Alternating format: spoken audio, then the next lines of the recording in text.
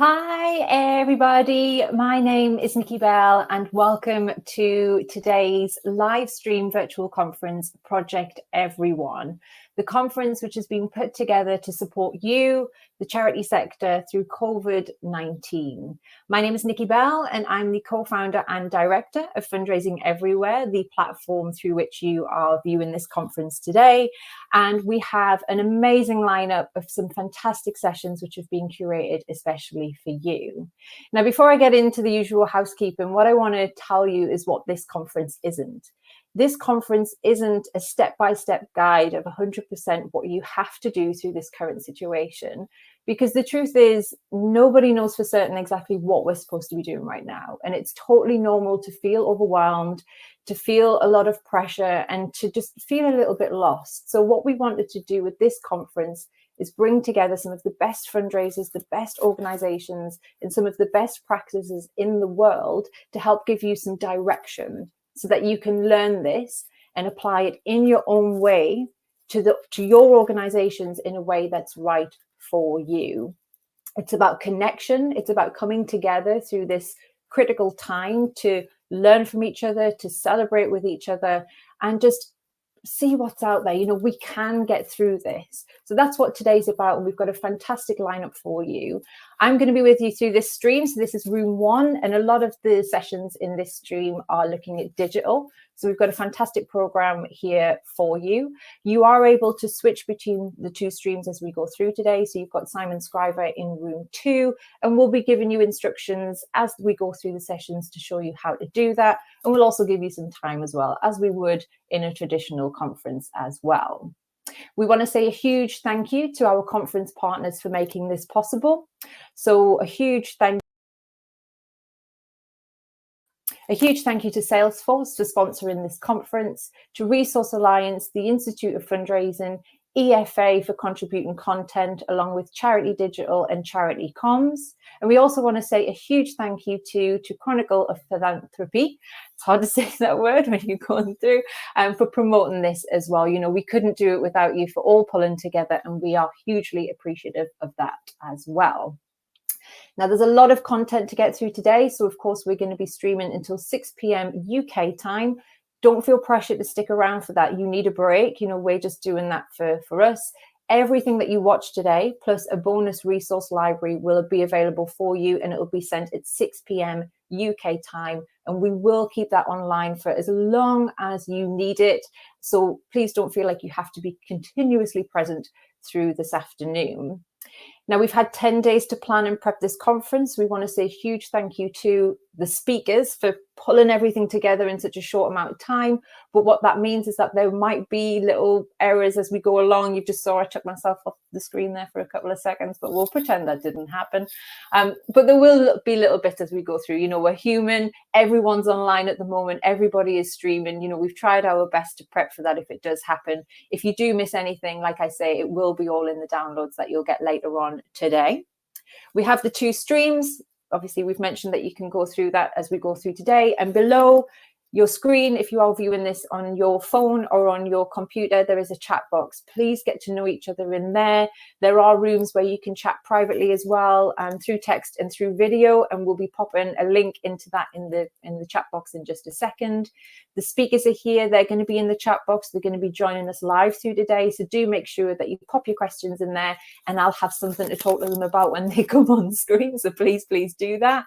We have it's 4,000 attendees now, I believe, joining us today, which is phenomenal. So thank you as well for taking time out of your day to join us, and especially those of you who are joining us in the middle of the night. That is epic. Bonus points for you. And just most importantly, have fun. You know, try and forget what's going on out there just for this 6 hours and focus on what we can do, which is take control of the situation by learning and applying to best practice. Now, I'm going to introduce very quickly Muna from Salesforce, who is just going to be saying a few words about their involvement. So welcome to the stream, Muna. How are you? Welcome, Nikki, and welcome everybody online. I'm very well, thank you. Good. So just very quickly, we've got a few minutes, Muna, before we go into the opening plenary from Louise Chester. Tell us why you're involved with Project Everyone and your work with Salesforce in supporting charity organisations. Indeed, welcome all. So, I mean, just first and foremost, I'd just like to say thank you. Thank you to you for giving me this opportunity to introduce myself and speak to you. But more importantly, just thank you to the whole community for being involved here. So, at Salesforce.org, we have a number of core values that we live by. So those core values involve trust, customer success, innovation, and ultimately equality. And part of that, Salesforce as an organization was the most important values outside of those four values that I mentioned was the concept of giving back and making sure that the actions we take are there to create a better world. And the model of what we call our one-to-one model, which is about 1% of our time, employees' time, 1% of the organization's equity, and 1% of our product is used to benefit the wider community around us. And in so doing, we've pretty much invested something in the region of over 4.8 million hours of time, over $310 million worth of grants, as well as 45,000 sort of non-profits who are supporting us in all of this. And I, in terms of where we are today with the current challenge, it's absolutely uncharted territory in terms of what we're trying to do and what every organization, every community, every country in the world is experiencing today. There is a significant concern around what's happening, and Project Everyone is here to support us in essentially galvanizing that global, what we call Ohana, communicating that empathy and listening to what those concerns are for our community and our wider environment. And basically, the point of this is to ensure that we're pulling together that consortium of key influencers, key people within this sector to actually help us and unite us as one voice, which is something that's quite unique at the minute in terms of typically everything's been in silos, countries, regions, environments. So I think this is one of the key things where Salesforce.org is attempting to support and provide that guidance. Perfect. Well, thank you so much. Thank you to Salesforce for making it possible. Thank you to you. I know you got told about this yesterday, that you were getting pulled on to say hi to everybody. So we really appreciate it. So thank you so much, Muna, for coming on. Thank you to Salesforce for making it possible. Thank you to you for joining us today. It is going to be epic.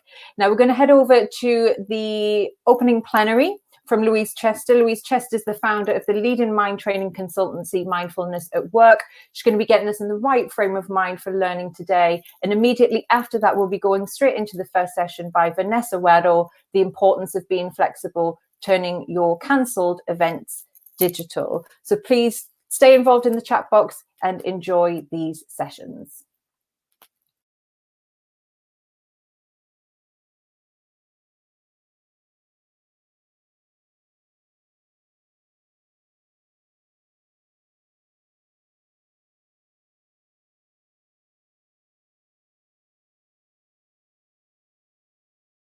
So welcome everybody.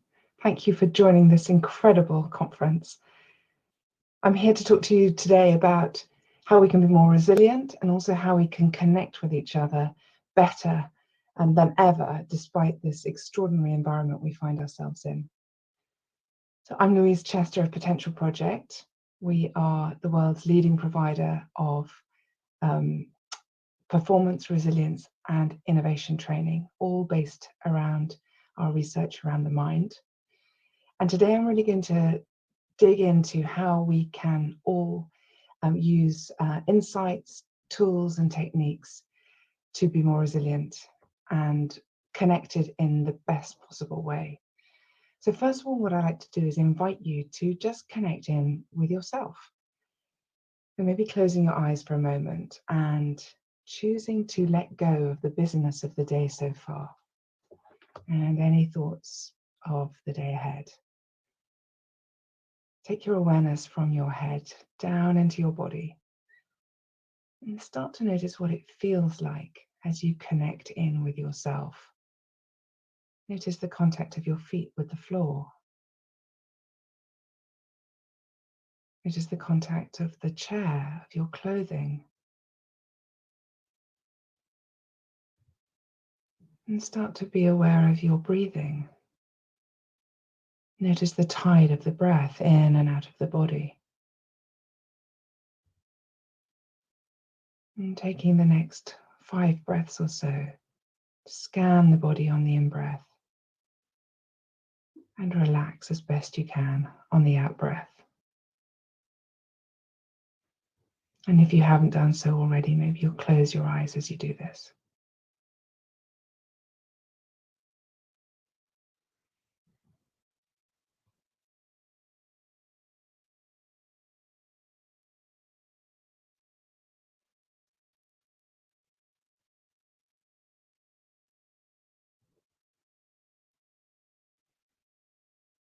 And now incline towards yourself with a warmth and a curiosity. And ask yourself, how am I feeling right now? And not that, how are you, that we exchange with people in the corridor when we're in a rush and we're not really waiting for the answer. But ask yourself again, really, how am I right now? And wait for the answer.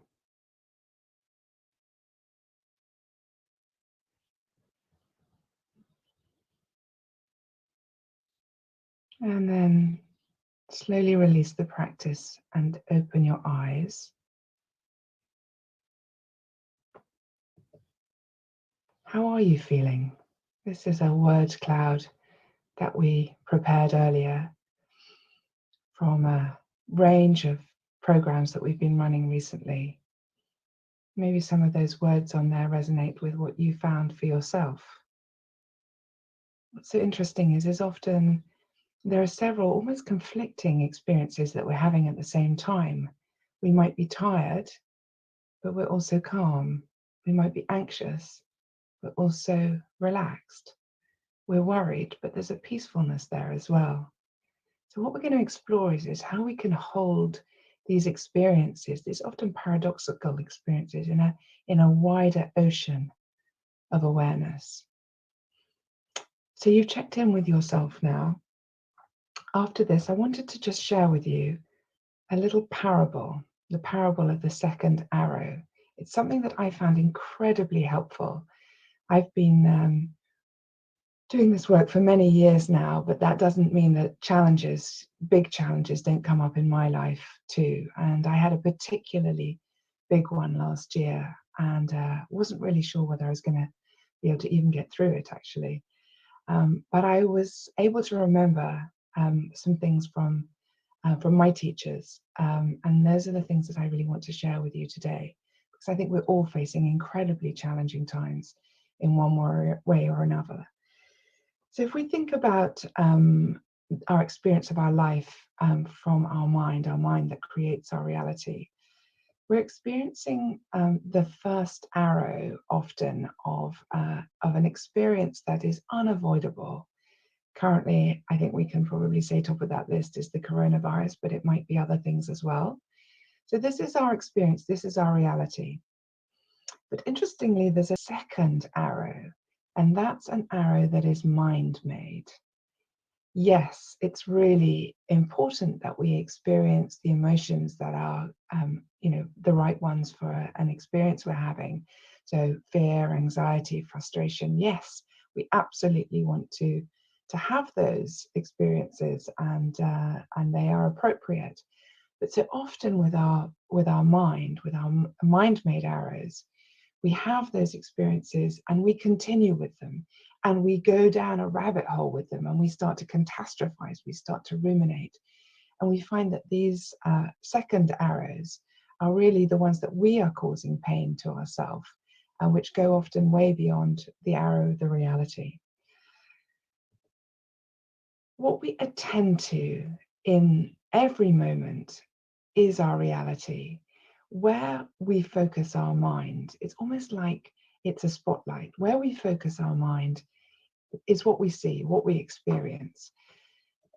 So if we're focusing on, our Twitter feed, what's going on social media, the news, the fall in the stock market, worries about our health, about the virus, about, how life is going to be in the future, what happens is that becomes our reality. There are other things going on as well, which are positive. We are able to often enjoy a walk out in nature, or some time with our family. We also have a really important job to do with the work that we're doing, more now than ever, especially if we're going to be helping others with what we're doing. The problem is that the mind is like it's like Velcro for the negative. One of the reasons why we're the most successful species on this planet is because we're hardwired to scan for danger all the time. And that's what we're doing when we're placing our attention on the negative. And this is the area that we really can get stuck in, as though our mind is Velcro for these negative events. And our mind is kind of Teflon for the positive. We might notice a beautiful flower or a smile from a friend or member of our family, but it's almost like our brain doesn't really fix on that and lock in that experience. So I wanted to ask you now just to take a moment to reflect on one activity or thought that's probably not helping you these days.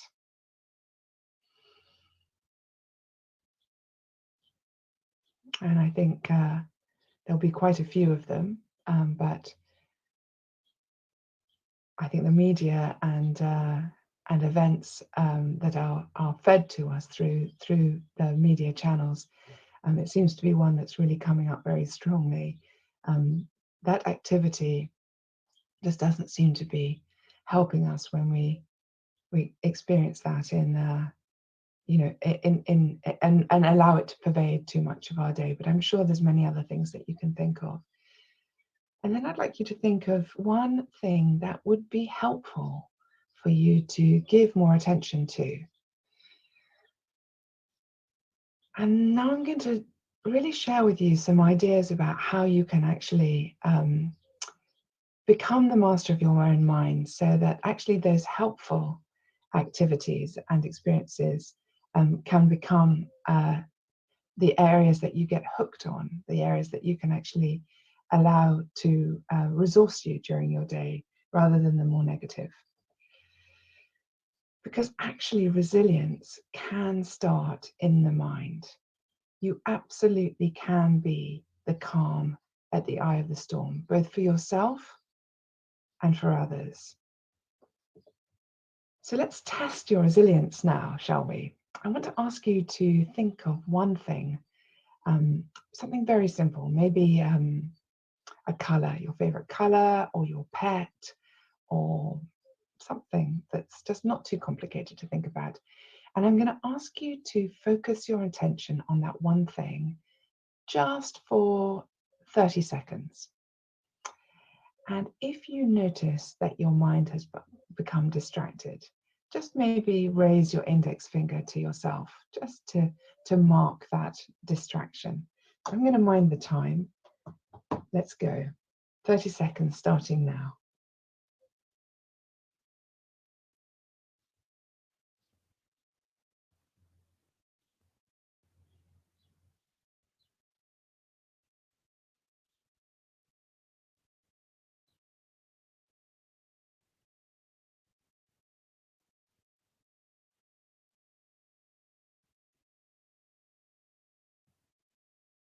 Okay, your 30 seconds are up. So most people, when we ask them to do this test, realize how much the mind wanders and how distracted we are. Maybe this sounds a little bit like your day. You're at your new workstation, trying to be on a webinar with colleagues, or finish that proposal that you need to get off to some high net worth individuals. And actually you're thinking about, oh my goodness, is there any food for lunch? When am I going to take some time off to feed the kids? Or you might be thinking, I've got an aged parent who needs me to collect some food for them, and when am I going to do that? So maybe you're not able to give your full attention to the job at hand. And so you're not able to get into flow and do that deep work, and frustration can come in. So there's a second arrow there of frustration at yourself. Then of course you're having lunch, but is your mind really on the food? Is it on who you're with, who you're having lunch with? Or are you thinking, oh my goodness, what is the weather going to be like later on this afternoon? When should I take that walk I'm allowed to take? And am I going to get a chance to? And is it going to rain? So you're thinking ahead to this walk, and you're kind of spoiling this downtime that you've given yourself, which is probably a very short amount of time. We're all feeling so very pressured at the moment, and taking some time off can make us feel very guilty. It shouldn't, but it does. You're on the walk, but then where is your mind? Your mind is back at your workstation, at your desk, either at the circling back to the webinar where you were distracted earlier, or thinking of what you've got to get done later. The problem is that our mind is depleting us throughout our day, and more so than ever when we're in these extraordinary situations and times that we find ourselves now. One of the problems is we have a default mindset. This is where we trend to most of the time, unless we train our mind and to be different. It's a wandering mind. It's a mind that gets hooked on negativity, and it's a mind that can get easily unbalanced. What we can do though is we can train our minds to be much more resilient, to be present, to be able to unhook from adverse experiences and emotions, and to rebalance so that we can bounce back from setbacks and be ultra resilient as much as we can through our day. And the way we do this is by training our mind in a certain way. And we did that at the beginning of this session when we became present with our body, with our sensations in our body, with the breath, and then noticing what feelings were present for us. When we choose to place our attention on one thing in particular, we start to train presence. Our mind wanders, we notice the distraction, we bring our attention back. We build grey matter in the prefrontal cortex, that executive function that enables us to focus on the right things, to make the right decisions, to get the right things done. And we train in awareness, that ability, there's areas of the brain that enable us to be master of our own mind. And what we're doing is we're training presence, we're training unhooking from the negative, and we're training rebalancing ourselves. So let's try this again very quickly, now that we know what we're doing. So again, close your eyes and drop your awareness into the body, noticing your feet on the floor, noticing the support of the chair, and choosing now to place your attention fully on your breathing, either in the nose or in the belly. You're choosing to get present just with one thing. And for the next 10 breaths or so, keeping your attention as best you can on the sensation of breathing.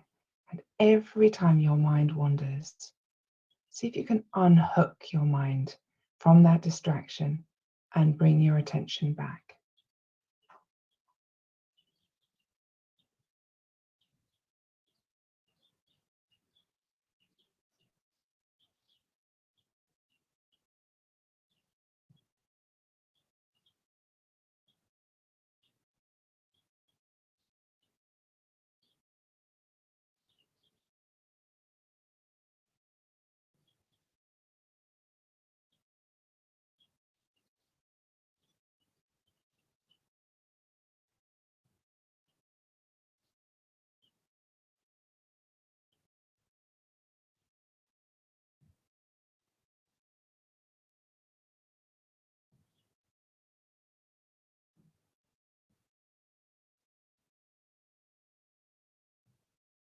And releasing the practice.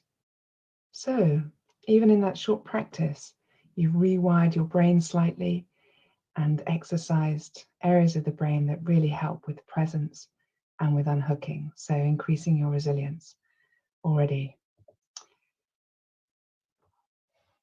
And as well as this, mindfulness can help in so many other ways. Not only can it help to have a greater ability to face adversity, but it can help with sleep quality, decrease stress, and a reduced negativity bias. So many different pieces of research now that are peer-reviewed that show that training our mind in this way can really enhance our resilience and enable us to optimize ourselves as best we can and increase our happiness, profound happiness, and our ability to be of service in our lives.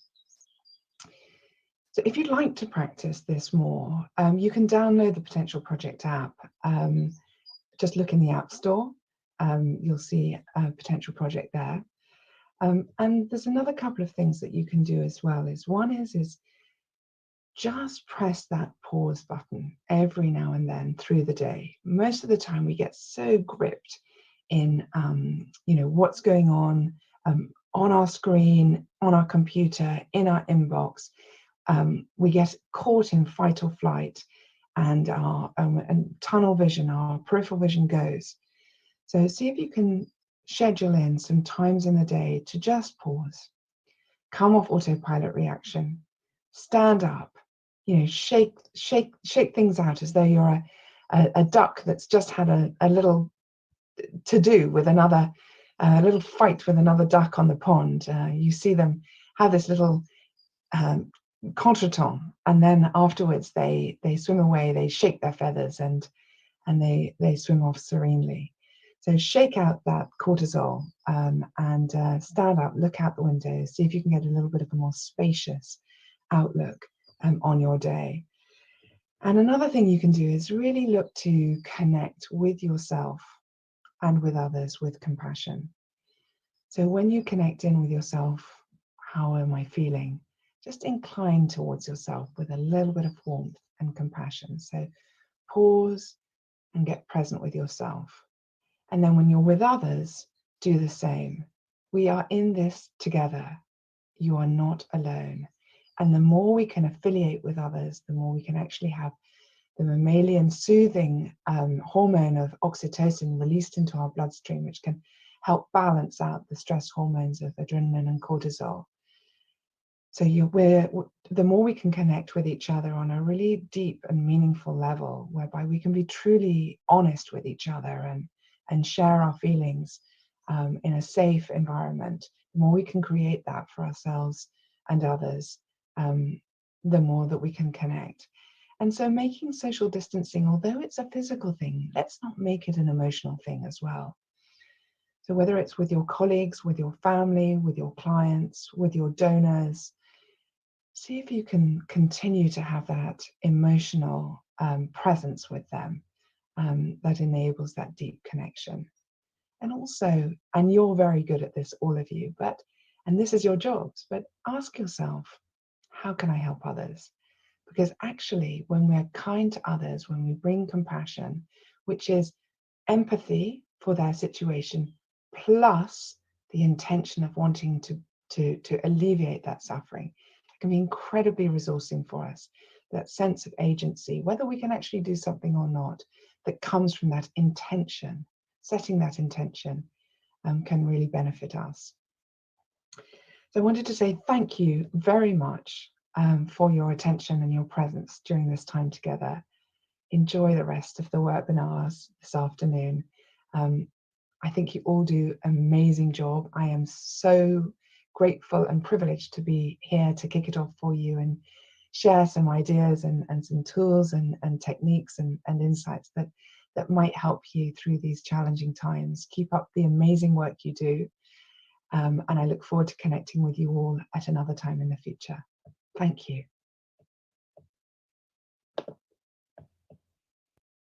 Hello, my name is Vanessa Waddell and I'm the head of events at Charity Comms. And today I'm going to be talking to you about the importance of being flexible, turning cancelled events into digital events, something that I'm sure many of you are grappling with in the time of coronavirus. A little bit about me. I'm originally from the US, but I've lived in the UK for nearly 12 years, and I've had the opportunity to work in a wide variety of organisations, whether that was in fundraising, community engagement, comms, or events. I work at Charity Comms, and I'm going to tell you a little bit about Charity Comms in a moment. We're the professional membership body for charity communicators in the UK. We share best practice and ideas. We really seek out new ideas and best practice to share with our members, and we try to learn from what's gone well, what hasn't gone well. We feel like there's a wealth of knowledge in our sector, and we really want to inform and inspire our members. And we also champion and value the impact of charity communicators and within their professional role within the sector. Quite often charity communicators can be viewed as the poor relation, and we want to make sure that there's a communicator at the top table of every charity. Charity Comms has about 4,000 members, and those are spread across 500 charities. And to help support our members, we run 70 plus events a year, and that's where I come in as the head of events. Our event portfolio is diverse, and it allows us to help us share best practice and create peer-to-peer learning opportunities. Some of our events are free for our members, and others are heavily discounted for our members. Events certainly play a big part in our income. We get income from our conferences and our workshops, as well as sponsorship opportunities. Our events program as a whole is quite varied, and we have things like conferences, seminars, workshops, special interest groups, and UK-wide groups. And we also host things like social events. These are typically things like pub quizzes for our members. And we also hold the Inspiring Communicator Awards every November. We also offer senior networking opportunities, and people in senior positions and comms teams frequently tell us it can be really hard to network with their peers. So we try to bring them together a couple of times a year to make that networking happen. And today I'm going to talk to you about how to develop your action plan to turn your events, your normal in-person events, into digital events. And I have to say, I'm learning as I go along. We run 70 plus events a year, and none of our events were online. So as you can imagine, my team and I were really working hard to flex in this new direction. And we'll be holding our very first online event on the 30th of April. So I'm going to share with you what I've learned so far through this process, and I hope that you'll find it helpful. The first key thing I would say is know your event portfolio inside out. Really consider which events can flex to an online format and understand the ones that definitely can't. Also, are there events that you could postpone to buy yourself some time to get to grips with new technology and new ways of working and bring people on side? And also, which events should you cancel indefinitely? There'll be some events that just won't lend themselves to this platform, or it might be that you don't have the right audiences for those type of events. Coming on to audiences, as I said, it's really important to understand who your target audiences are for your event, and are they likely to be responsive to an online event? Do your delegates or your supporters use social media regularly? I've certainly worked in organizations where the average age of the supporter was over 75 and they didn't really use technology. So it would have been very difficult for us to flex in that same way. But with our membership, we poll our members every year to ask them what they'd like to see from us. And in last year's membership survey, they told us that they would like to see more online events. And so for us, that's a big green flag to go ahead with moving our portfolio online. It's really important to pick the right format for your event. So once you've decided what you're going to keep in your portfolio and you're still going to run, it's understanding when you should pre-record things, when you should live stream, and when you should have the combination of the two. Pre-record obviously reduces the risk of things happening, like if someone's internet connection isn't working very well on the day, or if they become unwell or need to deal with a family issue. If you live stream, that's a really lovely dimension to your events, but it's also a really high tightrope walk. So you need to be careful with that. And you can also think about a combination of the two. We're certainly doing this for our 30th of April conference, we wanted to rest assured that we had some content in the can, so to speak. So we're doing some things that are pre-recorded, and then we're going to have some panel discussions that are live streamed, and also some live networking opportunities. And we're just going to try some things. We're going to see what happens. We've never done this before, and it's really important that we enter into the spirit of doing it, and just see what works and what doesn't, and listen to feedback. I would suggest that you and your team begin to generate ideas, and you can do this in a variety of ways. Certainly look at what other organizations are doing, not just your direct competitors, but benchmark against them to understand what the offering is out there. You're going to need to stand out in a very crowded marketplace. Make sure that you're watching online events. What do you think works well? What doesn't? I know when I was commuting into London every day, I was listening to loads of podcasts. And I would stop listening to a podcast if the audio quality was poor, or if the presenter had a really annoying voice or a way of delivery, or if there were too many ads, or if it was too long. So start really looking at, online events and thinking critically about them. What do you like about them? What do you not like about them? Also talk to your staff, your volunteers, and your key partners. Float any ideas that you have to them and really listen to their responses. And consider working with other organizations if there's a natural fit for your events. This could be especially true with things like awareness days, ways to bring people working towards the same goal overall, just making it a bigger, better, badder sort of event. I would suggest that you evaluate your digital options and make good choices. There are so many products out there that you can choose from, and it's really based on what's right for your organization and what your needs are. In some cases, you might never want to live stream an event. In other cases, that might be the only way that you want to deliver your events. But whatever you do, make sure that you're going out and you're testing, and retesting the tool. Because you're going to need to be an expert in it, and you're going to need to encourage others in your team, your speakers, your participants to begin using this format, and you want to make sure that you're leading from the front. Make sure that you become a pro at managing expectations. I swear that 99.9% of life is managing expectations, whether that's your own or someone else's. And be sure to be honest if this is the first time that you've ever done it.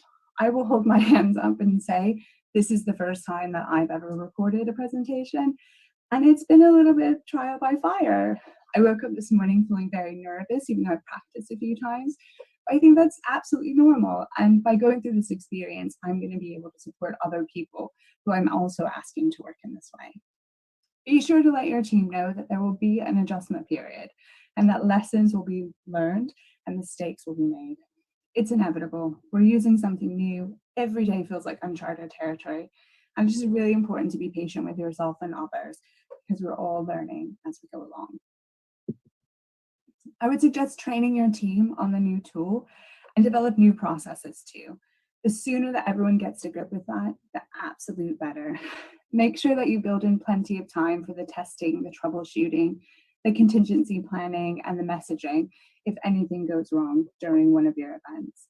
And be sure to pre-draft your content for your supporters or delegates to make sure that you have that ready to go if the worst thing happens. It helps sort of reduce your stress in that situation.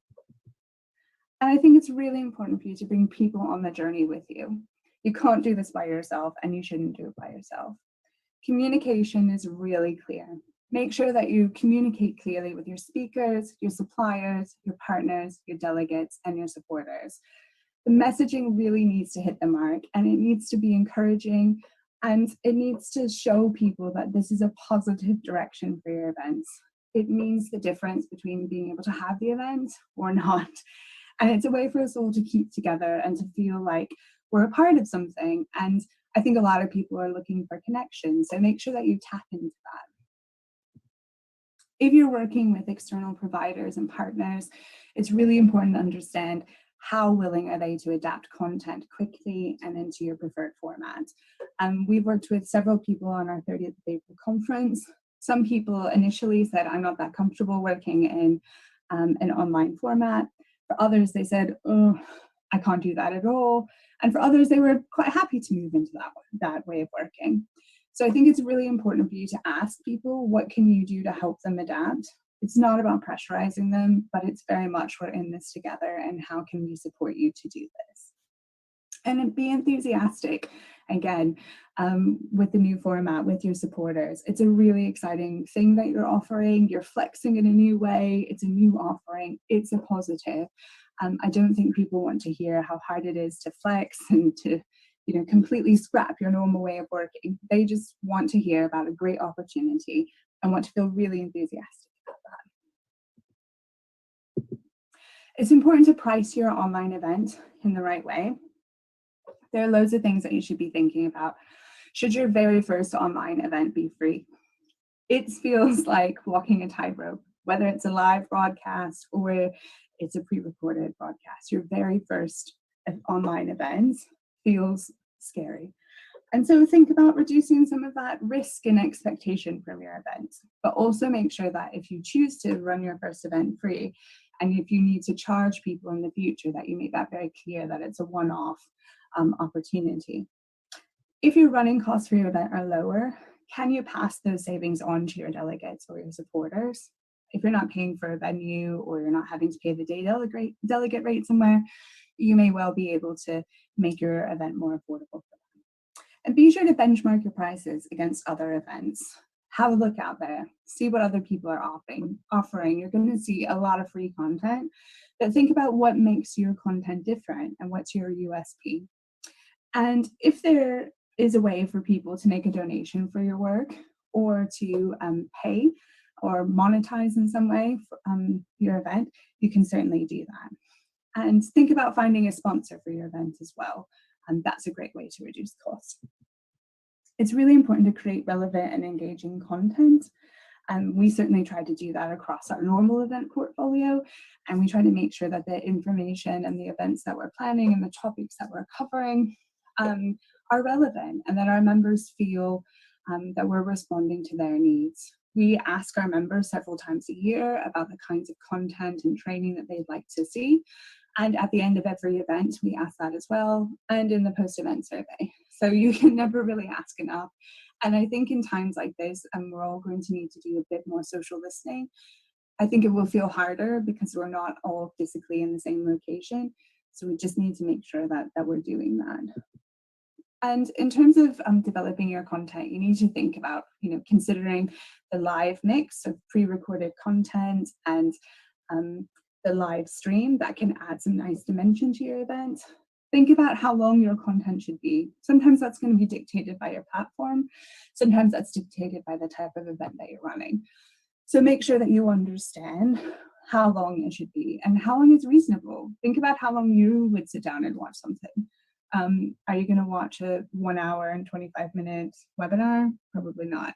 You're probably going to watch something that's about 20 minutes, maybe less, maybe slightly more, depends on the content. Also consider how evergreen does the content need to be.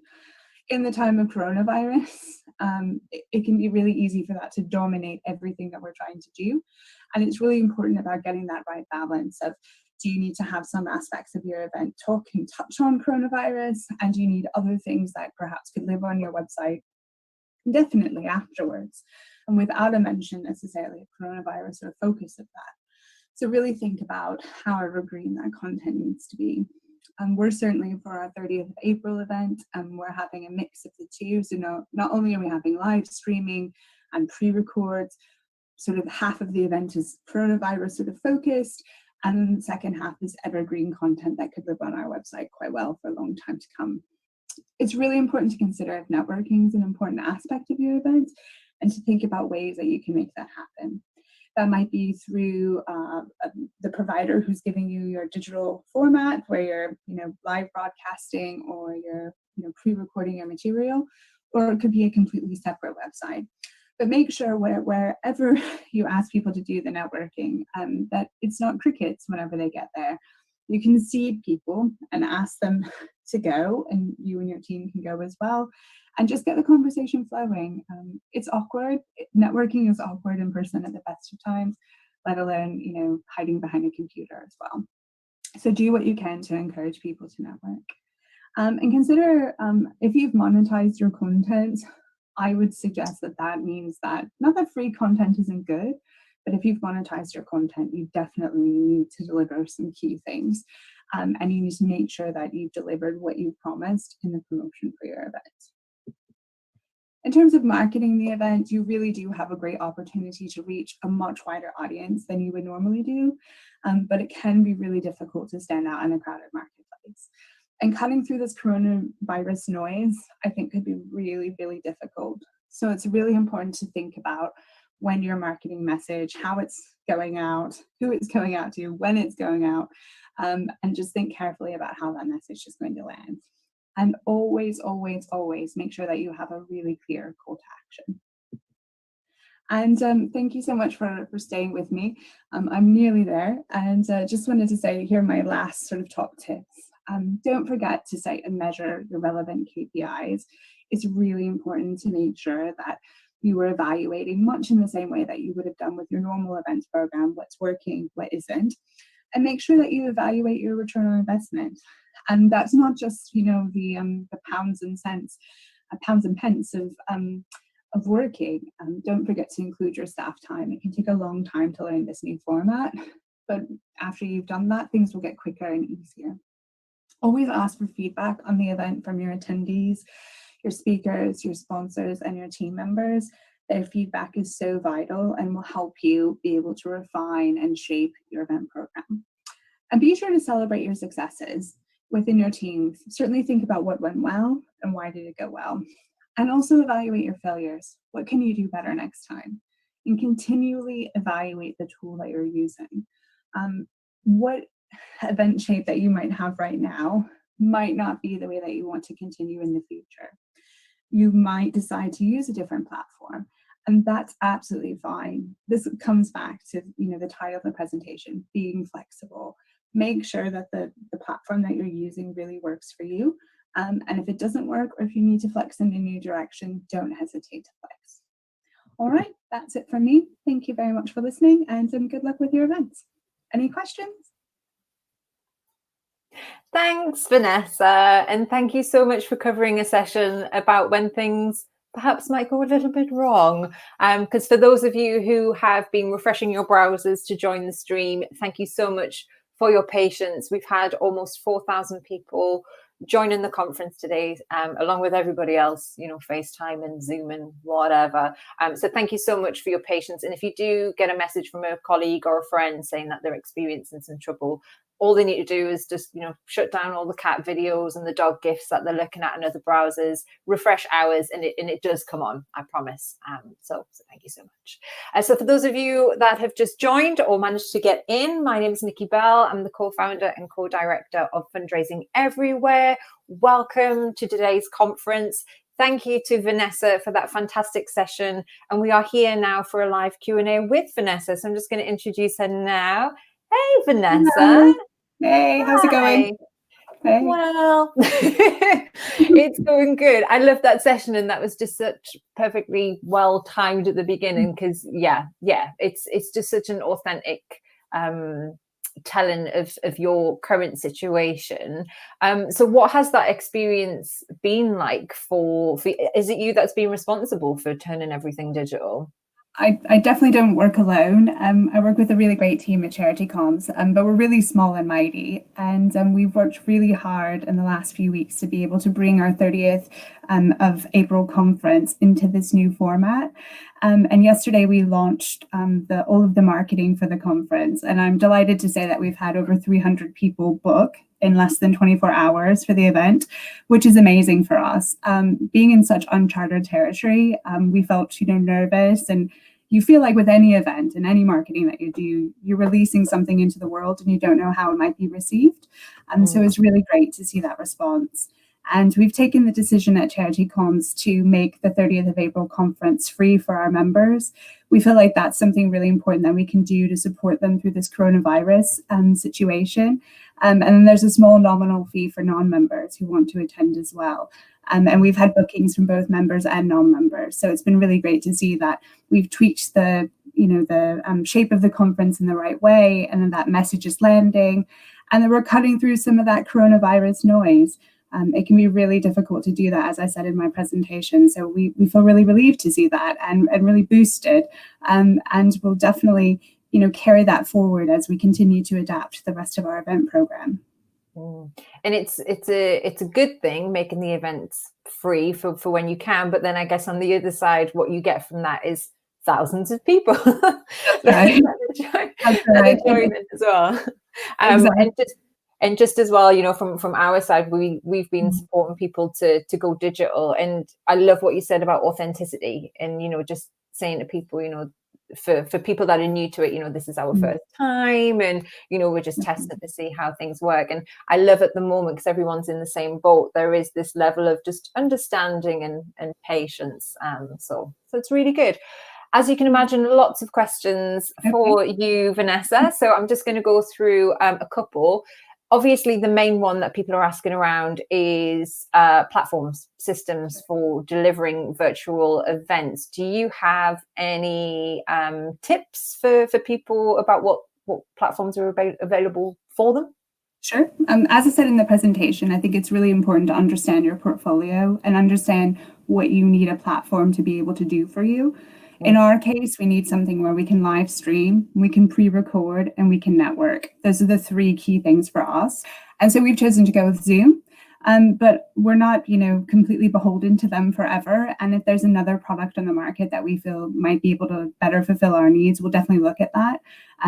After this session, I'm attending a webinar today all about Miro, which is a product that I'd heard about a few times before, coronavirus coverage. And so I'll just be looking at that and being an attendee in that session and understanding things. As a team, events and beyond at CharityComms, loads of us are actually attending webinars, and we're seeing what tools people are using and do we like them.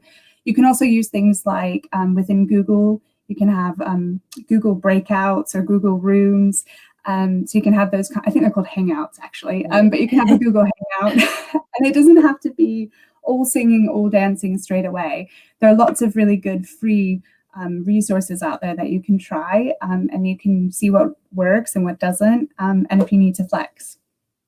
Nice. What about social media platforms for virtual events? Have you explored those? So Facebook, Insta Live, that kind of thing? We haven't explored really the social media side of things. We frequently, before this, we had our seminars that we ran 4 times a year, and we live streamed those on something called Periscope, which was a free tool through Twitter. And it was pretty dreadful, if I'm perfectly honest. There were always lots of issues every day. It was very admin heavy.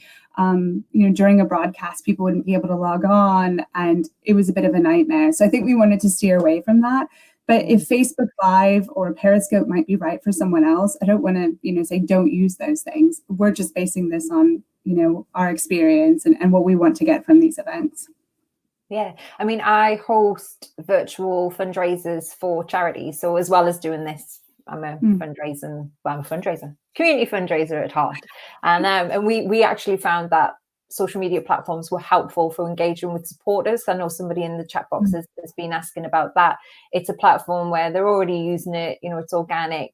And for something where it's engagement and you're kind of talking to them rather than them being in the space beyond, text boxes, it works really well. So I ran something with like a virtual coffee morning last week, and we're going to be doing more. So it's really good. And I think that comes back to knowing your audiences and understanding what platforms they're already using, because it can be really hard to shift people. In our case, they're quite used to coming to us for really good, solid information that helps support them in their work. And so it's not a big ask to direct them to our website, on the day of an event. But if you're working with supporters who are already, super happy and you've been communicating with them through Facebook or Twitter or other platforms like on Instagram, for example, then keep doing that. Yeah, good. Thank you. I love this question from Nikki, not me, who asked, what do you do with speakers that don't want to do work online? Do you boot them off? Do you kick them off the program? Off the program? How brutal are you with that decision? I would say that we enter into the spirit of trying to be collaborative and trying to encourage them. I certainly had a meeting this week with someone who a few weeks ago said, there's no way I would want to do that. Please, we will just not work in that format. And I just let that lie for a bit. And I went back and had a really lovely meeting. And I just said, look, here's what we've learned since we were last in touch. The world has moved on. We all have a clearer picture of the fact that we're unlikely to be able to, go outside of our houses for the next possibly a few months. Yeah. And so we need to flex in this new way. And what can we as Charity Cons do to help support you in this journey? And we had a really honest discussion. I did like a Zoom tutorial where you could share the screen and show them what it might look like. And that really did a lot to alleviate the fears. And we also sent, my presentation that I pre-recorded for today. We also sent that to speakers who might be feeling really nervous about producing their own. Not to say that I'm an expert in this by any stretch, but just to be able to show them that, it's not the end of the world to create that kind of content, and that you're also human and mistakes happen. And fundamentally, we just want to make sure that we're giving the best content that we can to our members. And we want to be able to, share that with them. And it doesn't have to be perfect delivery at all. So. And that's a point. I think a lot of what stops people from doing stuff online is that they feel like they have to be like a digital expert. And basically, all you're doing is just using a different medium to talk to people and to engage with people. And if you're a fundraiser, if you work with a charity, that's just something that you can do wherever. So no, I really like that point. Nikki also asked as well around that question and engagement, how, and I'm aware that this has obviously been your first event as well, but do you think that having that pre-recorded element and then the live Q&As is beneficial, bearing in mind we're doing it right now? What's your plans for growing that, or is it just too much work? Well, I think right now we're very much in the test phase. We're testing things, and we've had lots of chats in our team about let's just try things and see how they work. I've certainly really liked the format for this, to have the time and the flexibility to be able to record, a presentation. I did mine on Monday morning, first thing before work kicked off. And it was really great to get that in the can. And then knowing that I could come on later in a couple of days to be able to answer questions, I think it really takes the pressure off, and it gives you an opportunity to try and, if producing a good product is important to you, and for me, I wanted to have a good presentation, it gives you the opportunity to do that. And I suppose as well, it helps when you go to bed that night and you go, oh my goodness, I forgot to say that thing. You can make a note of it and bring it down. So this has obviously been a first thing for you. And I know some people in the comments as well had been asking, this is a first event, which is the case for a lot of people. Prior, not a lot of people were doing stuff online. What has been your biggest learning overall that totally took you by surprise that is going to help you going forward for turning your cancelled events digital? I'd say the biggest learning is that this takes a lot of time. I have to say that rethinking an in-person portfolio into a digital format, I was talking with our chief executive just yesterday, and I was saying you're constantly looking at a multifaceted situation where you're having to think about all of these things that you need to change. And there's a lot of chicken and egg stuff as well, where you can't make decisions about A without understanding B first. And so for me, it's just the time element of that, and training yourself and getting to grips with a technology. You've got such an amazing setup here for today's conference, and I'm sure that took you a bit of time to learn as well.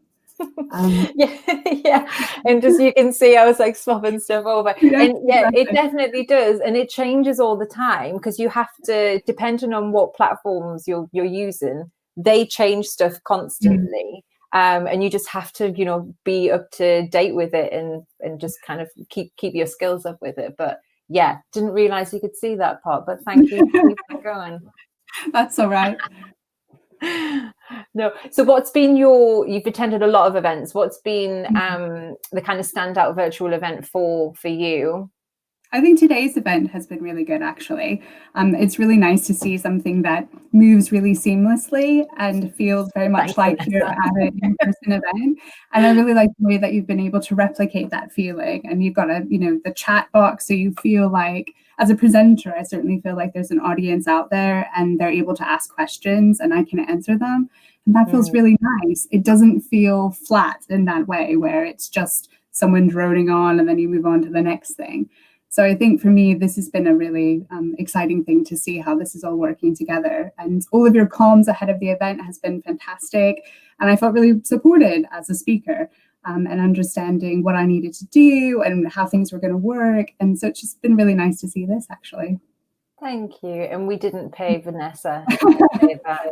I promise, but it is, and you know, we've had we did a virtual conference in November, so we had fundraising everywhere. We'll be doing it again this year, and that was a 12-hour just continuous conference. It was live hosted, but we didn't have the live Q&A. So this bit for us is new, but we really wanted to do it because there's a difference between a webinar and an online event where it's, you know, engagement, the viewer is actually part of it. So yes, expect a couple of, you know, little tweaks and teething problems as we go through today, but we're on it. We've got time for a few more questions. So Sona is asking, they're working with smaller grassroots organizations and they're wondering if WebEx is free. Is that the one that you mentioned? We work with Zoom. So I don't know about WebEx. It's probably just worth Googling WebEx and then going onto their website. And don't forget that if you're getting in touch with those big companies, to send them an email. Obviously, there'll be a sales inquiry, but let them know that you're a charity, a registered charity or a voluntary organization, and they should give you a discount for that. Yeah. And if they don't ask for it, basically. Is the rumor about Zoom lifting their 45-minute limit true? Or am I spreading an incorrect? I don't know if they're going to change that. I don't work at Zoom. Come on, Zoom. Come on. But I think certainly in just the past few weeks, they've lifted the free meetings from 30 minutes to 40 minutes, which was an odd kind of increment. Maybe they'll give us the extra 5. I don't know. If you need free meeting rooms, we have them on fundraising everywhere as well. They don't have a limit. That 10 minutes. Wow. Okay. I suppose the good thing is then you keep your agenda and you don't kind of go off talking about just whatever. Like you have to get it done in that 40 minutes, which is we've certainly found that when we have team meetings and things like that at charity comms, it feels very strange to have the clock sort of counting down to say how much time you have left in a meeting. And for meetings that we had before we bought a package, we just scheduled 2 back-to-back meetings because we knew that we would run out of time for one. So you can be creative. But I think coming on to the point about time, you know, if you're using Zoom or something, in my presentation, I mentioned to look at how much time you think someone might actually spend watching what you've produced, and how long that should be. And it might be absolutely fine to break something up into 10-minute increments or 5 minutes or whatever you think would fit the format of your event best. Yeah, no, that's really good. Thank you. I was about to say, someone's just mentioned about the limit, but in the chat box, there's still conflicting information in there as well. So I tell you what I'll do during the next session, I will find out what the truth is, and we will be here with some truth busters. So for anyone that's watching us and that's just joining, you know, we do have the chat box underneath. So please chat with each other there. Ask your questions there. You know, you can do private chat as well if you don't want other people to see what you're talking about, which is fine. But yeah, we're here today. We've got a fantastic program on offer for you. I'm just chatting with Vanessa right now from Charity Comms, who has been putting together their first digital event from their cancelled events. Vanessa, just a final question from me, and then we do have time for people to grab a cup of tea and take a little break before the next session. But if you're an organisation that, say, has 5-6 events coming up over the next few months, what would your advice be? Would you plan to turn those all digital, prioritise? What would be your plan of action? I would really understand what those 5 events are in my portfolio, and I would work out what is the most important, maybe 2 or 3 events that you could focus on. Are there things that can flex really easily to an online format? Are there things that could flex but are going to need a bit more time? That'll help you identify which ones you should start with. I'm sure a lot of people are thinking about income generation at this time. And if you're an organization and you have fundraising targets that you need to meet, or you need to just have some income coming in, maybe it's using that as sort of the thing that you're prioritizing with. I think there are a lot of factors at play. I would suggest that if you're a small team, maybe try to not do too much too quickly. But also you can gauge, ask your fellow staff members, your volunteers, or other people and partners that you work with to understand the real potential for what you could change. Everyone's portfolio is very different. So it feels, from my perspective in this moment, it feels very hard to tell someone to prescribe to say, yes, this is what you should do for sure. But really look hard at your portfolio and understand how it could work for you. Cool. Thank you, and good luck for all of your events that you're doing, and thank you as well. So like Vanessa mentioned, we've not had a lot of time to pull this conference together. Things have been changing rapidly in the world, and especially in the sector, and we've been adapting and responding as quickly as we can. So we've put this conference together in a matter of days, so 10 days, and I think a lot of the speakers actually only got asked about 6 days ago. So we massively appreciate you for putting it together and for it being your first one. Thank you. Thank you. Thank you so much for organizing us and asking us to take part. It's been a real pleasure to be a part of this, and we're definitely all in this together, and we're here for you. And if anyone has questions afterwards, I'll hang out on the chat, and then my email address is also on the slides as well. So please don't hesitate to get in touch. I'll be very happy to help. Lovely. Thanks, Vanessa. We'll see Thanks so much. Nice to see you. Bye. So thank you to Vanessa, and thank you to you. If you've just joined us, thank you so much. Obviously, we've got a lot of response to this conference. We've had almost 4,000 people joining us online today. So if you are having trouble changing between the streams, close your other browsers down, just refresh it and be patient, and it will come up. So my name is Nikki Bell. For anyone who's just joining, I'm the co-founder and co-director of Fundraising Everywhere, and welcome to today's Project Everyone conference. I want to say a huge thank you, of course, to Salesforce for sponsoring this conference and making it possible, and of course to our content contributors, it's really hard to say, for supporting us with the sessions as well. So Resource Alliance, Institute of Fundraising, EFA, International Fundraising Congress, and thank you to Third Sector, Chronicle of Philanthropy, UK Fundraising for promoting the conference as well. It's because of you that we have almost 4,000 people joining us today, so thank you so much. If you are in this stream, so this is stream 1, room 1, we have Jasmine Adams coming up in just under 8 minutes with the session on adapting your messaging for COVID-19. So if you're here for this session, stay here, keep your browser here. You've got time to grab a cup of tea. If you want to join stream 2 for engaging your board, then there's a link just above the video. It'll say go to room 2, the Harrison. If you click that, and it will take you to the second stream where Simon Scriver will be looking after you and introducing you there as well. So you do have time now. So if you want to take a little break, we are in the questions box as well. So if you do have any questions, please pop it in there. We have lots of the speakers in there. Obviously, we have the live and pre-recorded element for today as well. And it's just all about an experience. We want you to feel like you're part of this. You're not just sitting watching us and watching the sessions as they happen. We really want you to feel like you're involved in this too. So do take out of that as much as what you need. So have a little break, and we'll be back here in 6.5 minutes with Jasmine's session.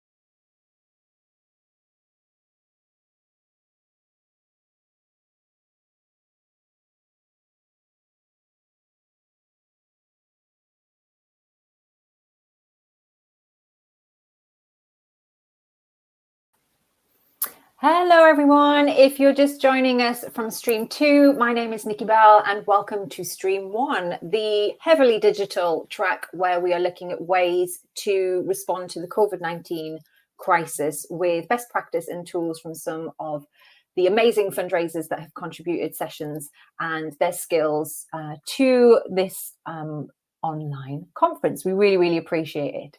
Next up on this stream, we have Jasmine Adams, who is the Programme Officer for Learning and Engagement in the UK for Global Giving. And this session is going to look at helping you repivot your messaging about your project and identity and your organisation to talk about COVID-19 in a sensitive and proactive manner. Now, we want to say a huge thank you to Jasmine and Global Giving for being involved in today's conference. If you were with us for the previous session, you will have heard that the speakers have not had a lot of time to put their sessions together. We only started planning this about 10 days ago. So we really appreciate the swift response and we appreciate your patience as well. As you can imagine, there are a lot of people joining us online today. So if you do have any tech issues, close down your other browsers, refresh your page, and just be patient and just drink tea while you're waiting. My name's Nikki Bell and I'm going to be looking after you through track 1 today. Please use the chat box underneath the video here to ask your questions because the speakers are live after their sessions to answer them for you. But also it's a nice way to network with each other and find out what else is going on out there as well, because there might actually be people who are on the conference today who have been through what you're trying to solve and they might be able to help you out.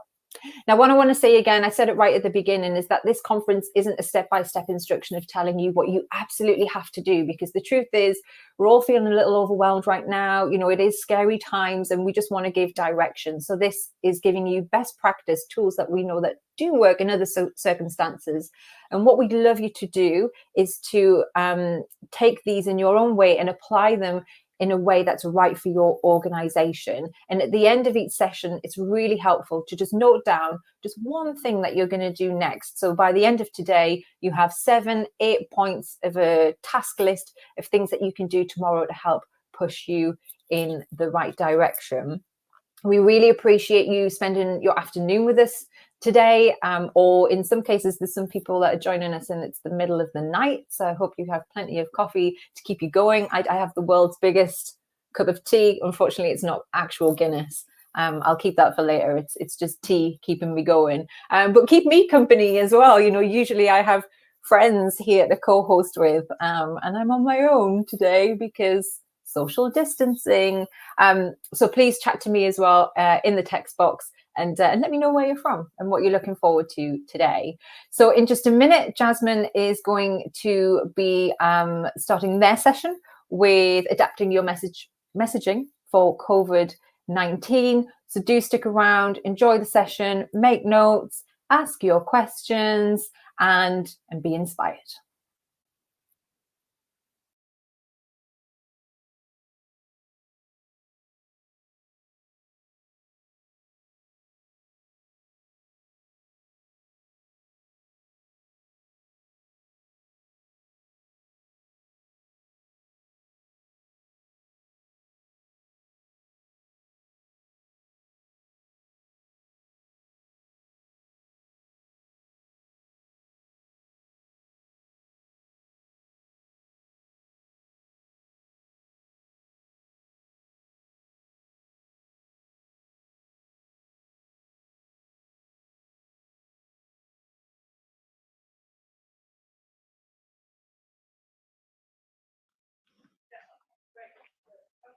I think everything's ready.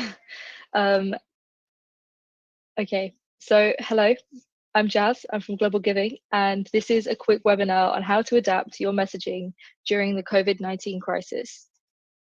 So this is my name, this is me, I'm Jazz. I'm Learning and Engagement Officer for Global Giving, the world's largest crowdfunding platform. And this is my email. If you have any questions or you want to talk about anything to do with Global Giving or this after this session.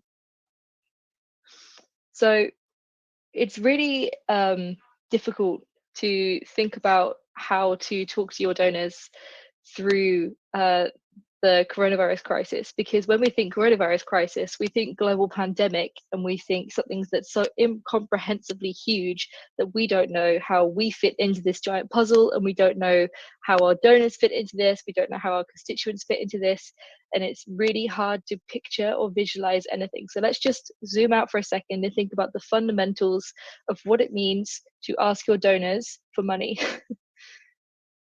It might be that you feel like you've been saying these things a lot. So none of my projects or programs are relevant anymore. If I ask for money or even talk about the work I'm doing, it will leave a bad taste. And now that I'm raising funds for my survival rather than my programs, I feel selfish for saying that. This is probably you. We need to understand and internalize our right to ask for funding right now. If you don't believe that you deserve it, your donors definitely won't either. It can be really hard to put you and your constituents and your charity first when it feels like everything around us is in flux. But it's so important that you do, because no one else will for you right now. It's your responsibility to go to those donors and ask for funding, and it is possible to do so in a way that doesn't upset anyone and allows them to just understand the situation that you're in, rather than feeling like you have intruded on someone else's crisis. So just to talk about what it means to do some pivot fundraising, this kind of goes into what it means to adapt your messaging during coronavirus. So I thought it would just be good to touch on that quickly. There is no such thing as donor fatigue. There is uninspiring or demanding message fatigue. So this is kind of saying that it might feel like everyone in the world simultaneously needs money right now. And that is to an extent true, but only you have the story that you're about to tell, and your donors are more loyal than you might give them credit for. They won't get burnt out as long as you've told your message in a clear and inspiring way. Pivoting means that your strategy changes, but your vision does not. This is a really key thing that I think we all have to keep in mind right now when it feels like everything around us is shifting permanently. The vision and the programs that you've set out, hopefully this is a temporary change they're going through, and that it won't be something that's changed forever. And to just really keep that in mind, that the things that you're doing right now and the messages you're trying to put out, we'll probably only be talking about temporary changes or temporary reductions or a temporary increase in crisis points. So what we need to keep in mind is that you're just changing your strategy to reach the long-term vision rather than changing everything about what you're doing. You need to make a clear fundraising communications timeline for the next few weeks. There is a lot we don't know. There's a lot we don't know about what's going on, but we can at least plan for what we do know and keep up to date with as much as what we do know is going to happen, and communicate with our donors accordingly.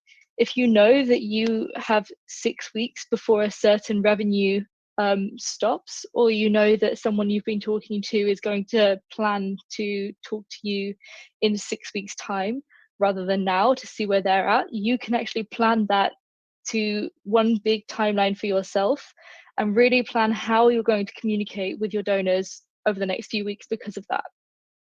Be prepared for constant change. So you need to find out what your central and definite message is.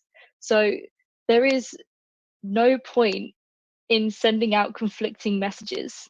It's important that even if the message that you want to send out is somewhat, I don't know, you have to find out what the things you do know are and what the facts as it stands are that are probably going to continue, and to make sure that is part of your central message.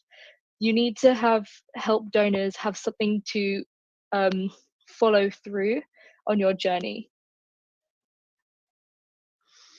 So these are just some standard communications tips for how to talk to your donors. These apply in both regular campaigns and also in the current climate. So speak in everyday terms that donors can understand. So instead of talking about indirect costs and overhead and what it means to reach your end of year expenses and what an audit is, talk about the fact that you've got incomings and outgoings in a way that your donors might be able to understand. So what does that mean in terms of paying for a teacher's assistant? That's talking about the fact that you need to staff a classroom rather than talking about the exact salaries. What does it mean to talk about buying food? That's something that everyone can relate to. And if you put that in talking about we need to buy food for our beneficiaries, rather than talking about worries about where the supply chain is, that's going to just infinitely help. The more complicated you are with your jargon and inside definitions of things, the less you're going to be able to resonate with your donors. The most important thing I can say in terms of general communication with your donors is if-then statements, and these are now more important than ever. So you need to talk about your needs using simple if-then statements. If you provide us with £50 right now, we will be able to cover our bus driver's salary for 2 weeks. It's really as simple as that. And now is a more important time than ever to bring those out and to really understand what it is to quantify impact into money terms or fundraising terms. Get personal. So share your own experiences and ask others to share theirs. It's really important that you do not take yourself away from this process. And I'm going to show you some really good emails later. We want to relate to each other as people right now.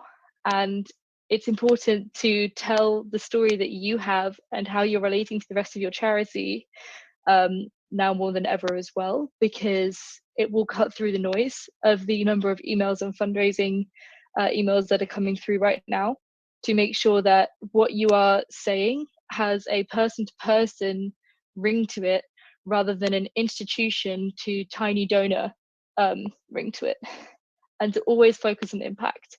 It's about the lives changed, not numbers on a spreadsheet.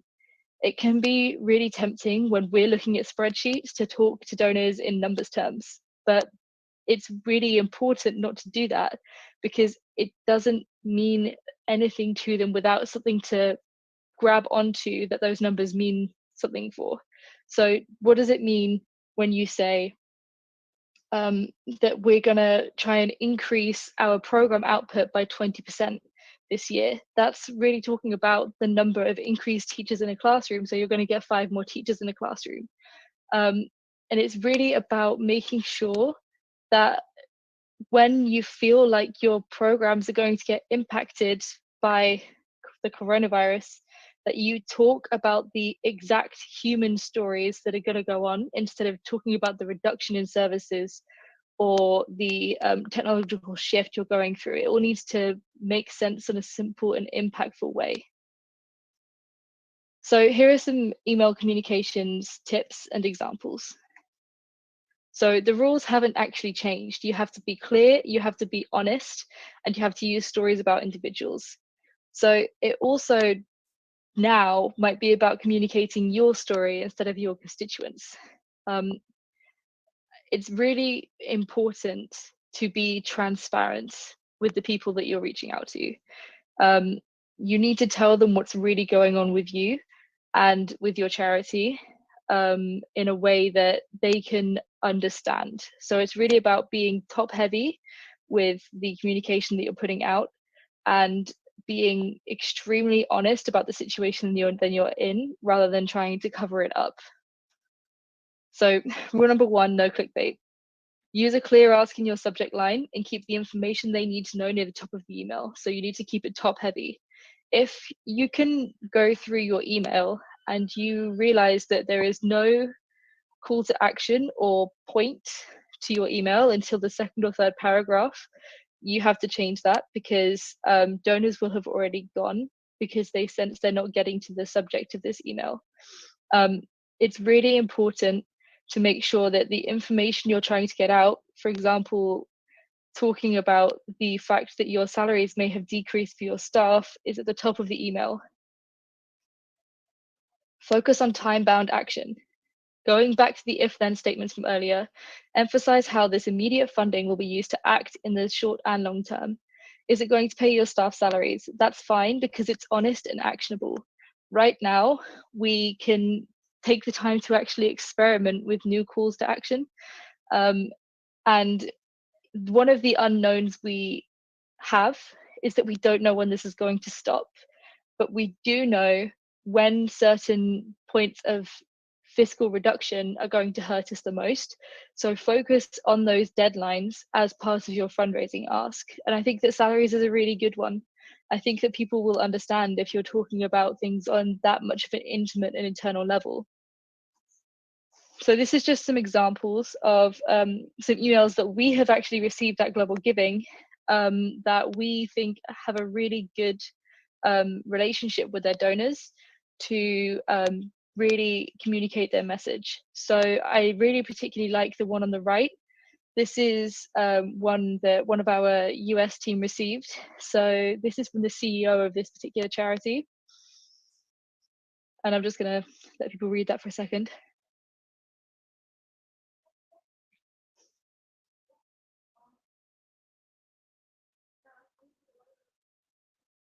And then the one on the left is one that we have adapted to ensure that our partners have examples to send out to their donors as well.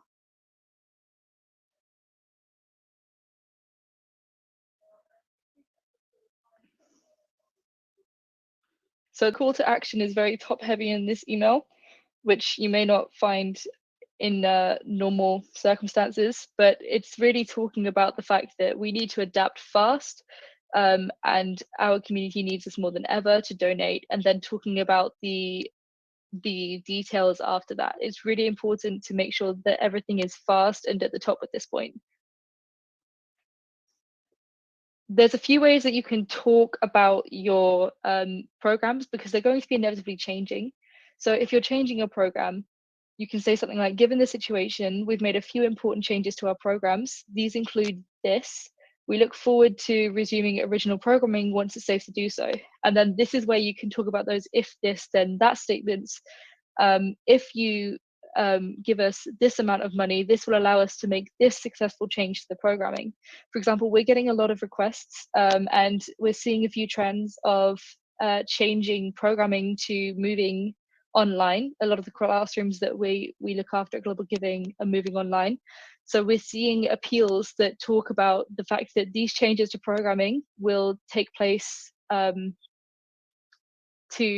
move this online, and therefore we need this amount of money to ensure that will happen through this. Just everything very direct, to the point, honest and open about what you're doing, how it's time bound and why you need it. So if you're expanding your programming, now this will be happening to a lot of charities because we need you more than ever right now, unfortunately. If you're expanding your programming, since our organization's programming already aligns with the COVID-19 relief and recovery efforts, we're doubling down on this work. We're doing this by continuing this programming, and then you can talk about how you're expanding it. We're grateful to be in a situation that allows us to continue serving our community during this crisis. So this is really if you're actually in a situation where you're not finding that your very existence is being compromised by coronavirus 19, but rather that your programs are expanding as a consequence and that you're still able to carry them out as you wanted. If the programming was cancelled, unfortunately, current circumstances have led us to cancel current programs. While this much of this is out of our control, we're dedicated to finding ways to serve our constituents and hope to resume programming soon. So it's what you can do here is talk about the expected dates and anything you know, be as honest and open as possible about anything you know about when things might start, what you need to hear from the government to ensure to start again, and work out what it means and what you want from your donors with that email to ensure that that call to action is tied in with talking about programming being cancelled. Especially if the program being cancelled is conditional and dependent upon donors. So there's also some social media communications and examples. It's really important to think concise and think visual. So with an email, you get to tell a story and you get to be communicable and you get to talk about maybe you are able to go into a constituent's profile and how they're going to be affected by coronavirus. With social media, it's really about the visuals. You will have about 2 seconds before someone's scrolled through. So it has to make an impact visually before anything else. Analyze what formats have worked for your audience previously. Social media allows you to look at your audiences in a way that you've never been able to before. So please use that to your advantage. There are a load of tools that you can use to analyze your social media. And the sooner that you sign up your Twitter profiles and your Facebook profiles to them, the quicker they'll start recording. And it's really important to work out what your donors previously clicked on, and to recreate and analyze whatever it was about those posts that means that they clicked on it, or they followed through, or they even donated off the back of that post. So think about what formats have worked for your audience previously, because now is the time to bring them back.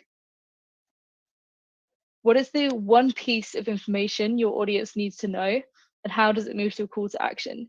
These should be available within 2 or 3 sentences on whatever your social media post is. So it's really important to talk about what is the one piece of information that your audience needs to know about what your charity is going through right now. And it may be actually that you have one idea and that your staff and your team have a different idea.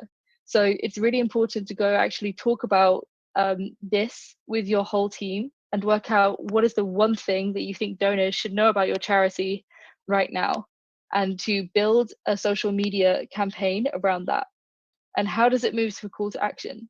So with this, it's about making sure that if your donors were only able to think or take away one thing, what would that be? So it's really important to make sure that there is a one piece of information that your audience need to know about what your charity is going through, and how does it move to a call to action.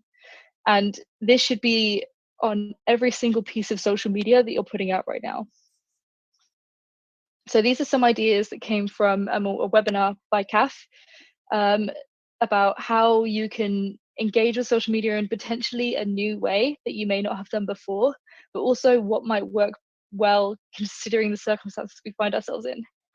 So one thing that I think is great, and Facebook will actually promote for you, it's a piece of content they want to promote right now, is live streaming. So how can a behind the scenes content explain your situation, for example? There are lots of different ways you can use live streaming. Could it be a live stream from your CEO's house talking about what it is you're going through right now, and how incremental donations will help you stay afloat for now? Could it be that you actually look at the increase that your program is going through and take your donors on a journey around that program as it's happening and as it's increasing and as it's expanding, to make sure that they feel the need for that gap to suddenly be met? Another thing that you can think about is user generated content. So identify a network map, and who are your fundraising advocates. Network mapping in general is really important, as I'm sure you're aware. So talking about and working out who your fundraising advocates are is extremely important, because they will carry the message for you. Fundraising advocates are people that believe in your message so strongly, they will go out and talk to other people about it. So you can ask for time or interaction from them, and how can you make a lockdown relevant to your charity? So you can actually create user generated content. For example, if people feel stuck inside, it's quite likely that they will begin to empathize with what it means to be stuck inside with people that don't necessarily want them there. That will be something they'll be able to empathize with, having understood half the situation than they never would have done before. And there are ways to create user generated content off the back of that. Really engage with your audience. Social media is there to engage with people. And if you ask people to submit content, that will end up with people looking at your content. And from content, they will start giving their time and their energy to your social media pages. It'll be a gradual relationship that builds up, and those people will turn into donors. So it's about speeding that relationship up by asking them to create and produce the content in a relationship manner. So really think about the situation that we find ourselves in and how you can make that relevant to produce content. And most importantly, and sort of going back to something said about the emails, use your staff and your stakeholders to tell your story for you. Right now, behind the scenes content was moving on up anyway. We wanted to hear how charities run and how honest they can be with us about what they're doing. And right now, a great way to engage with social media networks, especially LinkedIn actually, is to allow your staff and your stakeholders to say the message that you're trying to get out on your behalf. You're more likely to click on the CFO's post about what their charity is doing than the official charity page, because you know it's come from a friend of a friend or a connection. And you're going to intrinsically internalize that story more when it comes from a person rather than it coming from a corporate entity. So it's really important to treat social media as a person-to-person format as well. And how can you encourage your staff and your stakeholders to tell your story for you? So just to look at what we've been doing, we have talked about our role and our call to action within this whole crisis is to serve nonprofits. And that is within the very first paragraph of this Instagram post that we've done. And the picture is very impactful and it's something that's relatable to what everyone is going through. And people can understand how global giving and the visual, how global giving is answering the problem that the visual is providing.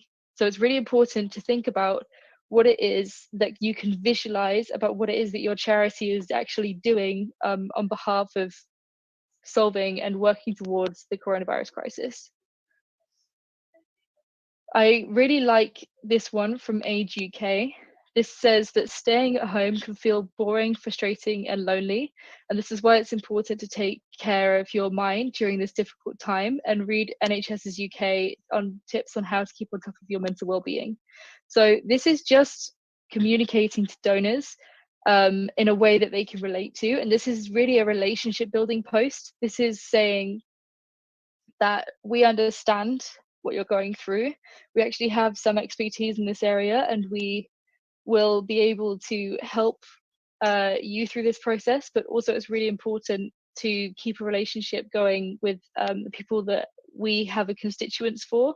So these are people that this post will reach are constituents of Age UK as well, and they're using this to look after their constituents, and it's also building a relationship up with everyone else. I really like it.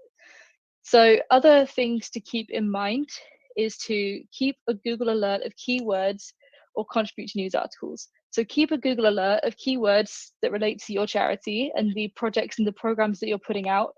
And when coronavirus inevitably hits that in the mainstream, you will be the first to know about what it is that's happening that your charity will be relating to, and you will have more confidence to ask your donors for funds because it started to hit the mainstream media. And also, if it hasn't hit there yet, you are the experts in this area and you can actually go out and ask to be a contributor to the news in a way that means that you're actually the first to the conversation. So I'd really recommend looking into that if you haven't already. And it's really just important to help donors make the link between their experience and your constituents' experience. We are all going through a unique situation right now, and there is definitely ways in which you as a charity can help people understand on a person-to-person level what your constituents are going through and to adjust your messaging accordingly. So that's it from me. I really hope that that was somewhat helpful, and I'm happy to answer questions live, apparently.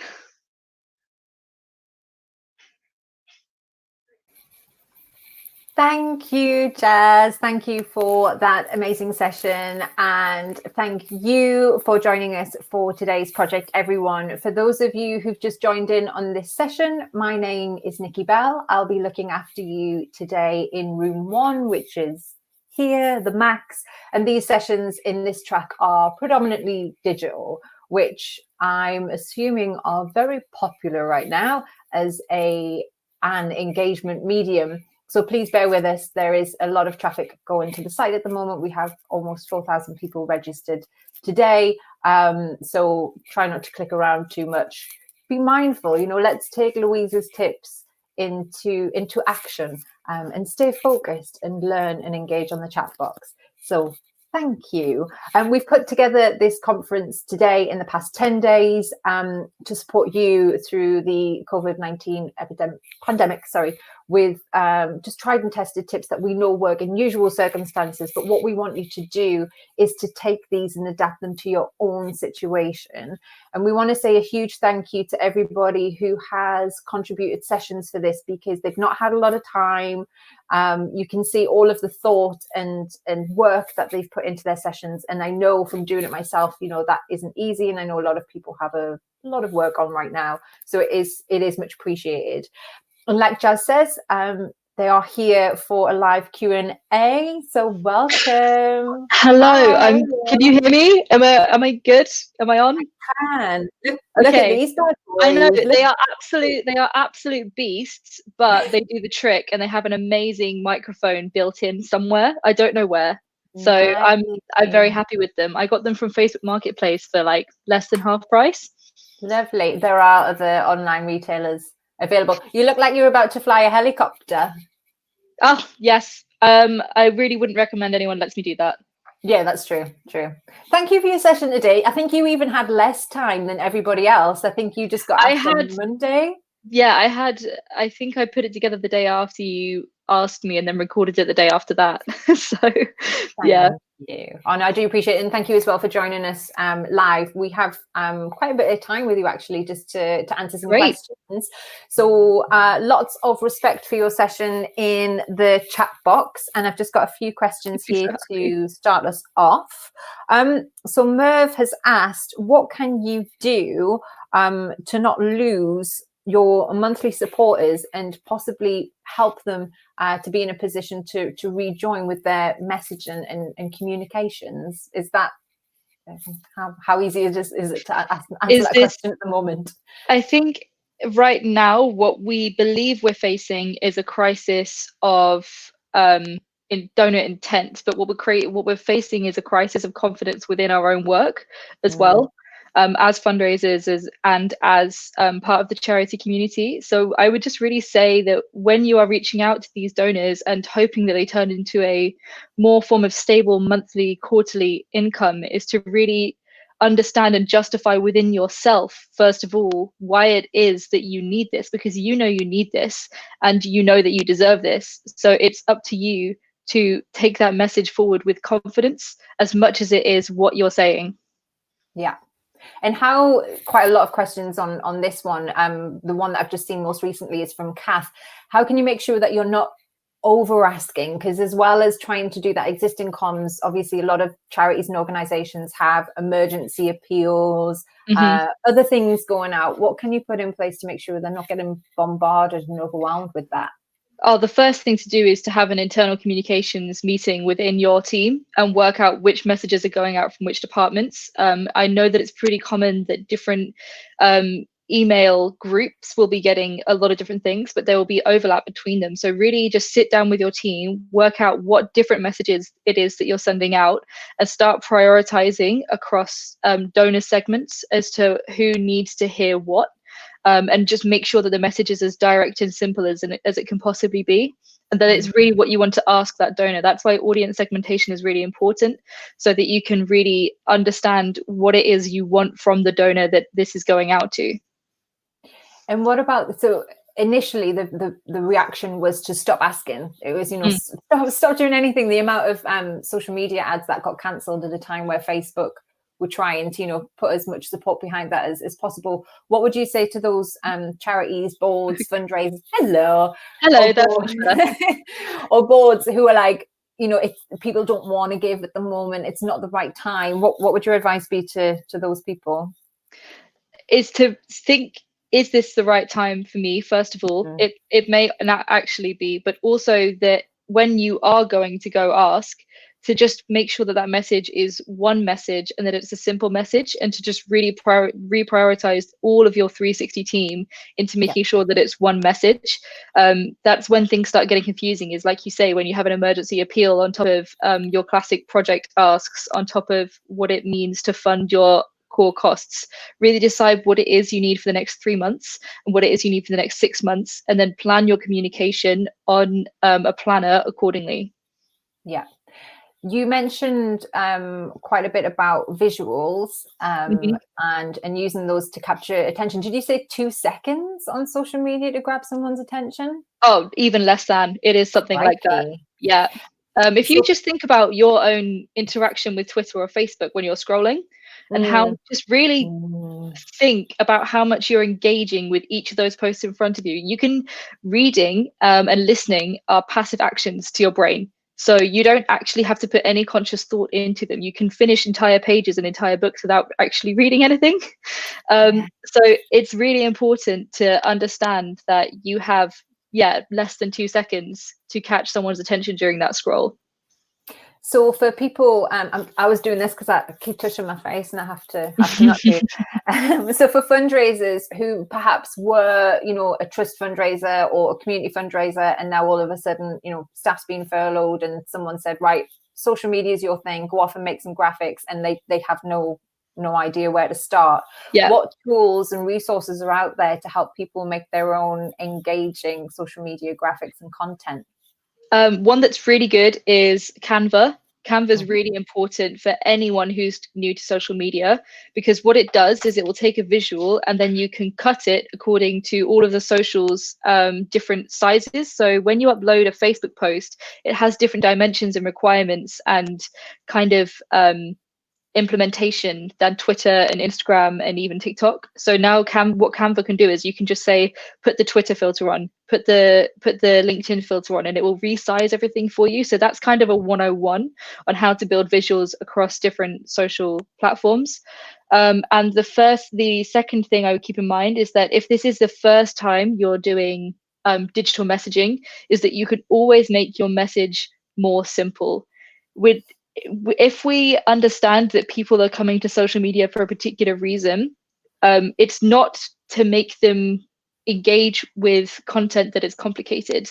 You don't want to set that barrier to engagement higher than you have to. So it's always possible to make your message more simple. Yeah.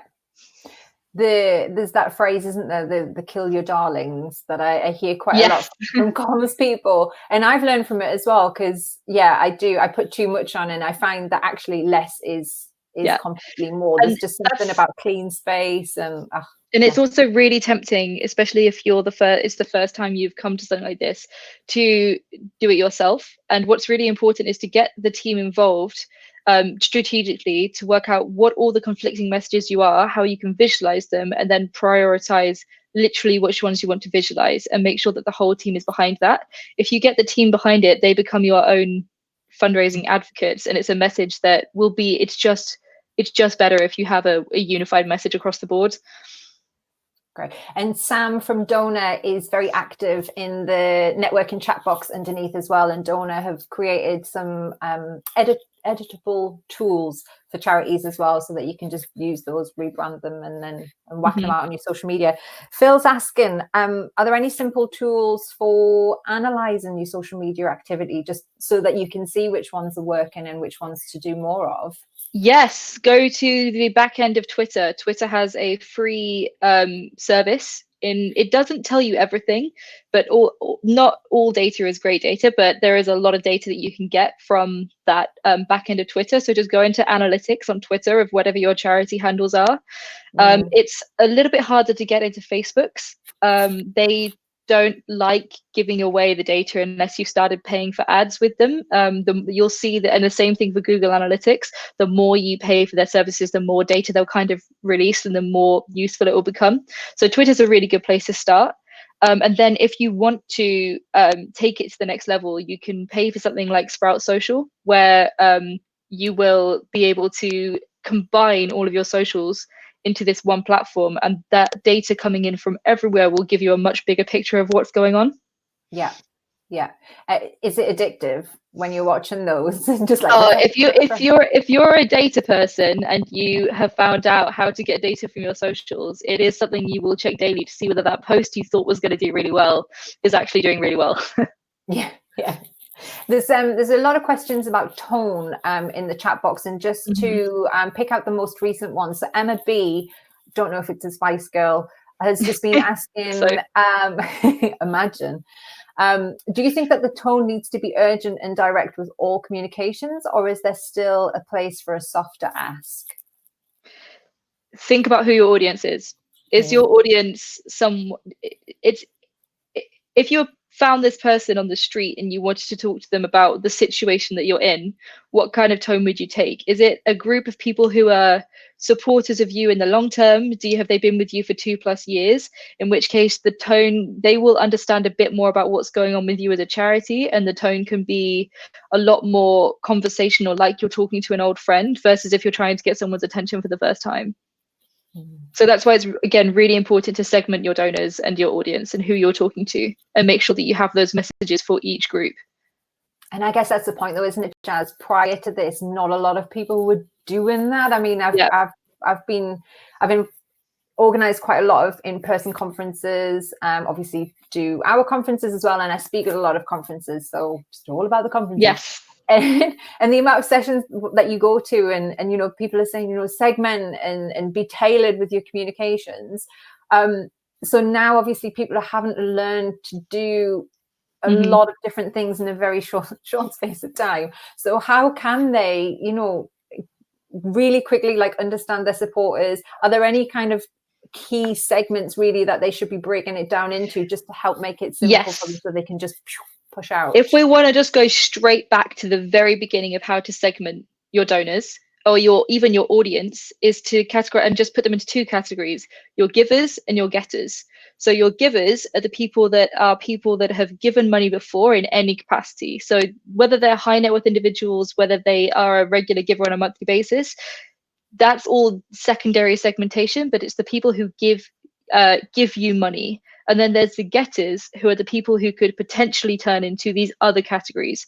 So they're the people who might go get other people for your message. They're the people who might get people to start donating for you. So if you want to just start at the very beginning, just separate out your contacts into those 2 sets of people and then go from there.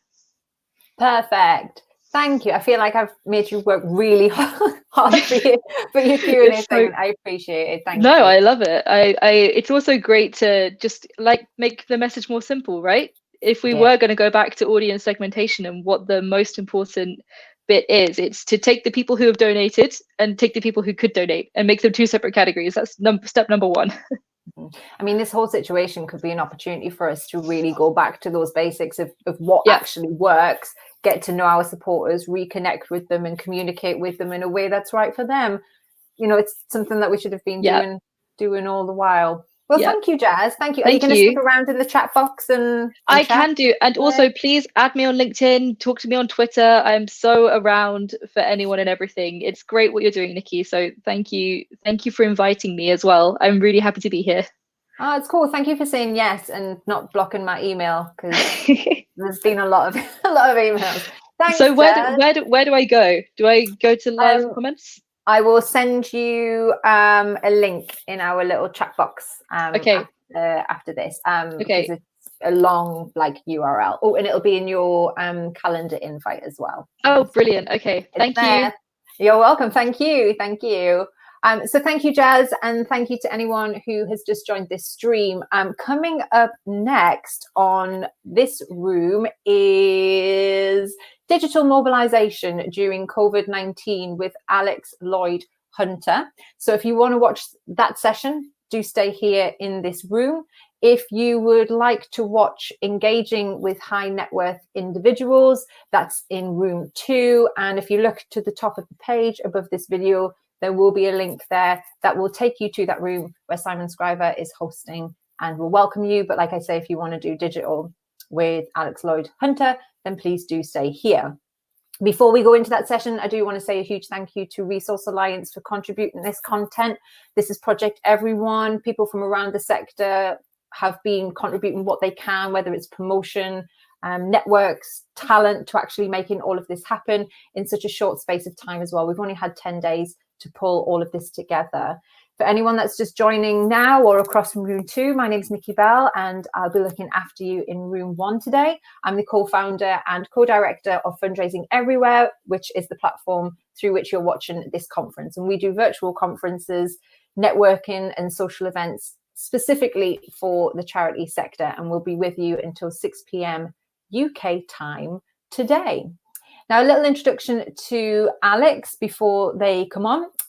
He's the co-executive director at Forward Action and has previously launched and ran the team behind 38 Degrees Campaigns by You petition platform before moving on to work for the Labour Party.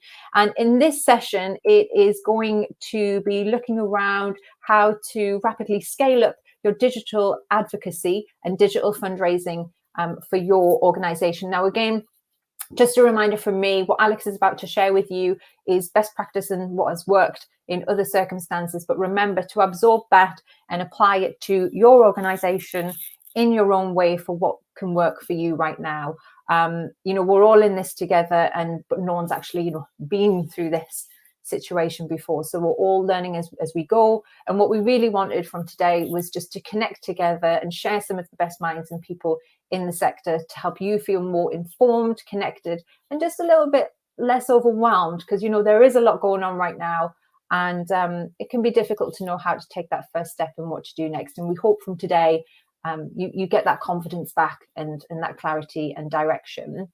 So Alex will be joining us as well very briefly after this session to answer your questions. So if you do have any, please pop them in the networking chat box below, and he will be here later to answer those for you. I'm Nikki Bell. I'm going to just hand over now to Alex. We've got 2 minutes before the session starts. So make your notes. Remember, take a task and write it at the end of the session of what you're going to do tomorrow and do next from this, because that's the important bit. Being here today is great, but it's what you do after that this is finished that's really going to make the difference. So we have, as you can see, just over 2 minutes before Alex's session starts. So enjoy, and we'll see you afterwards for the live Q&A.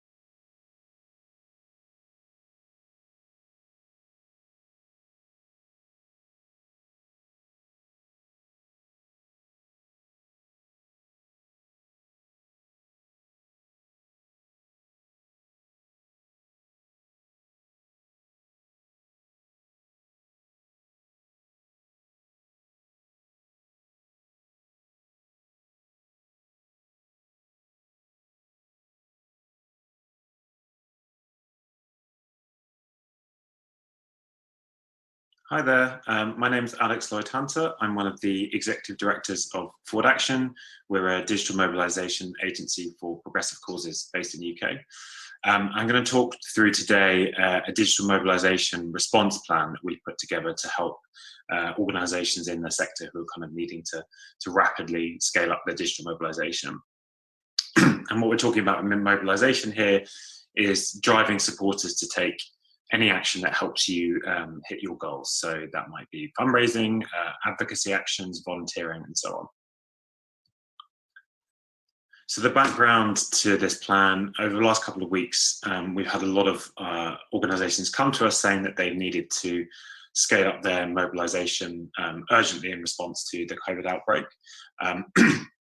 That might be because they've seen a spike in demand for their services, or their services have been disrupted, or they're possibly even launching new services to help people cope with the outbreak. They're needing to advocate for kind of urgent policy change for at-risk groups or their beneficiaries who are particularly at risk, or just because their offline fundraising channels have shut down overnight and a lot of organisations still heavily dependent on offline sources of income, and so needing to replace that with online. So to help, we've put together this response strategy, which I'm going to talk through now. It essentially divides the tactics that organisations can use over the next few weeks into 4 tiers, ordered by priority. So the first tier is tried and tested tactics with low lead-in times that are going to drive actions online at kind of a high volume. Tier 2 are quick to implement optimizations that are going to make the most of increased traffic over the next few weeks. Tier 3 are tactics that have a longer lead-in time, but if you start them now, they have a potential to deliver really high returns in perhaps a couple of months. And Tier 4, for organizations that have a bit more capacity to try new things, are some newer tactics to experiment with. I'm going to start by talking through some messaging, and then I'm going to go through each of these tiers and the tactics within them one by one. There's a longer written version of this strategy at our blog, which goes into a little bit more detail on each of the tactics. So if you're wanting to find some more kind of specific tips on how you might do any of these things, I'll go through some now, but also you might find a little bit more at our blog. So to start with, a few thoughts on messaging. So getting the messaging right is going to be really key to doing this well, and there's a kind of foundation to this strategy. The advice on messaging here applies to all of the tactics that I'm going to go through in each of the tiers. And so the main thing to think about is that while the outbreak is so high in the public's consciousness, more than ever, you need your asks to be emotionally compelling if they're going to resonate and do well. There's a lot of different things going on. The public have a lot of kind of anxiety at the moment, and there are a lot of different needs and asks flying around. So you're going to need your asks to be urgent and timely. They need to be relevant to the moment. They need to be tangible. You need to be able to demonstrate how what you're asking supporters to do will have a sizable real-world impact, and preferably kind of in the short term. And finally, you need to have a compelling narrative. You need to make this emotionally resonate with people so that they're motivated to take this action amongst all the other things that are kind of going on.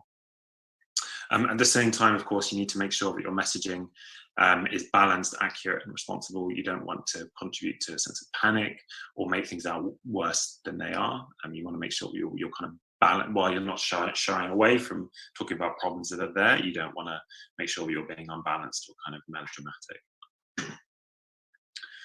So as ever, the best approach is to, wherever you can, A/B test different copy and imagery to find your best performing content. That again applies to every tactic in this list. If you can do it wherever possible, A/B test copy. It's the #1 best way to find your best performing creative and maximize your action rates. Within that testing, we'd suggest prioritizing asks that make it clear how this is urgent and kind of different from business as usual mobilization and campaigning and fundraising. So for example, that could be explaining how beneficiaries are at risk, unless a particular risk of coronavirus, unless there's an urgent change in policy. Demonstrating how you're delivering additional work to help support beneficiaries impacted by COVID, for example, launching new services to help people who are isolated at home. Explaining how demand for your services has increased, or just being honest about the extent to which COVID has impacted your ability to fund your work. And this is particularly relevant for organizations who are perhaps not doing immediate COVID response work. Your supporters will still think what you're doing is important, and particularly if this goes on for a period of weeks, if you can go to them with a message explaining how your ability to fund your work has been hit, and how, unless you can raise substitute funds from your supporters, you're going to perhaps have to scale back your operations, then that's an ask that should resonate with your supporters. Okay, so to go into the tactics, starting with tier 1. So these again are the tried and tested tactics that we're looking to drive actions online, which you can get going very, very quickly. They have extremely low lead-in time, so they are perfect for your kind of first wave of response, so things to start doing right now. So the first of these is direct to donate Facebook ads. So these are just Facebook ads targeting cold audiences on Facebook. So that's audiences who aren't already your supporters, who maybe aren't already on your email list, aren't already donors. With a donation ask there and then in the ad, then sending people directly to your donation page. So the reason for putting this up the top is they are extremely quick to set up, particularly so if you've already got your ads manager account set up, you've already got your Facebook pixel set up on your donation page, then you can draft the copy, set up the advertising and get this going extremely quickly. And they also have a potential to deliver an immediate return on investment in terms of your ad spend. So you should be looking for these ads to be raising immediately more money than you are spending on the ads at the very least. And that income will come in straight away. The kind of return on investment you can expect to get will vary a lot between different organizations and different creative. This is some creative from a campaign we've been running with the domestic abuse charity Refuge over the last week or so. And with them, we're seeing a kind of phenomenal return on investment, so around 700% over the last week or so. So for every £1 they're spending, they're making around £7 or £8 back. And that means they're raising thousands of pounds a day. So even if your return on investment isn't that high, there's still scope here to make a really strong return on investment and start bringing in income very rapidly. So a few tips on how to do these practically. So firstly, you should be optimizing your ads based on completed donations tracked by the Facebook pixel. So if you're not familiar with this, the Facebook pixel is essentially a bit of code, a bit like a kind of Google Analytics tracking snippet that can go onto your page, and it can track actions that visitors are taking on your page. So it can tell when someone's completed the donation. And if you set your ads up to optimize with your success metric is completed donations, your Facebook will then prioritize ads and audiences that it thinks are driving, that it can see are driving the most donations. And that's useful because if you optimize just for clicks instead, so people just clicking through to your donation page, that can lead to Facebook prioritizing ads that drive a lot of clicks but don't necessarily actually drive conversions. So you want to make sure that you're driving conversions because that's your ultimate goal. Then on the creative front, the key thing to do, and this is the case for any advertising campaign, but particularly so for direct to donate Facebook ads, is to make sure that you're testing a wide range of different creative. So we're not just talking 3, 4, 5 ads, we're talking potentially 45 to 60 different combinations of ad creative. And the way we'd suggest structuring that is to think of firstly 3 to 4 different framings for your donation asks. So those might be completely different asks, asking people to give money to different areas of your work, or they might be kind of broad, different cases for why you're asking people to donate. So on the one hand, you might trial the case, which is more like, our ability to fund our work has been impacted, we need urgent funds. You might test that against a framing, which is more like, this is a service that we're needing to scale up in response to COVID. Can you help fund that? So you want to test a broad range of framings here. And then within each of those framings, draft 4 to 5 different variants of your ad copy and identify 3 to 4 different images per framing. And then when you set your ads up, you're going to combine together all that copy and all those images to have all those different combinations. So you end up with that kind of 45 to 60 different ad combinations. And the reason for doing it in this way is that, again, it's extremely hard to predict what creative is going to perform well. Even people who've done this for years and years aren't able to consistently predict which ads would perform better than others. And because Facebook is able to use its data in real time to prioritize best performing ads over the worst ones, if you can put together a range of creative that kind of straddles a really broad range of different options, then within there you're likely to have your best performing ad, and Facebook will be able to find it for you. when it comes to audience, as well as testing a broad range of creative, you should also test a range of audiences. And for these, we recommend keeping them quite large, quite broad audiences. So for example, one audience might be literally anyone in the country who's over the age of 18.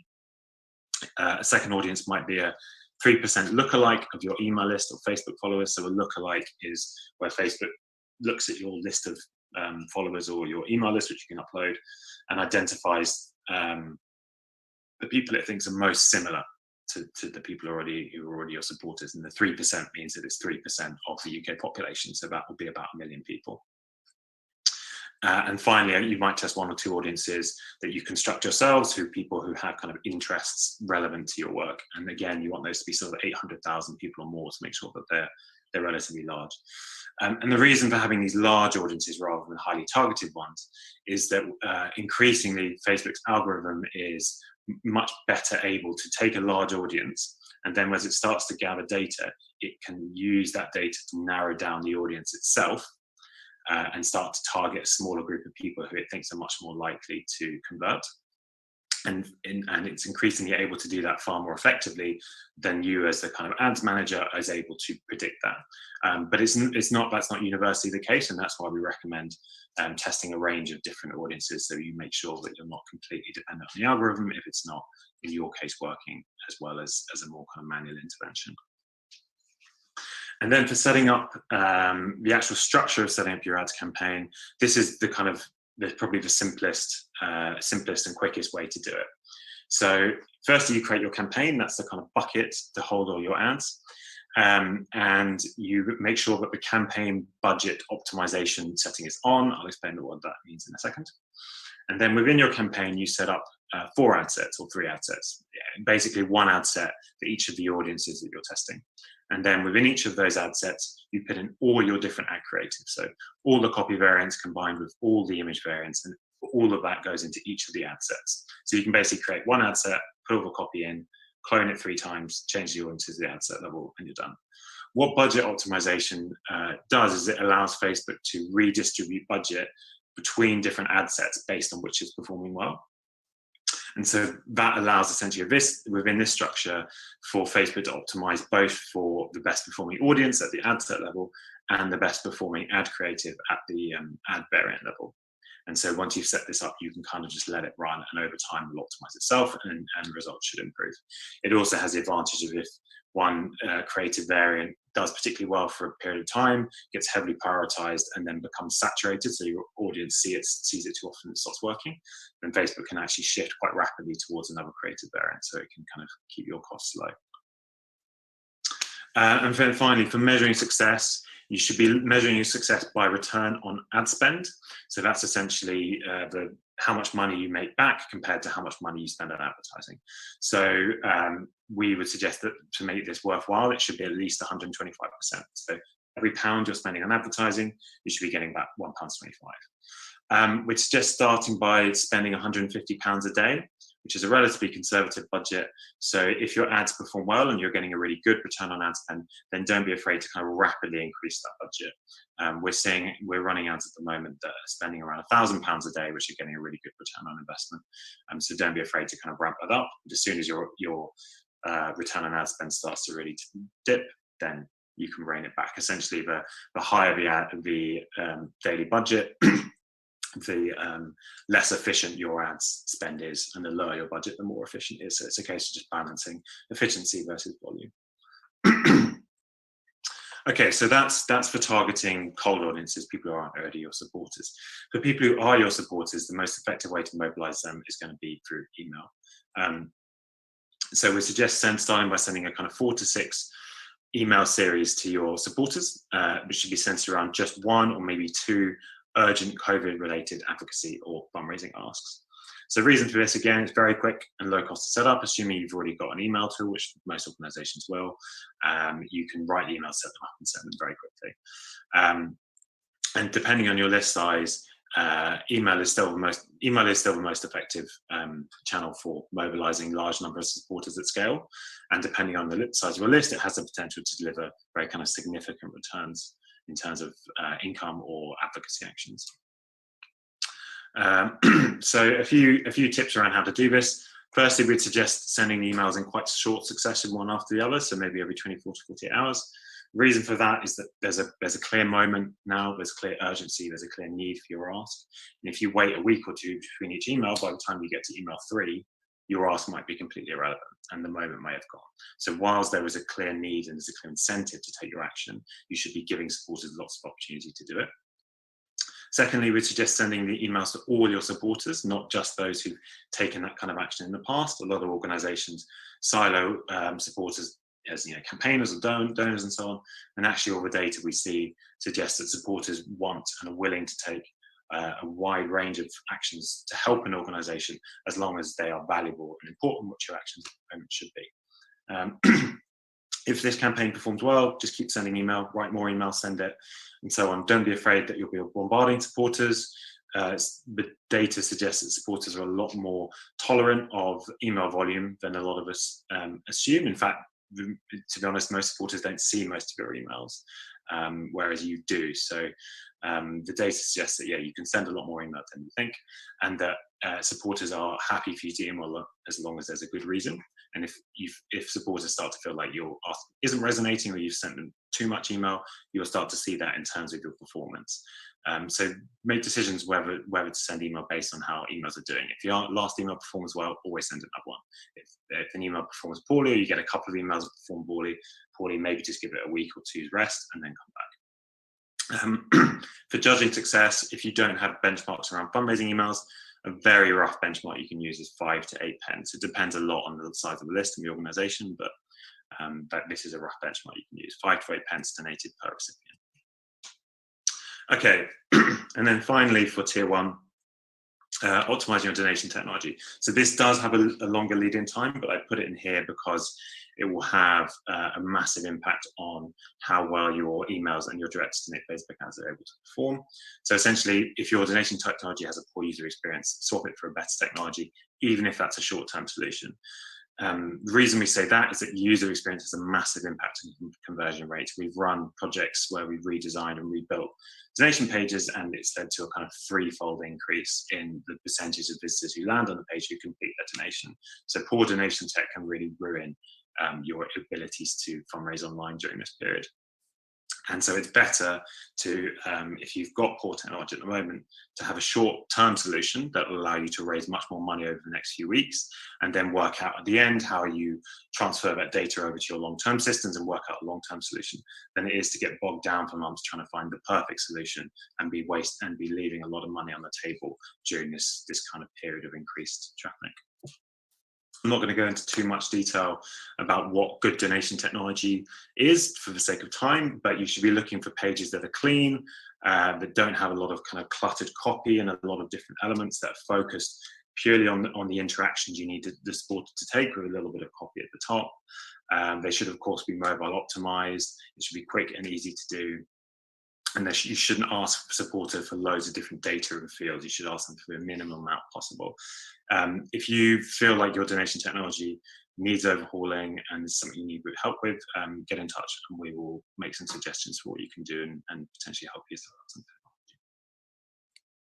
technology. Okay, so moving on to tier 2. So these are the quick to implement optimizations. If you're driving increased traffic to your channels over the next few months, these are going to help you make the most of that to drive actions. So the first is a homepage pop-up. This is an example from some of us. It's essentially just a kind of box that pops up as soon as a visitor visits your homepage, both on mobile and desktop.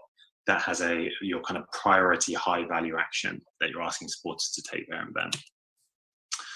The reason for putting this in here is that a lot of organizations are reporting seeing a spike in website traffic, and a lot of these extra visits are from supporters who are looking for a way that they can help the organization. They recognize the organization's possibly in need, or they're supporting people in need, and they want to be able to help. So these visitors are a highly, highly engaged audience, much more engaged on average than people you'll be reaching through Facebook ads or even via email.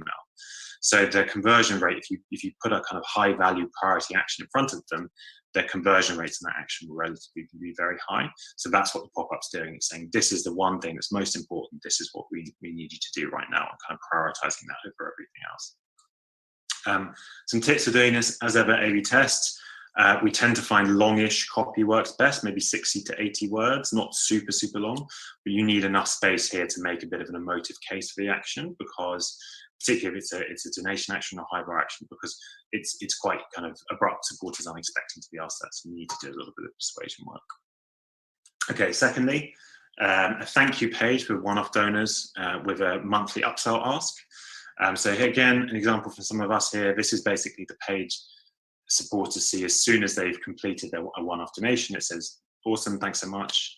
Now could you set up a monthly donation? The reason for suggesting this is that we tend to find across a range of different organizations quite consistently, you get 3.5% to 4% of visitors setting up a monthly donation straight after one-off donation through this page. And we've yet to have an organization come back to us and say, oh, we had a supporter emailing us who was really unhappy to be asked for a one-off donation, for a monthly donation straight after giving money. Supporters seem to be fine with it, and a decent number of people convert. So that's a substantial amount of extra income through essentially a very simple, quick to implement optimization. Tips for doing this well: thank the donor first and foremost, and secondly, then explain why the monthly donation has more impact than a one-off donation. It needs to be seen as a kind of distinct ask, not that you're just asking someone to do the same thing again, that you're asking them to do something different.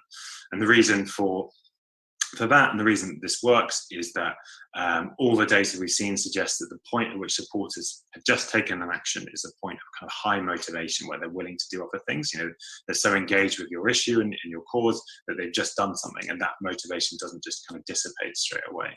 So if you give them something else to do, even if it's another donation ask, then a decent number of people are kind of motivated and willing to do it.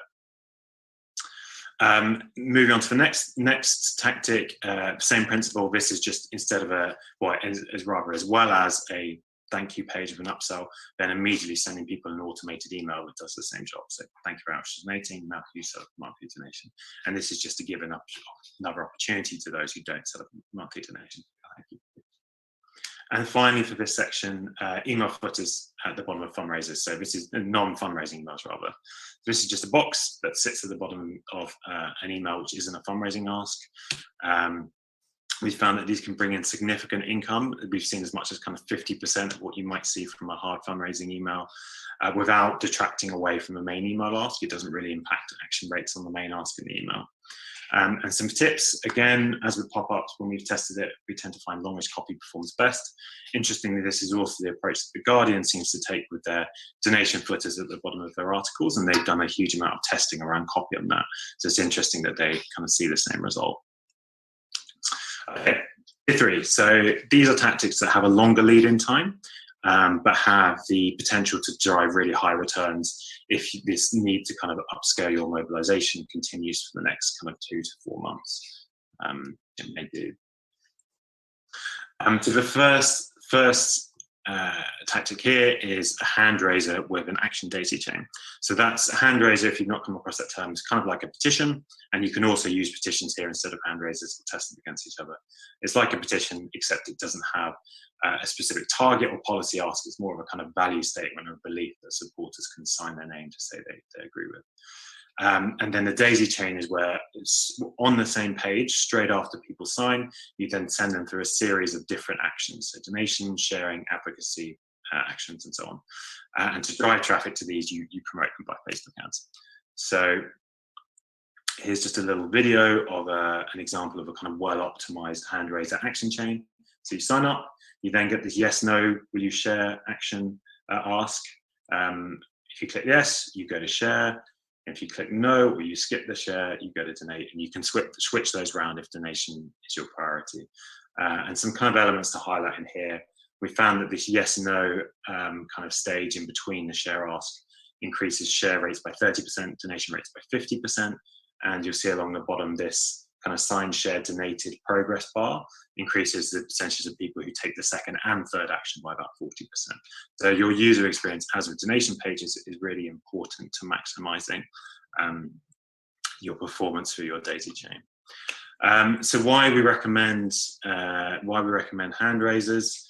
So they're really effective for building a large email supporter list rapidly. You can then email with mobilization actions over the next few weeks. And as we talked about, email is an extremely effective channel for mobilizing to take action.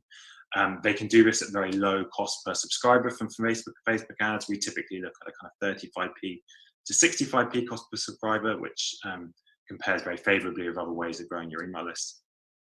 The daisy chain is very, of actions after you sign up, is very effective at driving those additional actions. And particularly if you prioritize donation actions, it means that you can recruit some of your ads, ad spend, rather than ads income, ad spend, straight away before users even left the page. And we've worked on projects where the organization has made that kind of 50 to 70% of what they spent on ads purely through donations through the daisy chain, and then donation asks that come through the welcome series and emails down the road. If you included any kind of optional telemarketing, optional phone field, you can also generate numbers for telemarketing, which can help drive income if you've got a telemarketing program. Okay. So some tips for doing this. Fairly similar to direct to donate ads. Test 3 to 4 different hand raiser framings. So that's different variants of the copy on the hand raiser page, multiple ad variants per hand raiser, and set them all up in a similar kind of structure to test against each other. As with direct to donate Facebook ads, they are targeting a cold audience. So if you're running both, we'd suggest testing them against each other. And if your primary metric is fundraising, then again comparing return on ad spend between the direct to donate Facebook ads and between the hand raisers, for people who come in through the hand raisers, looking at their return on ad spend at the end of your email welcome series, which brings me on to the email welcome series. So this is essentially just a 4 to 6 email welcome series, that's automatically sent to anyone who signs up by your hand raisers, and prioritizing your most important advocacy or donation asks. So the reason for this is, firstly, as we've said, the moment people take an action is a moment of high engagement, and that applies for them signing up to your list for the first time. So for your welcome series, make sure that you're giving supporters really valuable actions to take while they're most engaged. And a lot of supporters won't ever be as engaged as they are at that kind of moment of sign up. And your aim should be to have at least made back your ad costs that you've spent bringing people in to your email list for your hand raiser by the end of the series. You should at least have aimed to be making those back, and then you'll be driving further actions and donations with this list down the road with your ongoing email program. So a couple of tips around this. You should have one high priority advocacy or fundraising ask in every email. A kind of common mistake we see with welcome series is that organizations are worried about asking too soon, and they include a lot of passive content. And actually what we see is that it's giving people stuff to do that keeps people engaged, and it both keeps supporters engaged. They like doing it because it feels useful and it feels valuable, and it's also helpful for you because it helps hit your goals. So put a single high priority advocacy or fundraising ask or volunteering ask if you're doing that in every email. And we also find it really effective to start with a survey that ends with a kind of high value ask, like fundraising. As your first email, you kind of see a 40 to 60% of people who open the email will then click through off that. And particularly if you include the first question of the survey in your email body, like this example here. So rather than just saying click through to take the survey, it has the first question, and you can answer it with an email. We see that as much as double click rates through survey emails. Okay, finally, tier 4. So these are newer tactics to experiment with. I'm not going to go into too much detail on these for the sake of time, but I'll just run through them quickly. So firstly, virtual challenge events. That's inviting supporters to, similar to running a marathon, but in this case it would be something they can do from home. So it might be can you do 100 squats? Can you train to do 100 squats? And people set up fundraisers, and their friends kind of fundraise for them to do this challenge, and then the money goes to a charity. There's a consultant called Adrian, whose website is getyourstorystraight.com. He's doing some really wonderful things with virtual challenge events and driving great results. So if you're interested in that, I'd recommend getting in touch with him. Secondly, Facebook fundraisers outside of virtual challenge events. A lot of organizations are kind of having success asking supporters to go and set up a fundraiser within Facebook for their organization, and you could frame that around COVID response at this time. Webinars, so asking your most engaged supporters if they want to join a webinar, perhaps. You need to think of a framing for why it would be interesting to join the webinar. Maybe it's updates on your work around COVID, or talking through how they can help support people who are at risk during this time. And then during the webinar, making a number of kind of asks for people to take there and then. This is something that you see a lot of political campaigns doing really effectively, is kind of asking people on the webinar to make a donation or take a kind of high value volunteering action there and then, and asking several times during the call. And finally, you could set up a SMS or WhatsApp list that supporters could sign up to for urgent updates on your work around COVID, or urgent updates on where that they can help support people. And then after each message, you could just embed a kind of soft ask for fundraising or a high value advocacy or volunteering action. But yeah, these are some of the kind of more experimental tactics. I prioritize the virtual challenge events out of these and make sure that you're delivering kind of tier 1, 2, and 3 before you come on to stuff like Facebook fundraisers, webinars, SMS, WhatsApp, because they are less tried and tested and a little bit more experimental. Okay, that's it. I hope that was useful. If you have any kind of follow-up questions, then I'm really happy to answer them. Just drop me an email, and our Twitter handle's there as well. And I believe that there is a kind of text question going on after the end of this recording. So I'll be there to answer any company media questions. Seamless. Thanks, Alex. And Alex is waiting now in the green room, ready to answer your questions. Thank you so much for that amazing session. It's been really nice to read in the networking box just a lot of comments from fundraisers who've just appreciated receiving this advice and just being able to stop and take stock of what the best actions are to take. It's very easy to feel very overwhelmed with all of the information, all of the resources that are being thrown at us right now. And sometimes we question, you know, are we doing the right thing? We question our abilities. So it's just really nice to just stop and spend this time together and just look at what's worked before and how we can apply it in this new situation. Because like I've mentioned before, the truth is, you know, we're navigating all of this together, and the best that we can do is our best, basically. So I'm Nikki Bell. I'm looking after you today in room 1. I'm the co-founder and co-director of Fundraising Everywhere. I'm also a fundraiser as well. That's what I do elsewhere. And I really loved Alex's session because I'm actually working with a charity organization at the moment on their Facebook and hand raises and engagement. So I absolutely love that. But this ain't about me. This is about Alex. So I'm going to welcome Alex now to the stream. Hey, welcome. Hi. Oh, you're muted. There you go. I've unmuted you. There you go. How are you, Alex? Yeah, good. How are you? Yes, I'm good. I'm good. Thank you. So thank you for your session. I have 10 minutes with you now for Q&A. So I'm just going to jump straight in and ask these questions. I do need to do a little bit of video bit in between as well. So if the screen changes to a different video, don't panic. It's just we're all making it up as we go along. So a couple of the questions that came up during your session. So you mentioned at the beginning about a lot of ad sets. So there was like 45 to 60. So Liz from Chuff, who are an amazing Northeast charity. So hey, Chuff fundraising team. If they were looking to outsource that and use an agency, possibly on a retainer, how long does it take to actually set up that amount of ads? Yeah, good question. I've seen estimates from other agencies vary a lot. So I know some agencies have a sort of 5-day lead-in time. I mean, the actual time to set those up really should be half a day, probably. So wow. The lead-in time, you know, will vary agency to agency, but the actual time spent is probably that much, maybe up to a day for something very complex. If you know what you're doing, like it gets faster, doesn't it? But the truth is, a lot of people in this situation, this is going to be new for them. Yeah.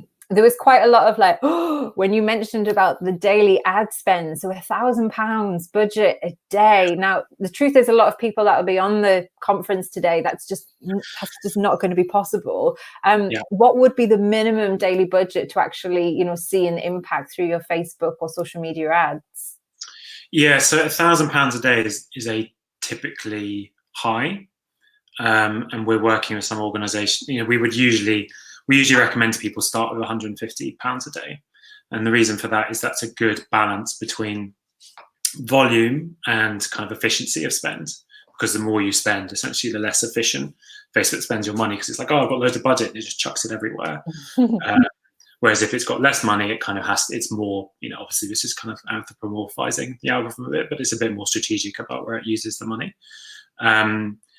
So, I mean, I think the advantage of direct-to-donate Facebook ads, and the way you should, if you're looking at those specifically, the way to think about that is that they should be self-reinvesting. That makes sense. Like if you're spending £150 in a day and you get £500 back, then the best thing is to then say, okay, we're going to put in £300 the next day and get £1,000 back.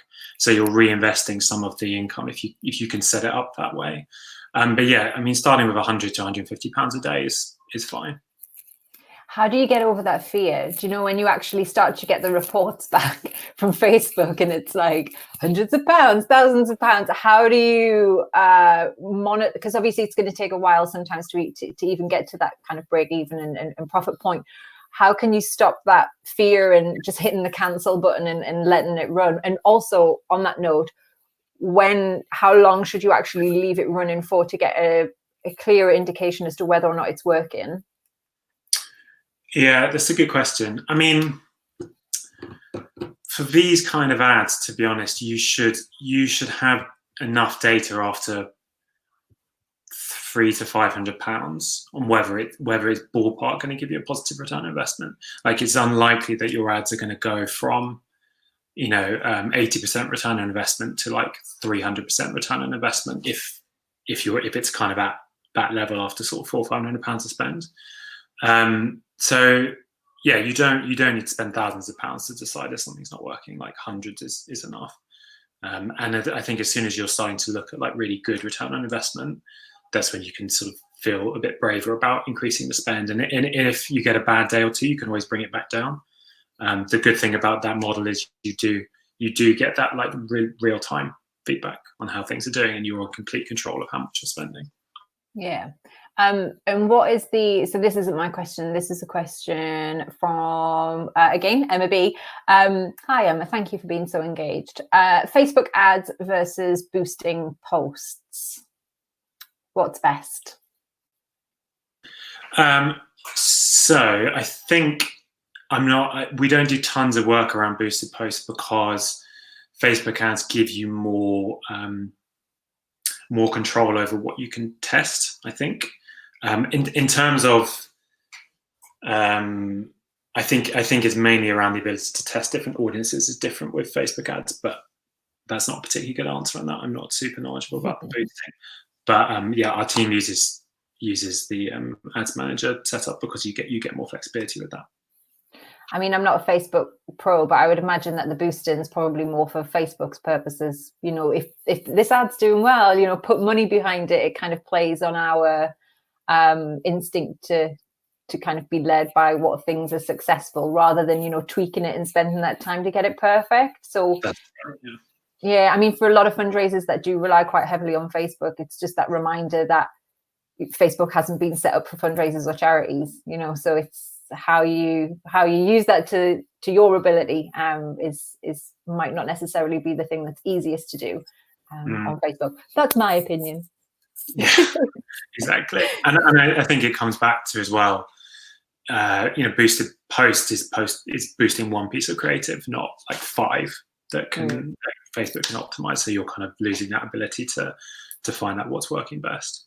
What are the major components of a perfectly crafted ad? Good question. So it's hard to, I mean, obviously that's a theme that I'm sure I hammered to death during the presentation, but like it's hard to accurately predict that, which is why you test so much.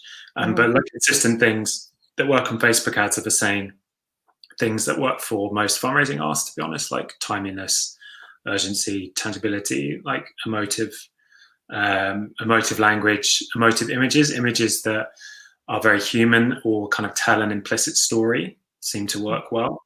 Like if you can sort of see an image and immediately be grabbed and like understand what's going on and understand a bit of context, it draws you in. People see different results with like really short copy versus really long copy. There doesn't need to be a massive amount of consistency around that. There is a blog on our blog which has some like a few surprising things we've learned about Facebook ads that might be useful, like little tips for people. So one of those, for example, is we get a good result, increase in click rate if you include a like naked URL in the copy, because for some people it's not obvious that you can click the image, so actually that seems to help. That's mostly through lead gen ad testing, but I can see the same thing would apply for donation ads.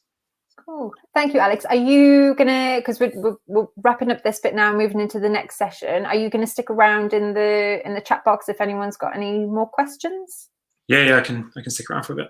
Yeah, cool. You've got other things as well, but thank you. And thank you as well for you. I know, again, with other speakers, you were pulled into this quite recently. So we really appreciate the time that you've put into the session, but also just how much like work and advice is being put in there. So thank you, Alex, and do, connect with them after this. They're doing loads of amazing work, and there's a lot that we can learn from them in the sector. So thank you, Alex. My pleasure. Thank you. Oh, thank you.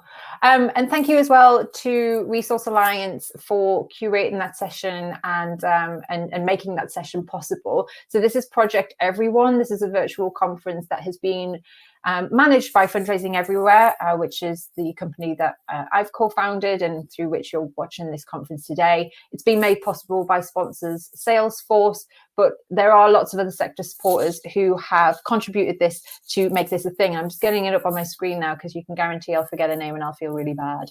So Resource Alliance, who have contributed not only Alex's session, but the next session that you are about to watch from Madeline Staniotis. The Institute of Fundraising Association Austria, who have the fantastic face-to-face international congress happening at the end of the year, so do check that out. The EFA, European Fundraising Association, Michelle Flynn Coaching, Charity Digital and Charity Comms. And thank you to Third Sector and the Chronicle of Philanthropy, I said it right that time, for helping us promote the conference. And it's your support that enabled us to reach almost 4,000 fundraisers through today's virtual conference. And of course, we couldn't do it without you. So we're going to head now soon into the next session.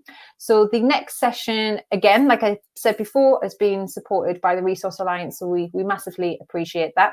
The next session here is from Madeline Staniotis, who is a partner at M&R and who has been raising money and organising for 30 years. And this session is going to be around crafting digital campaigns. So Madeline says, everything has changed since the pandemic began and it's all digital. The session's going to be a quick overview of what's happening now with digital fundraising and engagement, with an example of how other organisations are communicating and raising money. So a massively important session. So that is the session that you are going to be watching here, which is in room 1 with me. I'm Nikki Bell, so welcome. If you would like to watch the fantastic session that has been put together by the Face-to-Face International Congress, that's happening now in room 2. If you do want to watch that session, there is a link above this video. Do click that and head over to room 2. If you'd like to stay here and learn about crafting digital campaigns, you can stay here with me. Now, as you can imagine, there are almost 4,000 people online now, so do be patient if you are switching between the rooms. Close other browsers down. Just wait. When you click there, just wait and it will come up eventually, I promise. Now, I'm going to line up the next one.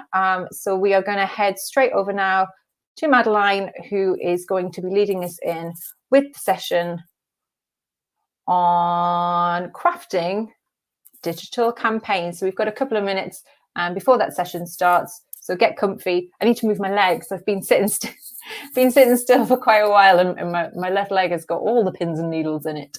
And Madeline's going to be here as well after this session. So if you do have any questions, use the network and chat box, which is underneath your video, to ask those questions. And just like we did with Alex, you can have those answered live as well. So over to Madeline for this, what is going to be a fantastic session.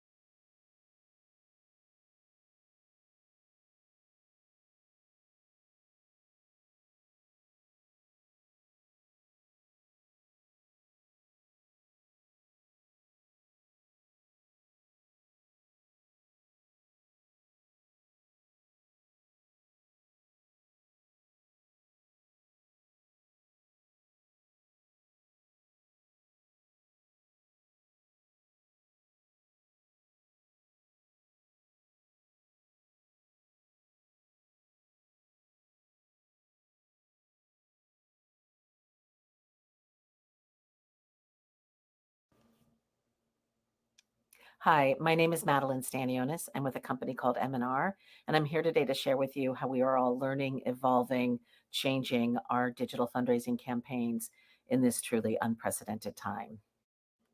I'm with a company called M&R, as I said, and we are in the United States, and we exist on this planet to unleash the power of people to do good and pretty much use every tool in our arsenal to do so. We are also really wild about sharing everything that we learn with as many people as possible, and we are sharing a lot right now. The best place to visit to stay up to date is our website, mrss.com/lab. That's where we post everything, probably about once every 2 or 3 days right now. So first, some overall guidance. Don't stop talking to your constituents, your audience, your donors, your supporters. They are longing to hear from people, certainly their friends and family, but also from you, organizations that they trust and organizations that they care about. And don't stop fundraising. That doesn't mean that you can fundraise without acknowledging what's happening, but you want to be considerate about what kind of fundraising you're doing, what the people that you serve or the issues that you serve might be experiencing right now, and how can you continue to raise money for them in this time. You want to be advocating for the people who need it. So even if your organization, for example, is not an organization that works on hunger, that doesn't mean that you can't begin to talk about people who are hungry. It may be an issue that's adjacent to your organization, but recognizing that the people who are most worse off in this particular crisis are part of all of our causes now. And so finding that way to relate to the people who are most vulnerable is a thing that your organization can do now in ways that you might not have been able to do in the past. This is also a chance for you to embrace new tools. So if you have not started hustling or using Zoom or using Slack, you probably want to do that now. So a good example is we know one organization who is using Hustle right now, which is a SMS tool, allows people that are already your supporters to talk to other supporters, are using that to upgrade monthly donors right now. And again, it's that personal connection, that relationship connection that's actually being really successful right now. We really hunger for it. You want to give something to do. People are longing to be supportive and be helpful all over the place. People in the United States are showing masks, sewing masks, and I'm certain that there are other efforts elsewhere. And the final thing is that you want to give people hope. So, for example, on this slide, I have a picture of a very sweet and soothing dog. People don't mind seeing those sorts of images from you, those sorts of moments of sweetness, of levity, of kindness, of humor. People are longing to see those kinds of moments as well right now. That's the big picture. So let's look at some examples of what organizations are doing and saying to their supporters right now. And I want to start with the Union of Concerned Scientists, a membership organization in the United States for scientists. They work primarily on environmental issues. And so they might not come off initially as an organization who should be raising money or should be communicating much with their supporters, but they found their way in. I'm not going to read this whole letter. You can download the presentation and read it. It's really worthwhile. It's thoughtful, it's long, and it does make a connection between what's happening in the world and what's happening with science and how they are connected and how it is bigger than just stopping the pandemic. And I'm going to read just one or two lines just so you can see what I'm talking about here. I write during one of the gravest challenges we have faced, a pandemic that is upending the entire world, threatening the health and lives of millions, overrunning our healthcare systems, shutting down economies, closing borders, and even ending social gatherings. While there can be no silver lining to this pandemic, catastrophes have a way of reminding us of hard truths that get overlooked in calmer times. The most glaring one is that leaders put our health directly at risk when they suppress and deny science. So there they get to it, right there, they get to it. So that first email was a little bit more of just a cultivation email, just sort of saying where they stand on what's happening with COVID-19. Then they get to the fundraising. And this is an urgent email appeal that they sent. And I'm going to just read this. Sarah, there's no sugarcoating this. The Trump administration's response to COVID-19 threatens to become an unmitigated disaster. Millions of people will get sick. Many will die because of this administration's lack of preparedness and sluggish response. They should have tested people sooner on a massive scale. They chose not to. They should have allowed public health experts to speak freely. They chose not to. And then it continues going on all the time, connecting the complete denial, the complete repression, the complete rejection of science in the Trump administration in the United States. So, and they connect that to why making an urgent donation to the Union of Concerned Scientists will actually help put pressure on the administration to actually use science and coming up with solutions right now. So they are connecting what they are doing to the crisis right now. I mentioned that digital ads were performing well for lots of organizations right now, and they are. And I want to show two examples. One is directly related to COVID, and one implies it, but very obliquely.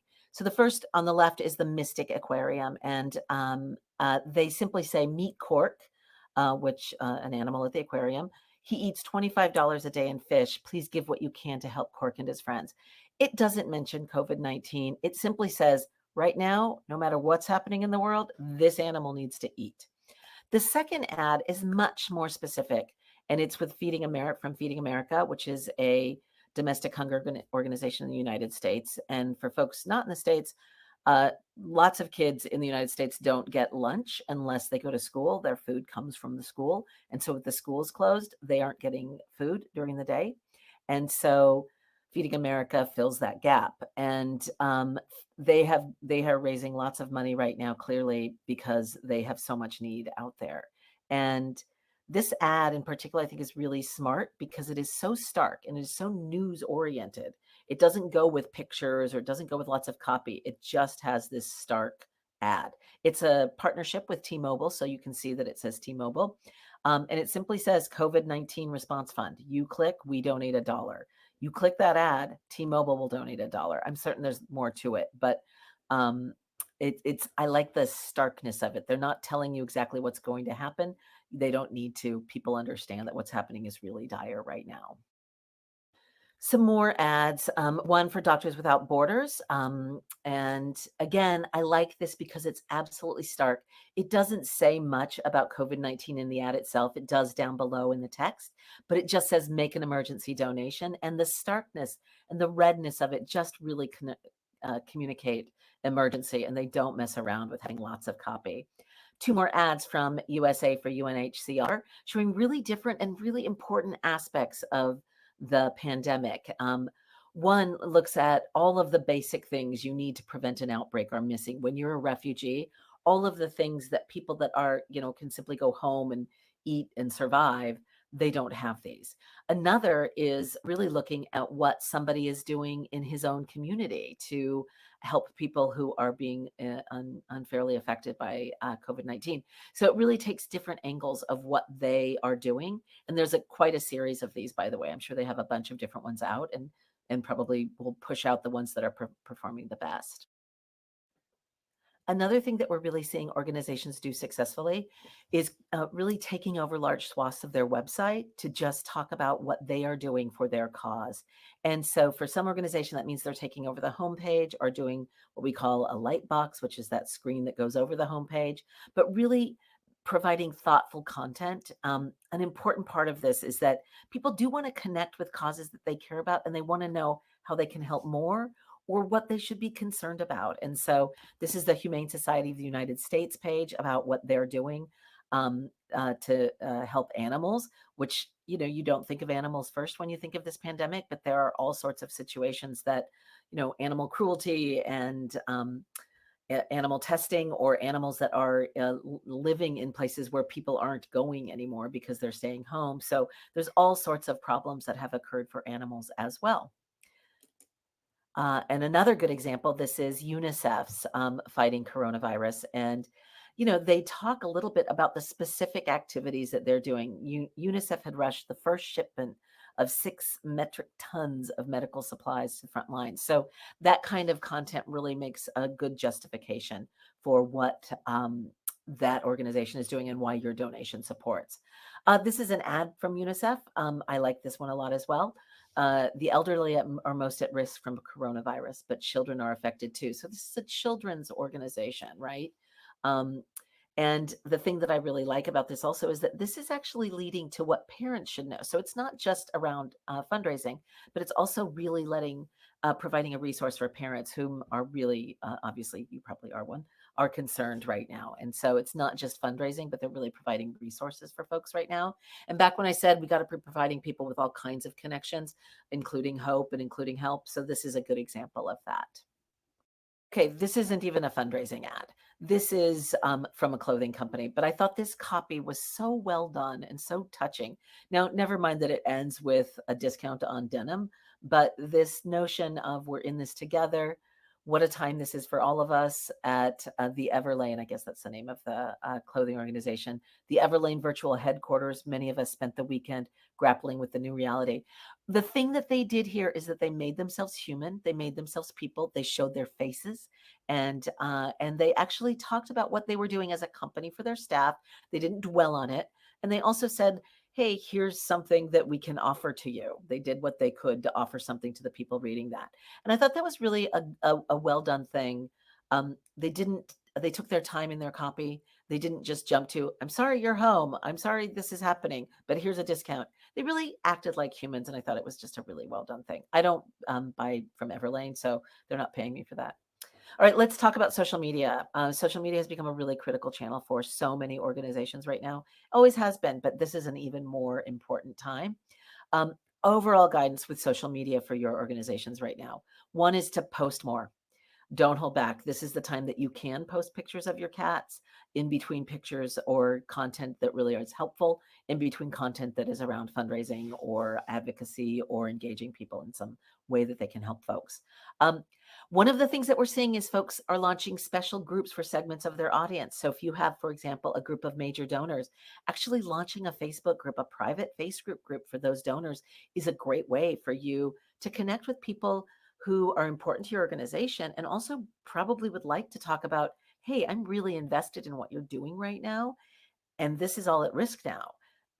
Or I'm really invested in your organization and this is the time for us to help more. So really connecting people that have some like interests. We don't really see it working for like just giant swaths of the population at once, but really finding segments that make sense for one reason or another. They're all volunteers, they're all major donors, something like that. This is also a chance for you to ask your influencers to do a lot more for your cause. I'm going to show some examples of that as well. And by influencers, I mean celebrities or minor celebrities, people that care about you that have good following. It might be somebody who is merely a social media celebrity as well. You want to be in the virtual mix. So if you know that people are talking about issues related to your cause in a particular Facebook group or following an Instagram channel, or organizing some sort of virtual event, you want to be a part of that. So this is, if you've been holding off even personally as a person who works at your NGO, being involved in the social media world, this is a really important time for you to get in the mix to see what people are talking about and figure out what's the right cadence and what's the right tone to talk about your cause. And this is also a chance to get into a social media channel that perhaps you haven't explored yet. If you haven't gotten involved in Twitch, which is a streaming, mostly oriented around games service, or TikTok, which primarily, 16 to 24-year-olds, but lots of fun. This is a chance for you to jump in and make some big moves into some of these particular channels.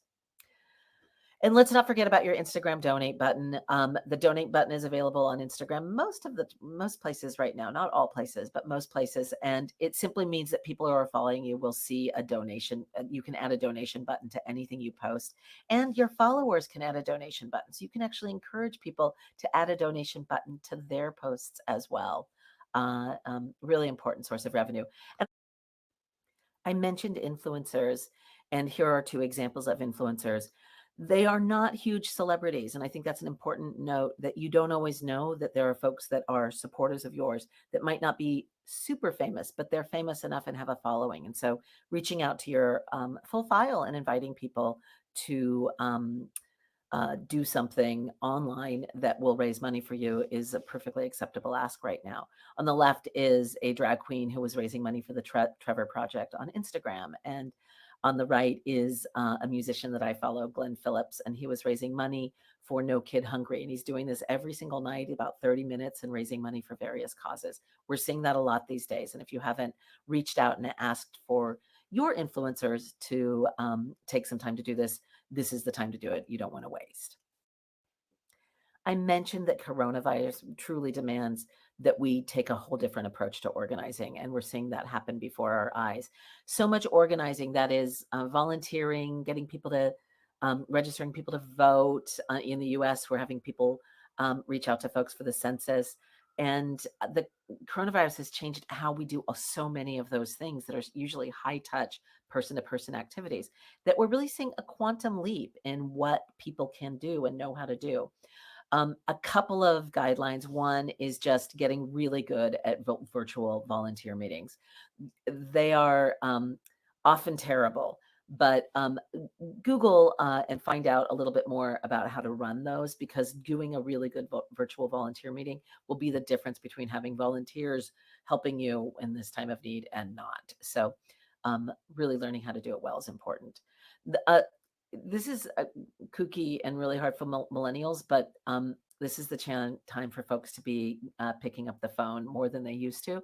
We really crave connection. So if you need somebody to do something for you or asking for a favor, normally you might send an email, but now's the time to really pick up that phone, because people are craving connection. You might have to switch your lobby day from being an in-person lobby day where you are going to legislators or lawmakers, and actually make it digital. And we have some resources on our blog for that as well. I really want to encourage folks to build community. That part where I mentioned creating small Facebook groups, this is a place to do that. If you have a group of volunteers, you have a group of people that you're organizing for any reason, this is a chance to really build community. And don't forget to reach out and share pictures of cute dogs or things that you're doing to take care of yourself, and really, I don't know, stay healthy and stay away from the news as much as you can in some cases during this time. Here's the big one. For many organizations, real life events, whether it's a gala dinner, your annual luncheon, your walkathon, your swimathon, whatever that is, all of the sudden for hundreds and hundreds of nonprofits, for hundreds and hundreds of NGOs, those events can no longer happen. And so turning those events into a virtual experience is a big focus for many organizations right now. And because we are putting them all online, because they are all now digital in many respects, this has required organizations to shift into a whole new set of tools. So I do want to spend a little bit of time on this. A couple of key elements for virtual fundraising events. One is you got to have a strategy and a creative approach. It's not always so simple as saying, well, we were having a dinner and now we're having a dinner online. You really want to think about what are the elements that are going to make that creatively interesting. I'll show some examples in a moment. And how are you going to really encourage those actions? We saw an organization that was having a themed gala, and they encouraged people, for example, to wear costumes at home and had recipes and cocktails that were akin to what the theme would have been in real life. So that kind of detail makes an event more attractive. So you don't want to go halfway on this. You need to have the technology in place, and I'll show some examples. This isn't a session on all of the different tools, but there are lots of tools depending on the kind of event that you want to have. And doing lots of promotion. This is all of your digital channels, and being able to reach out to media too is a good thing to do as well.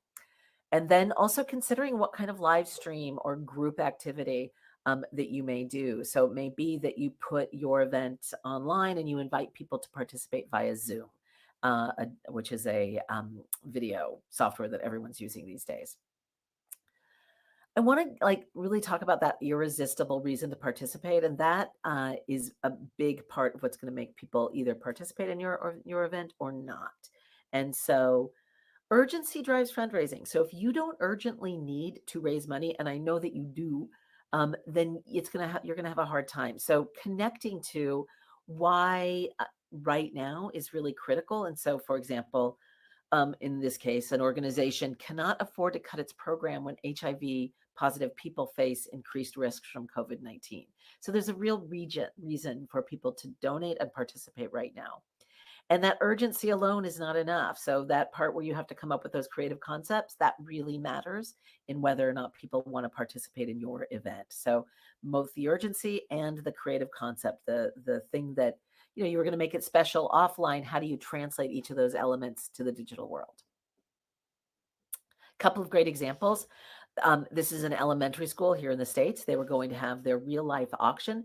They, practically overnight, changed it to be a silent auction online. The goal was to raise $75,000. This is a week after most people were really feeling the effects of COVID-19 in the United States, and they ended up raising $110,000, and money is still coming in. And so they turned it in. They turned that auction overnight into a digital auction. So that's one example. They were texting people. They had all sorts of folks from their school were texting each other and saying, "Are you online? Are you online?" So they really use that also relational thing that I mentioned a little bit ago. Here's another example. This is the Red Nose Joke-a-thon virtual fundraising event. Now they do this at other times, but this is just such a great concept. It's not so they're not just simply saying we're replacing our event, donate online. They are really making that thon happen on the internet. And you take some time to read some of the instructions here, and you'll see how they really went to the nth degree. Another great example is just using Kickstarter. So Kickstarters exist all the time, but they can work right now as well. And the good news about that is that a Kickstarter is a tool already. So Kickstarter is a crowdsourced crowdfunding, allows you to set levels and with prizes, et cetera. And so you can think thoughtfully about how you can translate your prizes online. So for example, maybe it's not that you're going to have something printed or tangible. Maybe some of your prizes are going to be that you're going to have a celebrity record somebody's voicemail, or a happy birthday call from your executive director. So you can come up with really creative incentives and levels in using a Kickstarter style event. So you also want to continue to use some of those traditional fundraising tactics. So you might have a leaderboard. You might have, again, that social pressure. So when you have people's names, you start to see who's donating, and those sorts of things that always work particularly well here as well. This is an example of an organization that's raising money for artists who no longer have gigs and no longer have opportunities. And then on the right is an example of the AIDS life cycle. And this is something they do every year, but you can see sort of the list of names and how much people have raised. So those sorts of elements continue to work now as well. APIs are also important because they allow people to raise more money. So American Cancer Society found that the API allowed people to raise about $150 more through Facebook, which for them meant more funds for cancer research, prevention, and patient support. Another organization found that using Facebook Messenger as part of their communications with the person who is raising money for them on Facebook, it increases dramatically the amount of money that they're able to raise. So typically about $150 more that they're able to raise by entering into a conversation of support, helping them come up with ways in which they can keep their fundraiser going. So that conversation, not surprisingly, really helps a fundraiser raise more money online. And before I finish up today, I want to talk a little bit about media relations. Media relations is really important right now for many organizations, especially those who are actually involved in serving in one way or another COVID-19 response. And so even if your relationship to the response is a little bit of a niche or a particularly unusual angle, that's okay, because lots of media are looking for something other than bad news to share with their audiences. And so if you have a story of hope or a story of help or something that shows how you are really making an impact in the world, they're really hungry for that right now as well. And it also allows you, particularly if you are an organization who is in one way or another raising money as a result of COVID-19, you can really get yourself into some of those how to help news roundups. And those get carried by influencers on Twitter, shared as stories on Facebook, and really have an opportunity to help you raise more money right now and also into the future. Thank you so much. I realize this was a fast go round, and hopefully you have some questions that I can help you answer right now. Thanks for listening. I muted myself. Thanks, Madeline, and welcome back, everybody, to Room One. My name is Nikki Bell. I'm the co-founder and co-director of Fundraising Everywhere, which is the virtual platform through which you are watching today's conference. We host our own virtual fundraising conferences, much like this one. We've got one in May, we've got one in November. The one in May's got speakers like Dan Pallotta, Asha Curran, Voulet. It's going to be very exciting. But the conference today is all about the sector coming together to share resources, best practice, to help navigate these trying times, and try not to say unprecedented, because, you know, if you had £1 for every time you heard that now, you know, fundraising will be fine. But it is a tough time for everybody. And the fact is that this is new and overwhelming and scary for everyone. So what we wanted to do today through the Project Everyone conference was to bring these people together and to share best practice that's worked before in other settings. And what's important for you is to take that learning and apply that in your own way, in a way that's right for your organization. Madeline's session was amazing. I certainly learned lots of things. And I do want to say, before I introduce Madeline to the live stream, a huge thank you to the Resource Alliance for making that session possible. This conference has been brought together in the last 10 days with thanks to the sponsor Salesforce, and the speakers, everyone in the sector has just been massively behind it, pulling everything together to get this ready for you today. And we hope that you're enjoying it, and thank you for being so engaged in the networking box, which is underneath this video, and on social media as well. So do, you know, talk to us on there, share your pictures, and hello, a special hello actually to our Fundraising Everywhere members. So welcome to you today. So I'm going to introduce Madeline now to the screen. So hello, how are you? I'm good, thanks. Thanks for having me. Great. That's great. Did you mute as well? Did you do the same thing? I'm not muted now. Can you not hear me? No, Okay. I can. You're good. Thank you for that session, Madeline. So I've heard amazing things about you, and this is great for me, because this conference has been putting me in contact with some fantastic people who are doing amazing things in the sector. So welcome to you.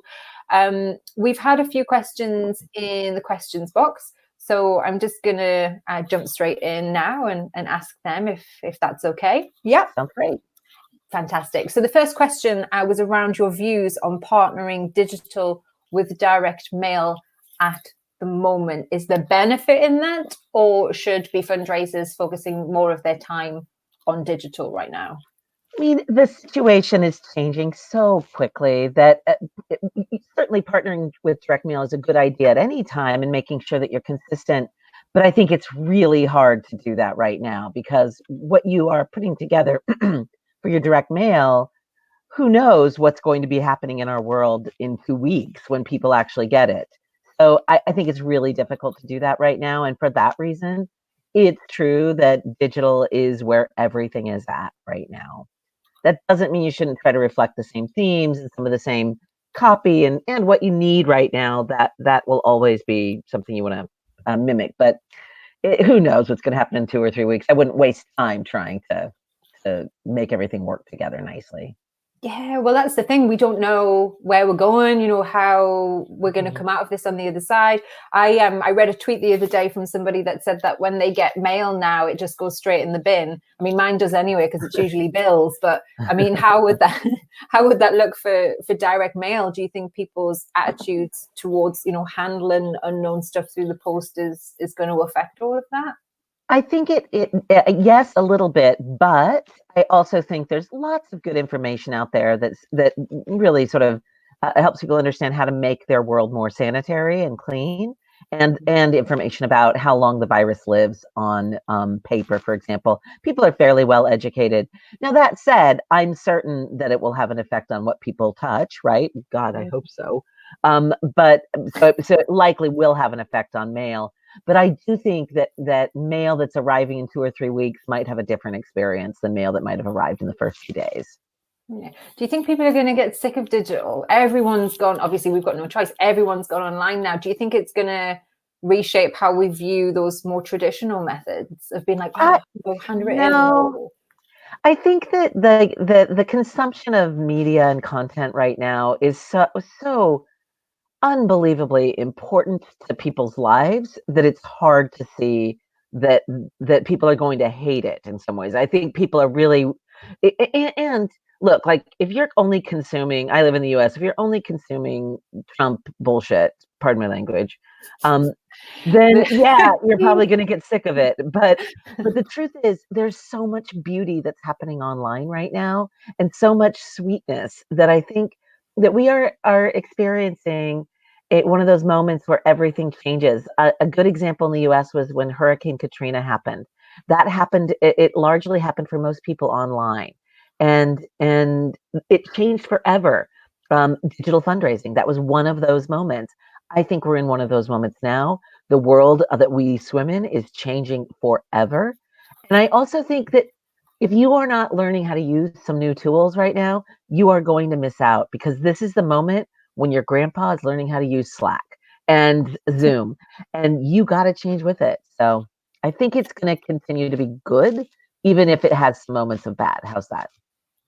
I think it's quite stereotypical to think that older supporters aren't on social media, because like my nana is crushing WhatsApp and Facebook Yeah. and everything. Do you know? So yeah, and actually I'm a community fundraiser. That's what I specialize in as a freelancer. And I think that this is a great opportunity for us, because FaceTime and live streams we usually reserve for more kind of intimate relationships. But if we can utilize this now, when we come out of the other side, all of the issues that we had around, time logistics and, people wanting to, go to £20 check presentations or whatever, if we can reshape how digital is viewed by supporters, then actually, that's going to help us in the long term, as long as it's done, with care and it still has that human touch. Because one of the things that I've learned through doing digital is not to write like a robot. There's something about being behind a keyboard and your speech and type changes. So that's been useful and helpful for me. On that note about writing emails and crafting those campaigns, what tips can you give attendees for making sure that they actually land in their inbox and not in their spam? Yeah, so deliverability is a big deal, and I on our website for my company, we have lots of information about deliverability. So I encourage you to go to mrss.com/lab. It's free. We don't call you. We won't follow up. Feel free to use the resources. A couple of big things. One is that you're using a reputable vendor, and that is very, very important. You want to partner with your email vendor. And make sure that you're following every rule that they have. So that's one. Two is, this is an opportunity for you to practice some good list hygiene, and that is really looking very closely at who's opening things and who's not. If you're sending lots of email to folks who aren't opening, you want to not do that, because that will hurt your deliverability. There's a couple of lots of technical things that you can do to really dig in on that, which I'm not the right person to talk to, but there's resources on our site.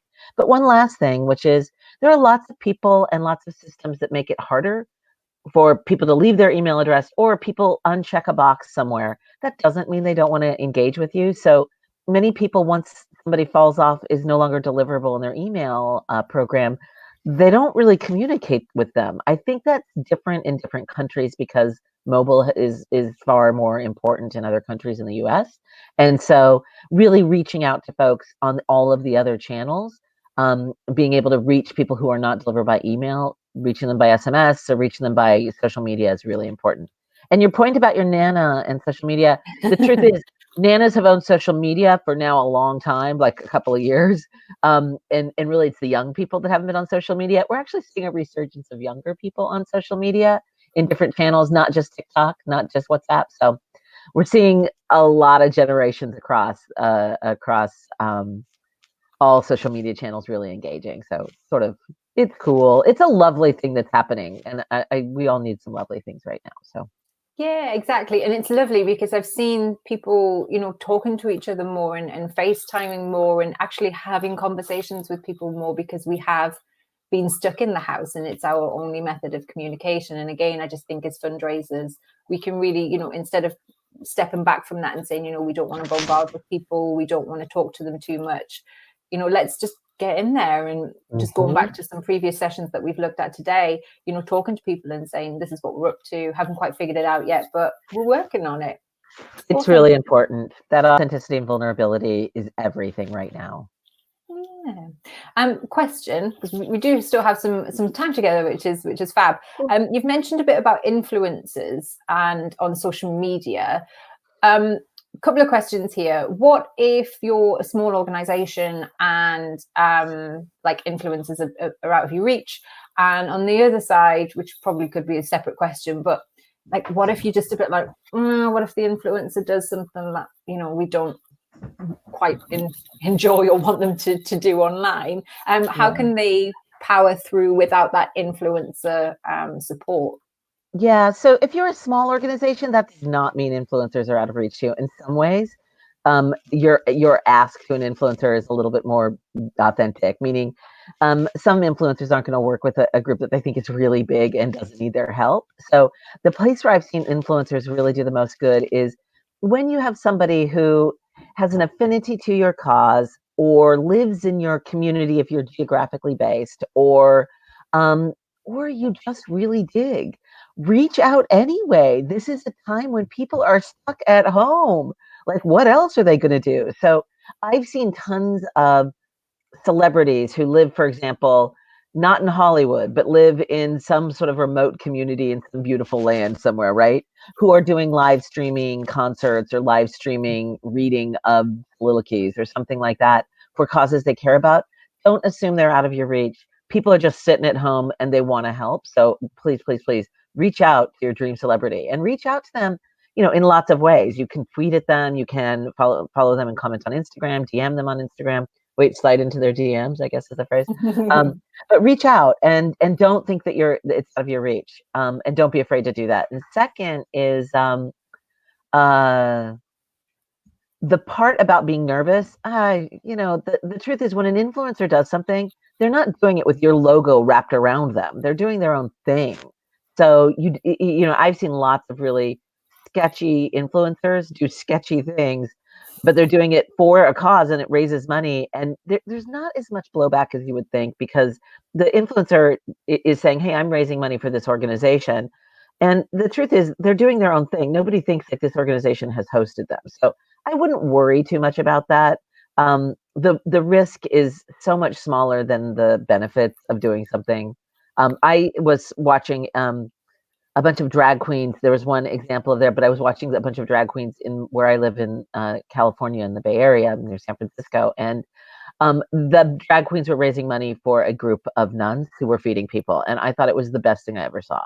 And it was live streaming. They didn't ask anybody. They just knew of these nuns that were doing something. And so nobody got worked up. It was great. Everybody behaved. So, yeah. Are you a RuPaul fan? Drag Race fan? Of course. Yes, Yeah, of course. yes. Yeah. Hello to Leslie Pinder as well, if you're watching. This is part of the crew. Okay, I mean, last question from me and from the group on this, and it's one that I hear a lot and I don't think it'll ever stop, but how much is the good level for campaigns or digital comms? What do you mean? How much money? How much time? How much quantity? So people often ask, how many emails should we be sending? I've got my answer for that, but what's yours? I'm a fundraiser, so I keep asking for money as long as people are giving money. So and I do think, like, right now we have there's no ceiling right now. As long as there's real need, and as long as you're able to talk about true and real need. And I don't really know of a nonprofit that doesn't have it right now, whether it's because you're losing income because you've canceled things, or because you're actually alleviating the suffering of others.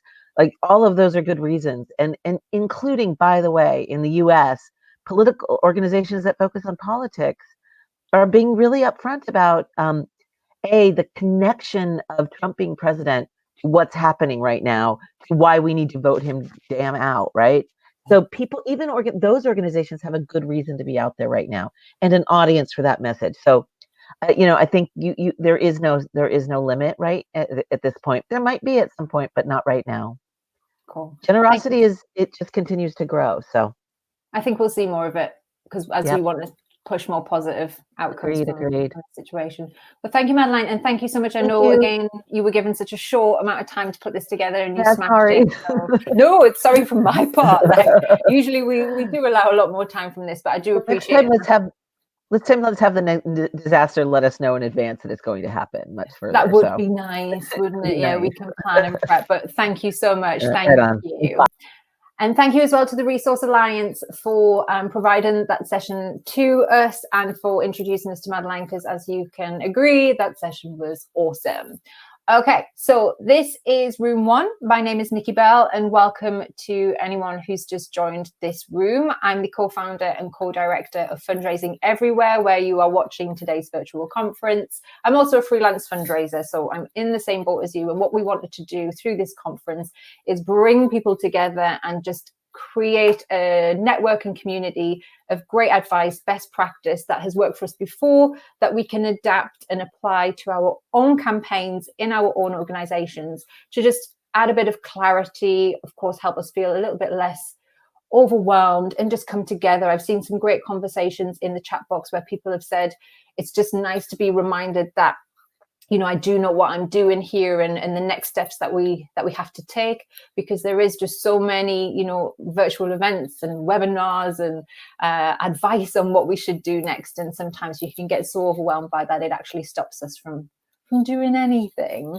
The next session here is digital storytelling and virtual events with Liz Ngozi, and massive thank you to Bernard Ross for putting us in touch. This is going to be a very exciting session. But if you're wanting to watch Ian McClintock's session on building your resilience and creating a fundraising strategy, above this video you will see a link that can take you to room 2. Now, we have had almost 4,000 people register for today's conference. So if you do move rooms, if you refresh your browser, sometimes it can be a little bit slow to get back in, but try a different browser, close the other tabs down and just give it a bit of time, have a little bit of patience, because as you can imagine, everyone's just at home. Lots of people are just videoing and streaming at the moment. And obviously you will get all of the videos afterwards. We'll be sending those within 24 hours. So anything you do miss today, you can catch up in your own time. Liz will be joining us after the session as well in another live Q&A. I can see her there. Hey, Liz.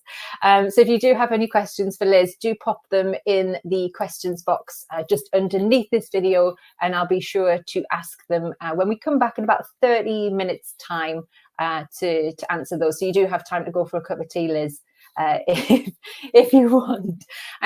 Thank you so much as well to Salesforce, who've sponsored this conference and made it all possible. And thank you as well to all other content contributors, the Institute of Fundraising, the Australian Fundraising Association,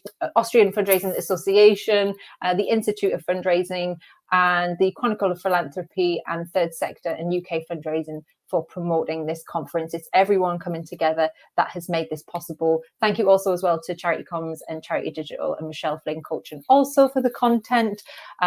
Of course, we couldn't do it without you. We hope that you're all having an amazing afternoon.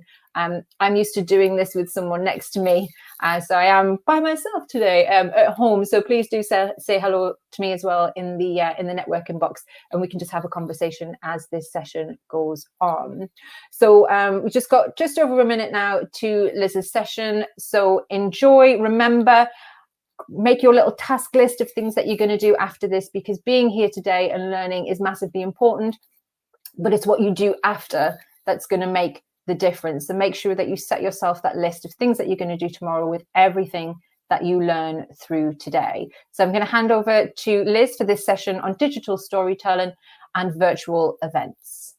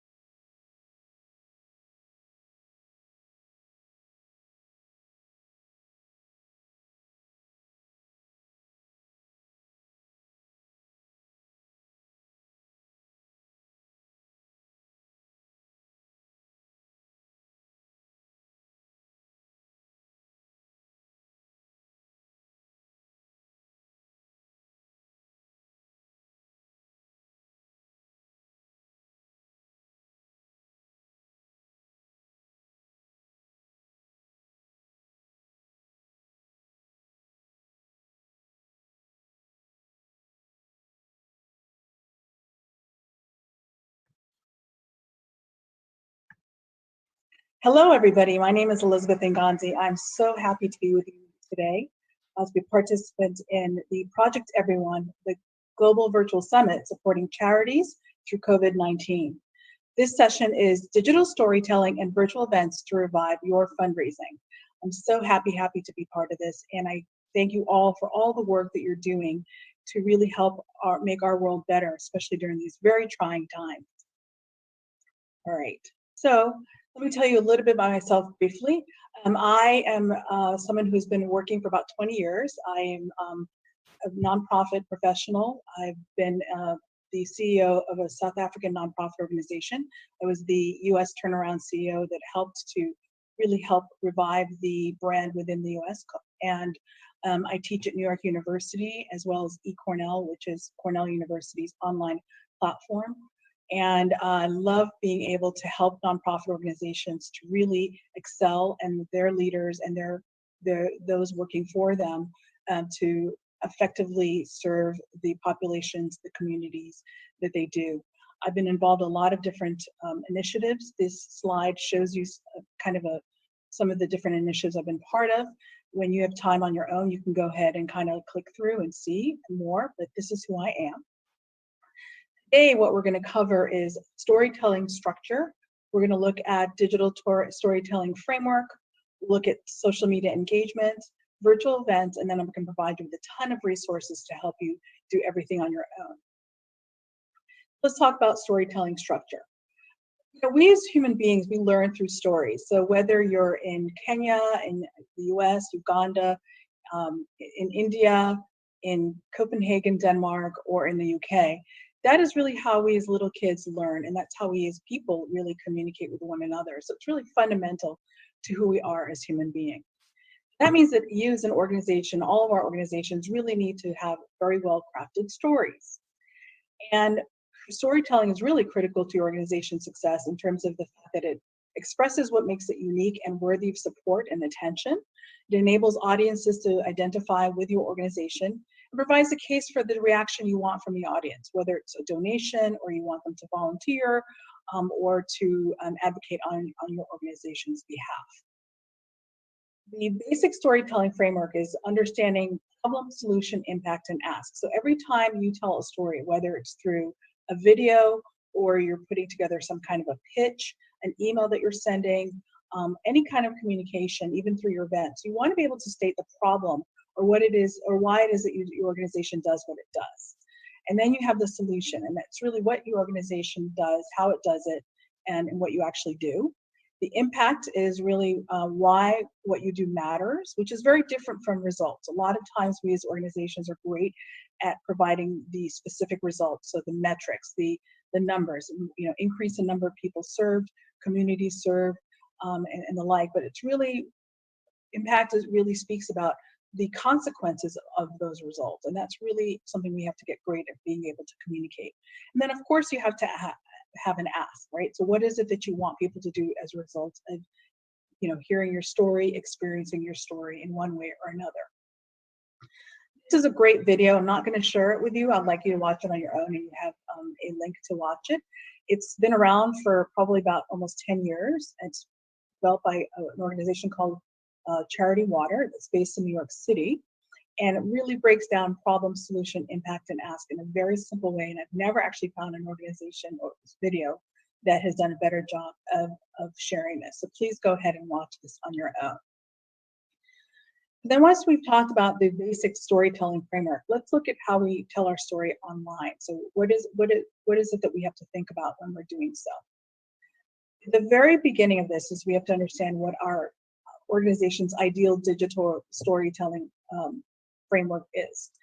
It's in the middle of all of this is your organization's website. And that's really kind of like your mothership. It's where everything happens. It's where you have all of your information, and it's really where you're able to transact in a lot of different ways, whether it's trying to get people to support your organization as volunteers, as donors, to watch your videos, to learn about your theory of change and the like. But what's really important is that you have these different nodes, these different elements around here that are supporting your website and are driving traffic back to your website. Because unfortunately, I know how difficult it is to create a website, to develop it, because I've done it many, many times. And unless you have footprints that are walking towards the website itself, it's going to be very hard for people to find you unless they actually know the name of your organization. So for you to be found, you need to make sure that your social media networks, your different platforms, have some kind of a link back to your website. Any of your posts have links back to your website, that in your search engines, that you're able to make sure that when people are searching for specific topics through, say, Google Ads and the like, you're able to have them find you because they're interested in girls empowerment in Uganda, and your organization shows up at the very top and they can click through. And then you also want charity rating platforms, depending on the country. In the US for us, we have a platform called GuideStar, which provides pretty much information about the 1.5 million charities that are in the US. And so a donor is able to find out, whether the organization's legitimate, sees financials and the like, and also kind of gives different ratings depending on the information provided, and so on and so forth. We now have virtual events. We're part of our new reality, and some organizations have participated in virtual events and organized them in the past, but now it's really much more prevalent. And so that's a new element I've added to the digital storytelling ecosystem. And then you've got your external partners, whether it may be your donors or it's your any other organizations that you may partner with. It's really important that you have a presence on their website, because if you have a prospective funder who's really trying to understand whether or not to support you, one of the things they want to do is take a look at your presence on someone else's site, and it gives them a sense for whether or not you've been vetted, and so on and so forth. Then you've got influencers, and that could be the media, it could be social media influencers, people who have a following, who have a very strong following, whether it's a celebrity or someone who's of note and who has some kind of a following, whether it's, let's say, if you are a health-related organization, maybe you have a high-profile doctor or someone who is in the health sector who's able to speak about the work that you're doing, and that gives it credibility a lot more than you always being the one talking about how great your organization is. And then, of course, you've got your email and mobile outreach. I always tell organizations, and actually really anybody, whenever you're sending emails out, like if we're even just talking about your basic email, whether it's you have it through Gmail and the like, you want to make sure that your subject always has, I'm sorry, not your subject, but that your signature always has a link back to any campaign that you're running on your website or anywhere else. It's a really great place to promote any of your activities. And then you've got peer-to-peer engagement platforms, which may be, sites where you can get people to sign petitions if, let's say, you're lobbying it around a certain particular topic. Let's look at some of the challenges that organizations must overcome online. One is the prevalence of fraud. Unfortunately, there's a tremendous amount of fraud, and especially now with everything being completely fluid in our world right now, you're going to see a lot of fraud, and you've already seen a lot of fraud. So it's really important that organizations are able to come across as being legitimate and the like.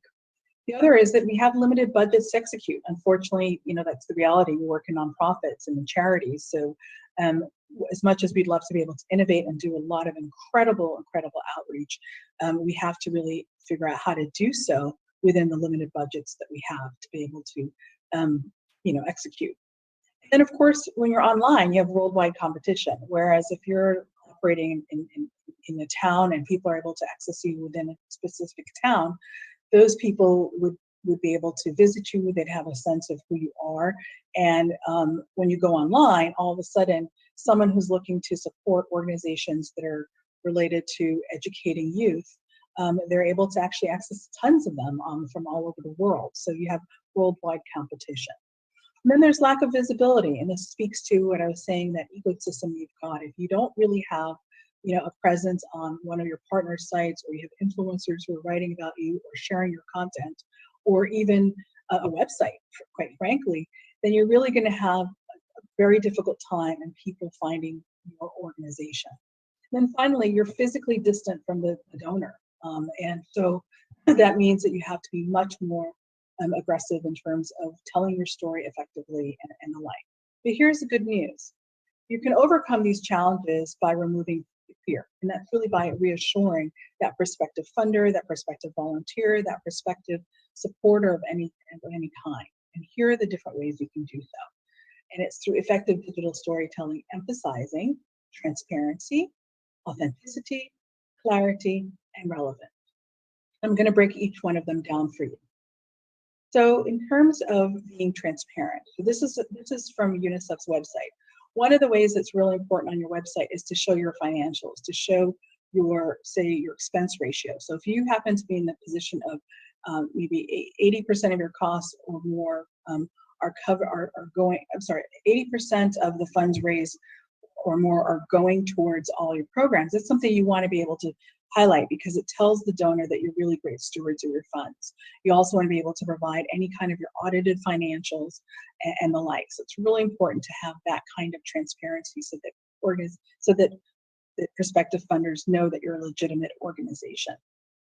It's also important to be authentic. And when I say authentic, I mean it in the sense that you don't always want to be the one telling the great news about your work because that's a bit biased. But if you have the ability to have third parties, whether it's a blogger or a news organization or someone else who's telling your story as well and amplifying your great work, that's a real home run in terms of helping folks who are interested in potentially supporting you recognize that you are really great at what you do and that others have seen it. Then you want to tell your story clearly, and this really speaks to the problem, solution, impact, and ask. And so if you look at this is on UNICEF's website, it's really clear what they do. They're about, they're able to drive change for children and young people every day across the globe. So it's really clear what they're about, and it tells you that they work in 190 countries and territories to save children's lives, defend their rights, and help them fulfill their potential from early childhood through adolescence. And we never give up. So that's a real clear statement about what they're about, what they do. So you don't want to get into this NGO speak, which we have heard of. We've probably been even the creators of it, where we create all this very complicated language that's very hard for people to really understand what we're about. If we make things very complicated, it's hard for someone to say, well, you know what, I really do want to support them. I want to get involved in what they're doing. The next thing is you want to be relevant. And when I say relevant, what I mean by that is that on this site, they show the different donors they have, the different organizations that support them. They also happen to have different chapters that support the work that they do. And then they have ambassadors. So whatever the equivalent is in your world, you definitely want to showcase that because, again, a funder who's going to come to your website or if they're engaging with you anywhere online, they want to know that you have other supporters and they want to see that the type of supporters you have are similar to them, whether it's an institution, a high net worth individual, or a high school student. So it's really important that you communicate how you are relevant to this prospective supporter. And then right now I'm adding to relevance. This is a slide I've added, and it's really being not only relevant but really being timely. So insofar as your organization has the ability to provide information that can help people navigate through this COVID sort of disruption we're experiencing, you absolutely want to be able to communicate that, whether it's on your website, it's through social media, and so on and so forth. You want to definitely be relevant and timely in your communications. So now that we've talked about the storytelling and digital storytelling frameworks, let's go ahead and talk a little bit about social media engagement. And this is a graphic that shows a number of it's the 15 top most popular social networks out there. I'm going to focus on 5 platforms that I feel that would be really great for you to be able to effectively tell your story. And I'm going to give you some best practices as well as examples of them. So here we start with Facebook, and it's got 1.86 billion users worldwide. And just in the US alone, which has over 300 million people, it represents 90% of 18 to 29-year-olds, which is huge. I mean, I think we all know Facebook, if we don't already engage with Facebook as individuals, maybe our organizations do. So it's really important to understand how to leverage it. And it's a great tool for fundraising. I would say out of all the social networks out there, I would say Facebook through it's traditional Facebook. I'm going to show you Instagram and then WhatsApp.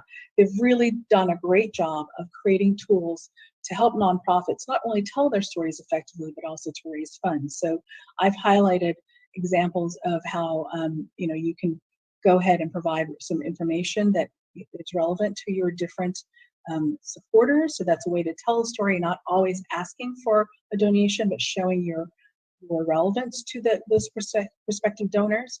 On here to the right, you do have a direct donation button. So if someone comes to your page, they're able to make a donation directly, or they can actually raise money, and that's what you want. You want to be able to have people create what are called peer-to-peer fundraising campaigns, whereby if I'm really inspired by your organization, I want to get all my friends to support you, maybe through my birthday giving, or it might be a different kind of a holiday that I want to have people support your organization, through my network. So this is a really great tool.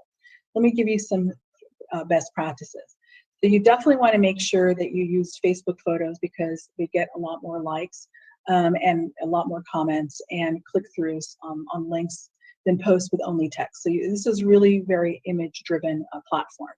You also want to make sure that you take time to ask followers questions that create community and it creates increased engagement, especially now as you have so many people at home and they're spending time really online. This is the time to really engage with them and find out what they're thinking about, because the more people feel that they're part of your process, they're part of your creating of your organization and supporting your organization, the more they're likely to really come on board and really be great champions for your cause. The other is you want to create a Facebook group of alumni or key supporters to help cultivate fundraisers and build fundraising teams, because one of the challenges that we're experiencing right now is that the algorithms within Facebook, within Instagram, and frankly even like Twitter, are actually suppressing your content. So in the past, where let's say if you had 100,000 followers, if you're in a fortunate position to have such a great following, you'd have had a lot of engagement because a high percentage of those followers would have seen your content in the past. Now, because Facebook is really working towards a more pay to play, or they're asking you to pay for your content to be seen, you're really in a position where you either have to go ahead and pay for sponsored ads and posts, or else you have to create Facebook groups, because within Facebook groups, your content is much more visible to the people who are part of those groups. So that's something to think about. Let's go to Instagram, which is a great platform. I get sucked up in Instagram. I love all the images and videos and stuff, and I know that it's quite popular. And so one of the tools that Facebook introduced, through Instagram earlier last year, was the ability for you to be able to take donations through Instagram stories. So here's an example of a bunch of stories that were compiled together, a story that was compiled together, a bunch of different posts that's around UNICEF's Mother's Day giving campaign. So they have their, a piece talking about their organization, what the campaign's all about. They have videos that you can watch of their different employees talking about the campaign. And then they use here this sticker that you can go ahead and donate to the organization. And it's real simple. You just click the amount that you want. And as long as you actually have payment, the ability to donate through Facebook, it's basically like a one or two click donation. So it's really simple for you to give. The other great thing, and that I should say about Instagram as well as with Facebook, is if let's say you yourself just want to create your own campaign, you can also very easily do so. You can all go ahead and choose the organization you want to fundraise for, and it's really easy to set that up. So that's a great thing about Instagram and Facebook. Another thing that they've recently introduced is a donate button. So now, as an organization that has a business account with Instagram and that is verified as an organization that can take donations through Facebook and Instagram, you now can integrate the donate button so people can donate directly onto your account as well. So that's really powerful. If you haven't already activated that and you have a verified account, I absolutely encourage you to do so. And to the right is a video that you can watch that gives you a little bit of information about how to go ahead and set this up. And there's 600 million users worldwide and growing. So this is a great platform for an organization. Here's something else I just wanted to let you know, since this is a global conference, I want to share with you the countries through which you can actually fundraise right now on Instagram. Unfortunately, it's not everywhere, but these are the countries. And if you happen to be in one of those countries, this is a great thing for you. Let's look at 3 best practices. Definitely, like I said, this is a platform that is image driven. So you want to share as many great photos and videos of your team, your volunteers, your beneficiaries, showcasing, who they are, what they love about your organization. Just make it really positive and engaging. You also want to share supporter photos and take the time to say thank you to supporters through your posts, because, people love to be recognized, and those people who are supporting you definitely want to make sure that you're thanking them as much as you can in many different ways. And this is a wonderful platform to do so. And guess what? When you thank people, they like to amplify your posts. So that's also a very, very smart way to get people to share your content further.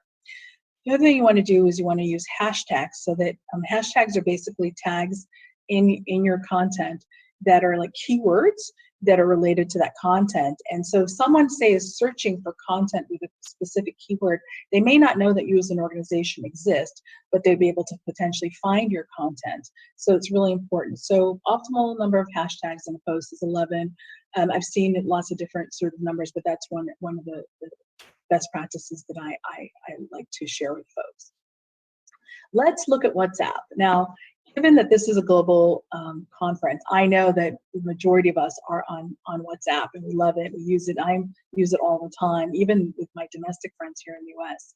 It's got 1.5 billion users, and 60+ billion messages are sent every day. So this is incredible platform to leverage. And I'm sure at this point you're saying, well, how is it related to nonprofits and fundraising? Well, here's what's really great. WhatsApp now has the ability for you to manage it online, so on your desktop rather than just on your phone. And if you click on this link, you'll be able to find out how to set it up, and it's very, very simple. And it's a really great tool that you can use now as a channel to communicate between staff members, especially now during the disruption where people are not in the office. You're working remotely. It's a way for you to quickly send messages back and forth and keep everyone connected. It's another way to create a supporter community. And so while you're not able to maybe have people visit you in person and come to your projects, it's a way for you to keep them engaged and give them updates of what's going on with your organization, and really make them feel like they're part of what's going on, and really can help you to come up with ideas about how to really thrive during this time that's really, really challenging for everybody. It also helps you to activate and engage distributed networks so that you can bring disparate networks together to, again, support you and co-create what it is that you're trying to co-create right now with your organization. And then it also provides you with an ability to crowdsource knowledge, and of course fundraising, because there are tools to be able to do so. So here are 4 best practices. One is set up a business profile using the desktop version, and you can use a landline or a mobile number that's outside of whatever your regular numbers are. So that's a great way to do it. I would suggest that maybe if you want to go ahead and create a number through Google Voice, but Google has numbers that you can create, and so that's a free service through Google. And then you want to promote your WhatsApp number on your various channels and encourage supporters to join. So you can actually put it like on your website, and so on and so forth. And you can use automated messages to onboard people. The same way, let's say if you have people who sign up for your newsletter on your website, you can go ahead and automate the message that they get the minute that they go ahead and sign up for you, so that they can sign up anytime, and then when you have an opportunity to, you can actually engage with them in real time. You can also use it as an opportunity to share live video while in the field, to broadcast advocacy and fundraising messages for your supporters to amplify. Because the great thing is that people are they're part of your network, and they're part of a group that you create. They can actually share all the posts that you have and all the content you have to their respective contacts and followers. And be on the lookout for WhatsApp Pay. It's actually coming out now, within a week or so, and it's going to facilitate one-click fundraising, leveraging Facebook Pay functionality. So Facebook's really smart about bringing all 3 of its platforms together to facilitate payments, and so nonprofits are going to benefit greatly for this. Now, if you don't have WhatsApp Pay, you can still, if you, let's say if you're trying to fundraise through WhatsApp, you can still go ahead and use a link to, let's say, your donation page on your website, and so people can still click through that way. But the advantage of WhatsApp Pay is that they can actually transact within the platform without having to leave it, and it makes it easy for them to go ahead and do so. Let's go ahead and look at YouTube. The YouTube has 1 billion users plus users worldwide, which is a ton of people, and really for nonprofits, I think we know at this point that other than someone being able to visit your project or visit your school or your museum or whatever it may be, this is the next most useful way and effective way to engage people, to learn about what you're doing. And so to the left is a video that you can watch on your own, and this is about YouTube Giving. So this is YouTube's giving platform where you're able to have people donate to you to create fundraisers and so on and so forth. So I want you to learn about that. And then to the right is a link to YouTube's social impact platform, where they have a lot of resources for people who are in the charity space, who want to learn about how to more effectively not only create videos, but also how to monetize them, how to share them, and get them out there. So I absolutely encourage you, while you have time right now, to go ahead and visit YouTube Social Impact. So here's some best practices. I mentioned that outside of actual visits to your organization, video is really, really important. You want to keep your videos, about no more than 2.5 minutes long if you can. If you're using videos for, let's say, on Instagram, your videos have to be actually less than about a minute, unless you go ahead and, but yeah, just go ahead and go with that thinking. And then you want to be able to add cards to your videos, which enable viewers to link to different pages you want them to visit after you're watching your video or while they're watching your video. Maybe you want them to go ahead and link to your donation page and the like.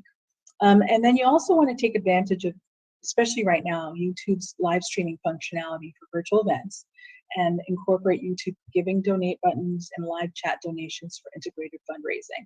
Now, unfortunately, this functionality is only currently available in the US, UK, and Canada. So for those folks who don't have that ability to do the YouTube Giving, or they're in countries that don't have that functionality, then what you'd want to do is take advantage of the cards to be able to have people click through and go to your website or wherever it is that you want them to make a donation or learn more about what you're doing. Let's go to LinkedIn. So LinkedIn is a platform that encourages not only your organization to have a page. Your organization should absolutely have a page, and that which is different from having a group. And I know a lot of organizations tend to be confused about that.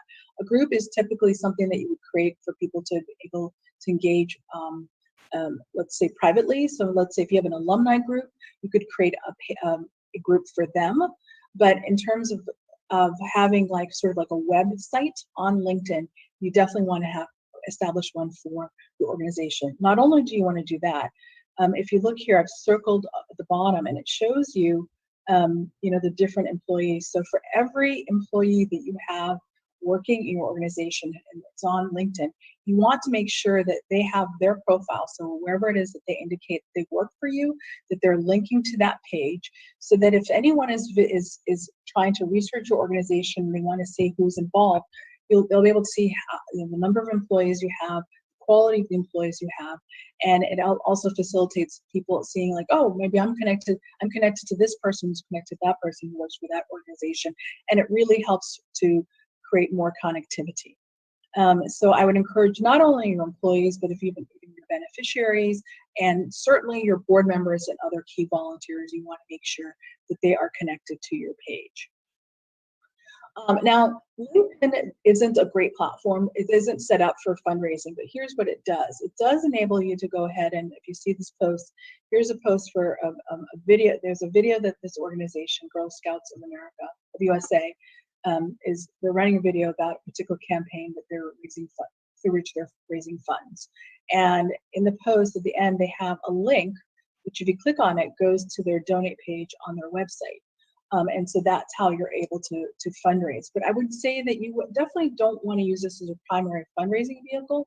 Here's the way that you can use it. I already mentioned the fact that you want to have all your employees and volunteers connected to the page, but it's a really great tool for you, or platform for you to recruit prospective board members, volunteers, employees. And at the end of this presentation, I have resources where you can learn about LinkedIn's resources for nonprofits. So that's something I'd love for you to definitely check out and see how you can build your organization further, because board members are, we want board members to support our organizations, because those are the key part of our key leadership in every organization. We also want to focus on primarily sharing your thought leadership on this platform, because this is where you're building your credibility. So if you have studies that you conduct, if you write articles, your blog posts, and things like that, you absolutely want to make sure that you leverage this platform to share all of that goodness.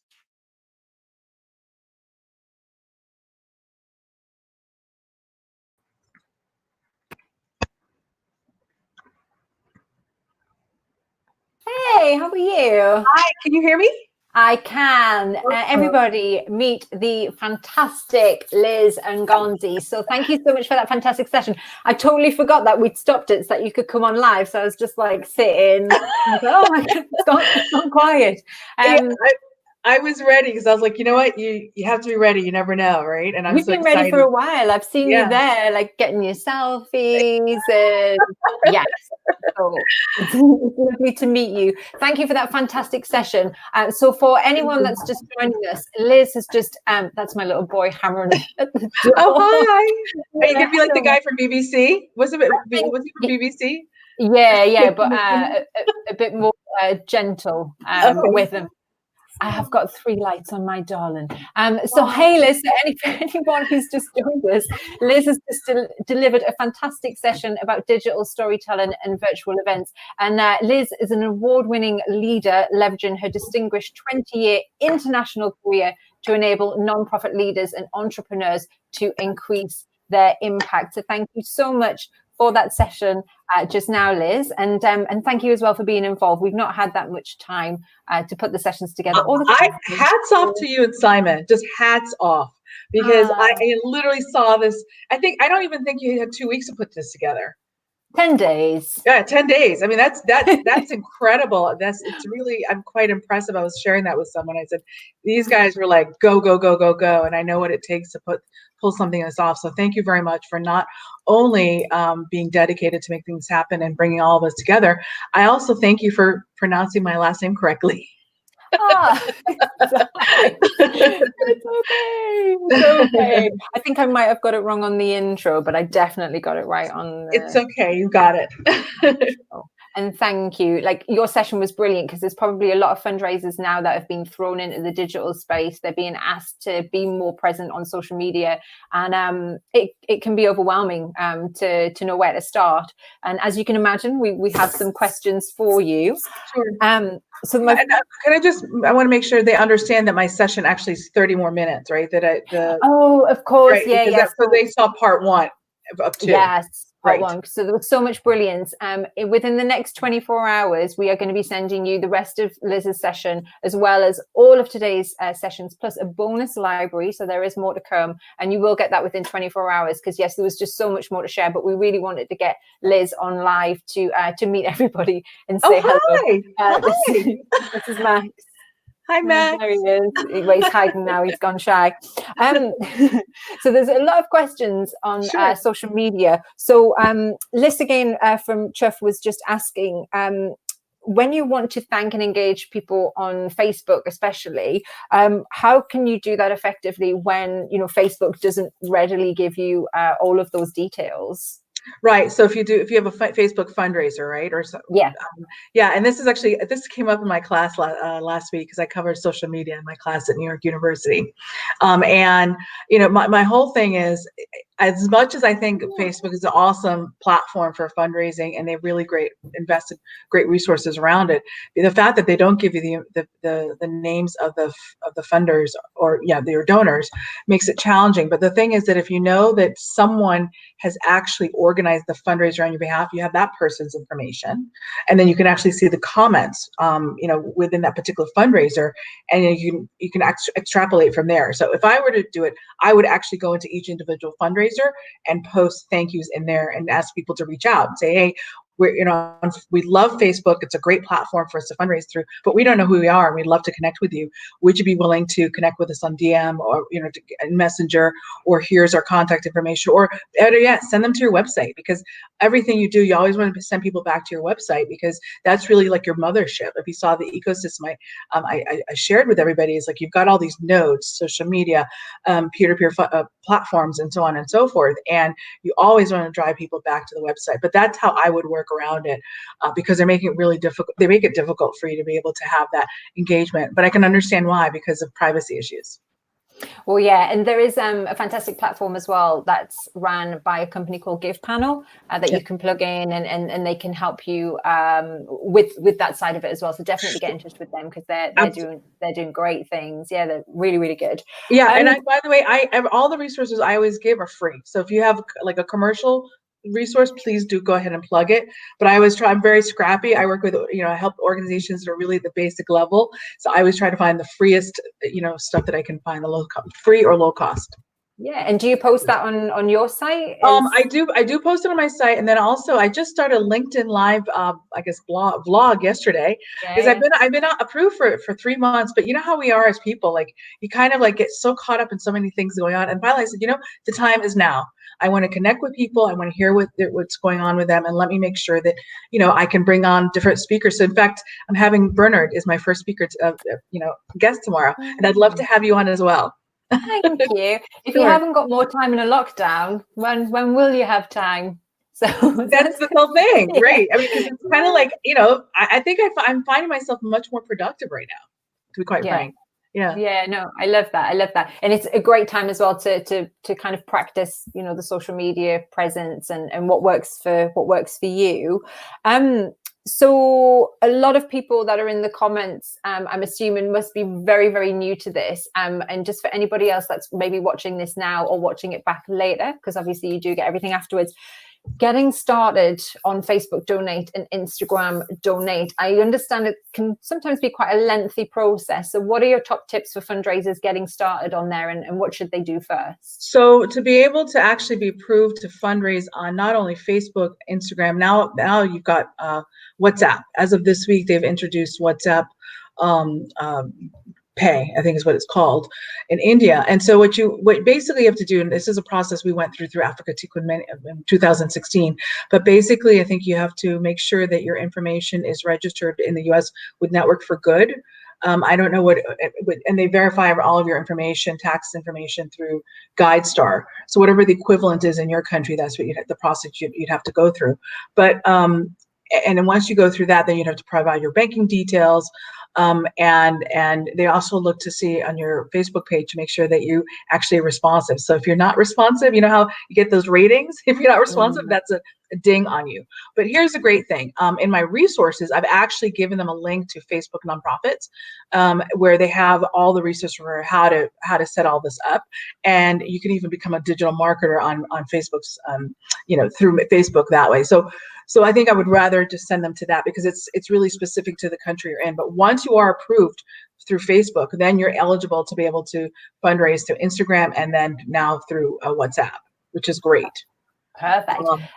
And we did run a session as well on fundraising everywhere in January with the award-winning fundraiser Jill O'Herlihy from Mental Health Ireland, and that I've just popped a link in the chat box there for anybody that wants to watch it after this, because they've been doing some brilliant things on there.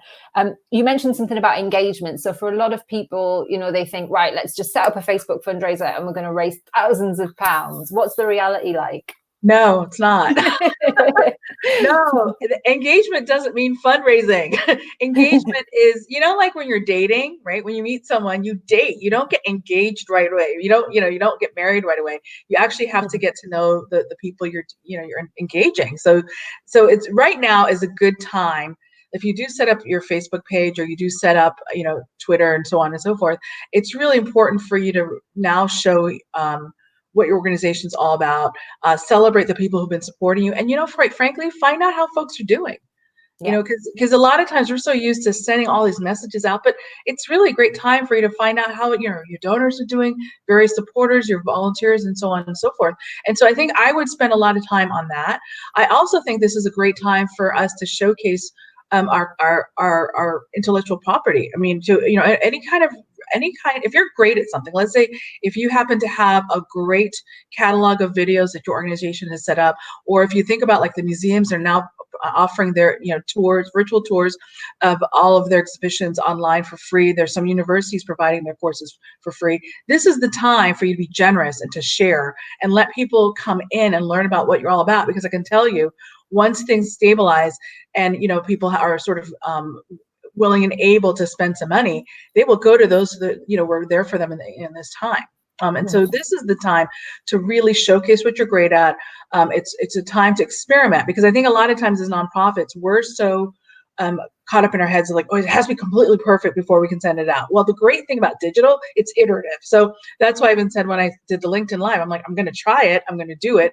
And, you know, it's going to be, I'll kind of tweak it as I go. But the point is just to get there, get out there. And I think because everyone's is sort of in this sort of fluid state right now, they're going to be forgiving if things aren't perfect, right? It's just the fact that you're sharing your resources, you're out there. And I'm going to be giving you an example that I think is really, really quite significant. I had a woman who heads up digital marketing for UNICEF USA come into my class 2 weeks ago.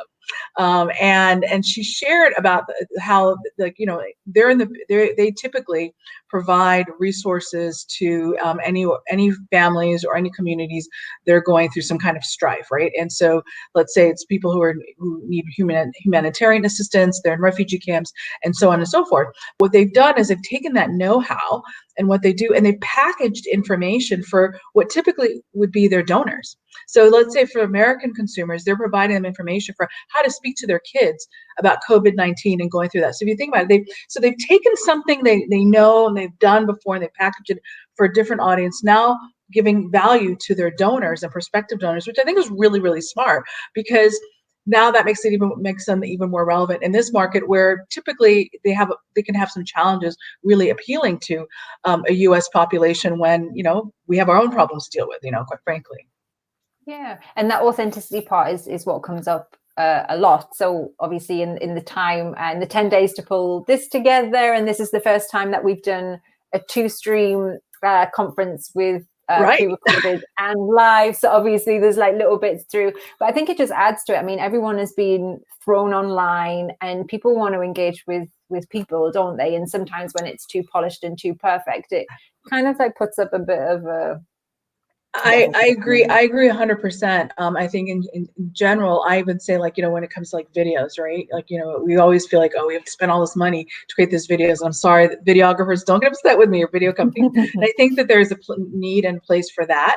But I also feel that there is something really great about just organically hearing from somebody. And I don't care if it's on a you know, on your phone. Like, so I'll give you an example. I used a photograph of one of our beneficiaries from when I worked for Africa Tikkun, who I asked to go ahead and record a video on her phone in South Africa for a donor in the US, because I felt like he would like to hear from her, because there was a connection that was made, and he loved it, right? And it was just on her phone. It wasn't slick, wasn't rehearsed, but it was genuine, it was from her heart, and he shared it with other people. And we did similar things for our donors, and literally they would share it on their Facebook page and say, look at my, you know, my kid here in South Africa, or whatever. So this is really about being authentic, and it's not the time for you to really have these slick productions, because everyone understands what's going on. And this is when we're able to connect person to person. Because think about it, like right now, you're in your home, I'm in my home. Regularly, we wouldn't see each other. We'd meet in a cafe, we'd meet in an office, but now we're getting into people's homes. So now's the time for us to really connect person to person, even though it's for an organization. Yeah, no, I love that. And I guess on the final question, so someone, Liz, again, it just asked around, you know, they have quite a lot of followers and connections on their personal accounts, but how can they move that to the charity? Would you just say, just build it on your personal ones and get to know people? Or do you think there's a benefit in trying to grow it through the more kind of professional accounts? I think that you do want to move the activity to the professional account, because you want everything sort of consolidated. But obviously, if I am supporting an organization that that I want people to get involved with. They may not necessarily be as vested in the organization as they are vested in supporting me. So there's a fine balance that you have to sort of find there. But I think it's important that for the organization, in terms of assets, that and the relationships are managed in a more central place. But here's the reality. Right now with Facebook and Twitter, and really Instagram, the algorithms are suppressing the content, right? So the problem is if you have everything, if you have all your supporters in one account and you're trying to make sure that they're, seeing your content, they're not even 10% of them are seeing that content unless you're paying for them to be able to access it. So there might be some benefit to having some distribution in terms of, how people are supporting the organization and how they're engaging. And I think that, as let's say if I worked for an organization, I wanted people to connect to the organization that I work for, I would say, hey, I want you to connect with me here, but please also support us so you can learn more about what we're doing. So, right. So it's sort of like you manage it in both places in that way. But yeah, so, and I just always say, you try it and see what happens, because it is specific to your specific situation. And the problem is right now, everyone has to pay to play. You have to pay for your content to be seen. That's just how it works. And before we go, because I know you have to go.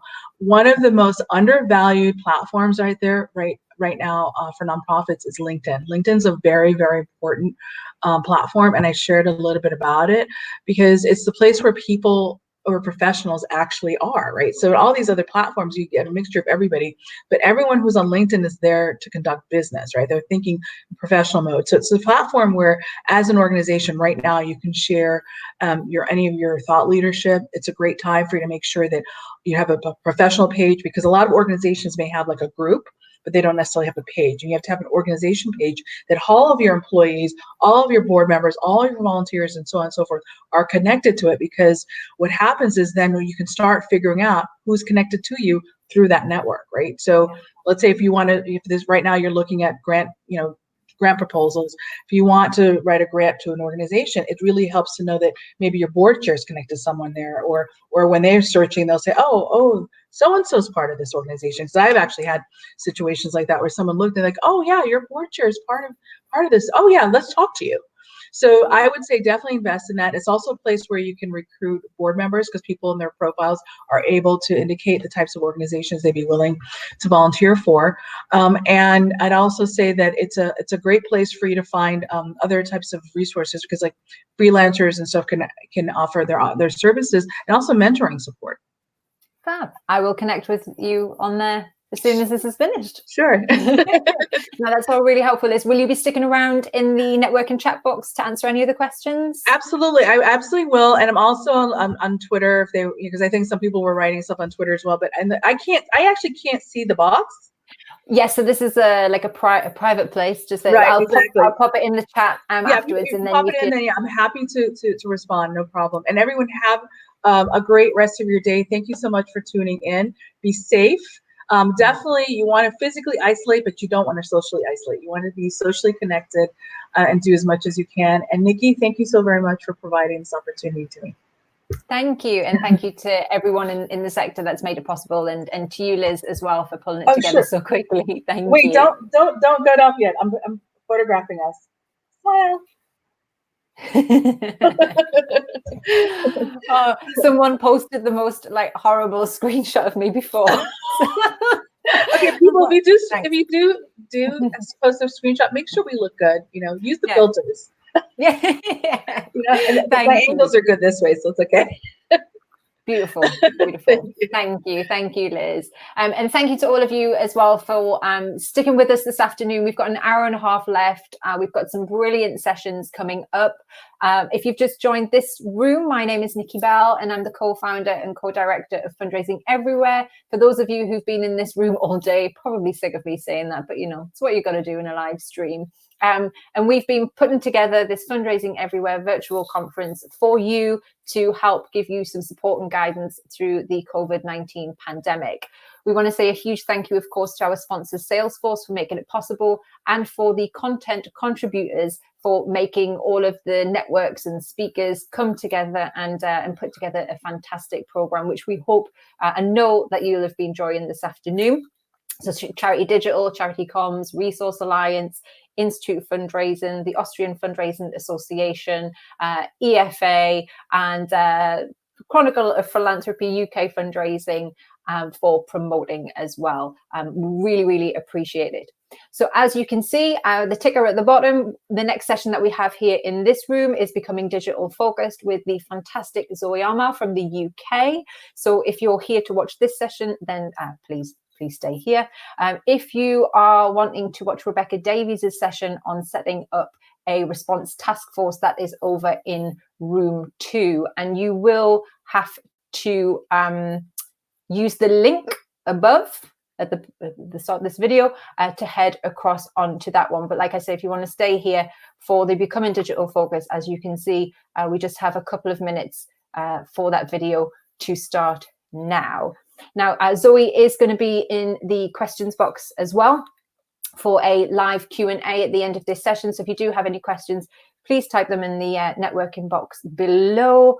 And just thank you so much for being with us today, for being so understanding. We've had almost 4,000 people register for Project Everyone today, which is huge. I think my bet, Rob can correct me on this, I think it was about 2,800, but overnight we've just had so many people coming online.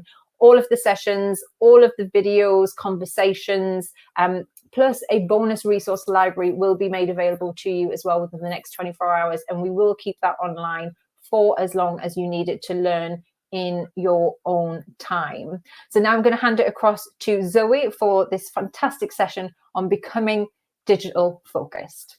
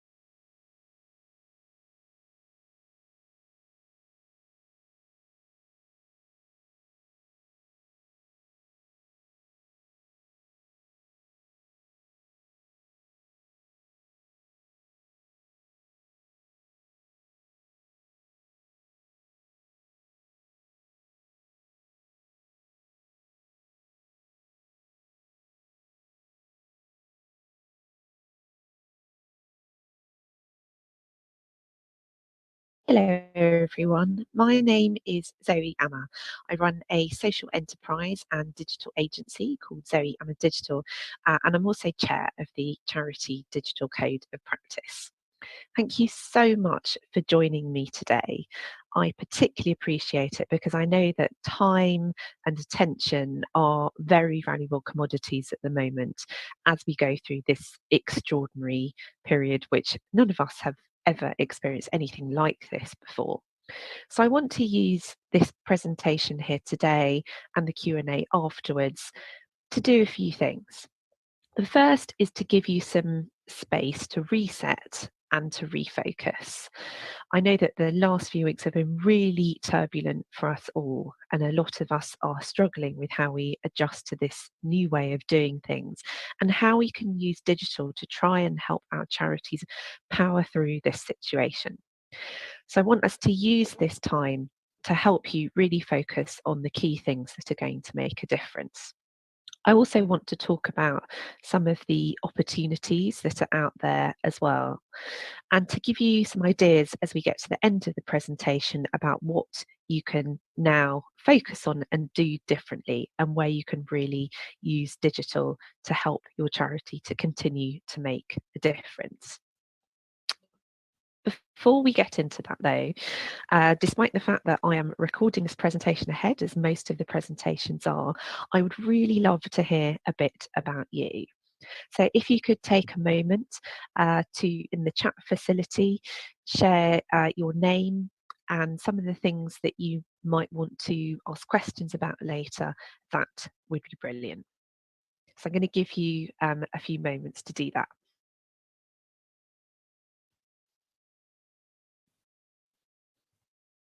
Great. So keep those introductions coming. That would be brilliant. That's the great thing about doing an online presentation. Please feel free to keep sharing your thoughts as we go through. And now what I was thinking is that there's no reason why we can't do an icebreaker, even though this is all happening virtually. So what you're going to need is a pen and a piece of paper or some Post-its. And what I'd like you to do is to imagine where your charity or your nonprofit could be in 6 months' time. Now, we all know there's going to be a really rocky road ahead, but at the same time, I'd really like us to think about how we can all be using digital to make a difference. So what are the 3 key things that your organisation needs to focus on right now, where it could really use digital to make a difference? So that might be fundraising, or it might be about how you can use technology more effectively for remote working. It could be a lot of different things. So again, I'm going to give you a moment just to write your ideas down, and then we can talk about some of those when we get to the Q&A at the conference, because I'd really like to hear where you need some help. And we'll also revisit those ideas as we get to the end of this presentation as well. So I'm going to give you a couple of minutes to do that.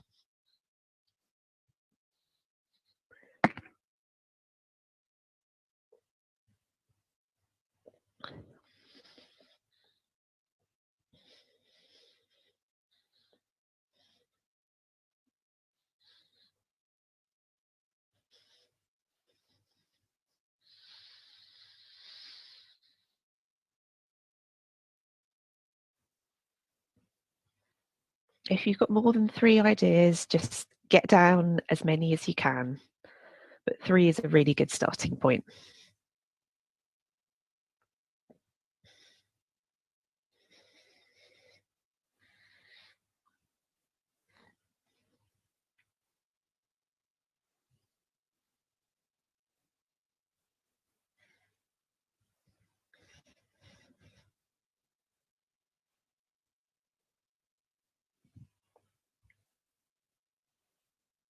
Okay, great. So hopefully you've got some ideas down.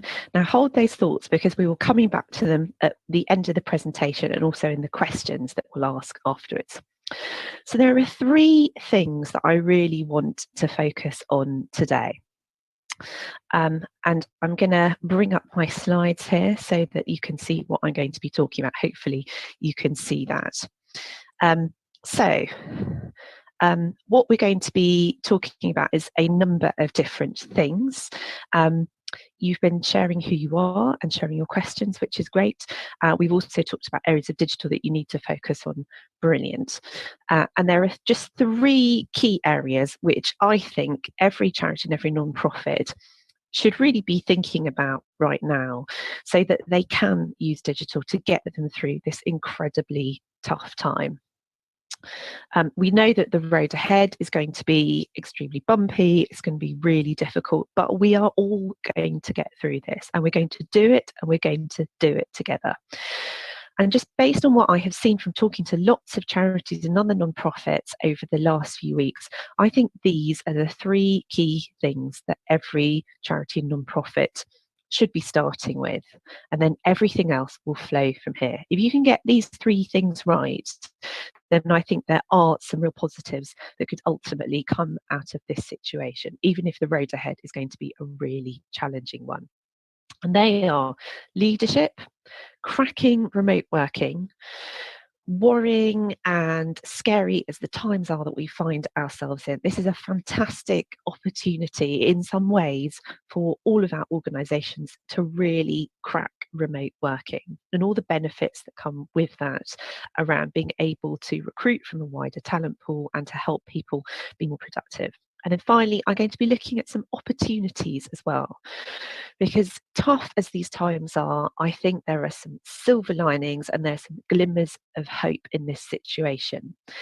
And there's some really interesting ways in which supporters and donors' behaviour is already beginning to change. Some really powerful things going on around the shared experience that we all find ourselves in. And I'm wondering if there are some ways in which charities and other nonprofits can really tap into that. And I think there are. And I'm going to be talking about that later. So the first thing that I want to really talk about here is leadership.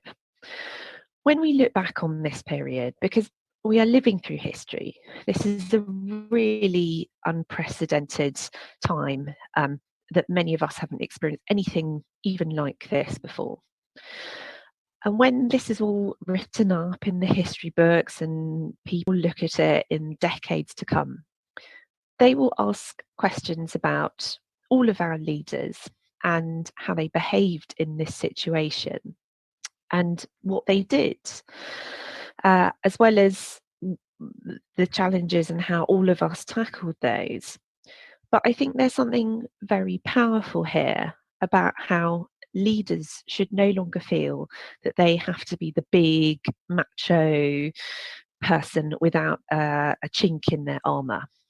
And where I've seen a real step change in leadership over the last few weeks, and where charities and non-profits can use digital to do that, is where the leaders are openly sharing their fears and their worries.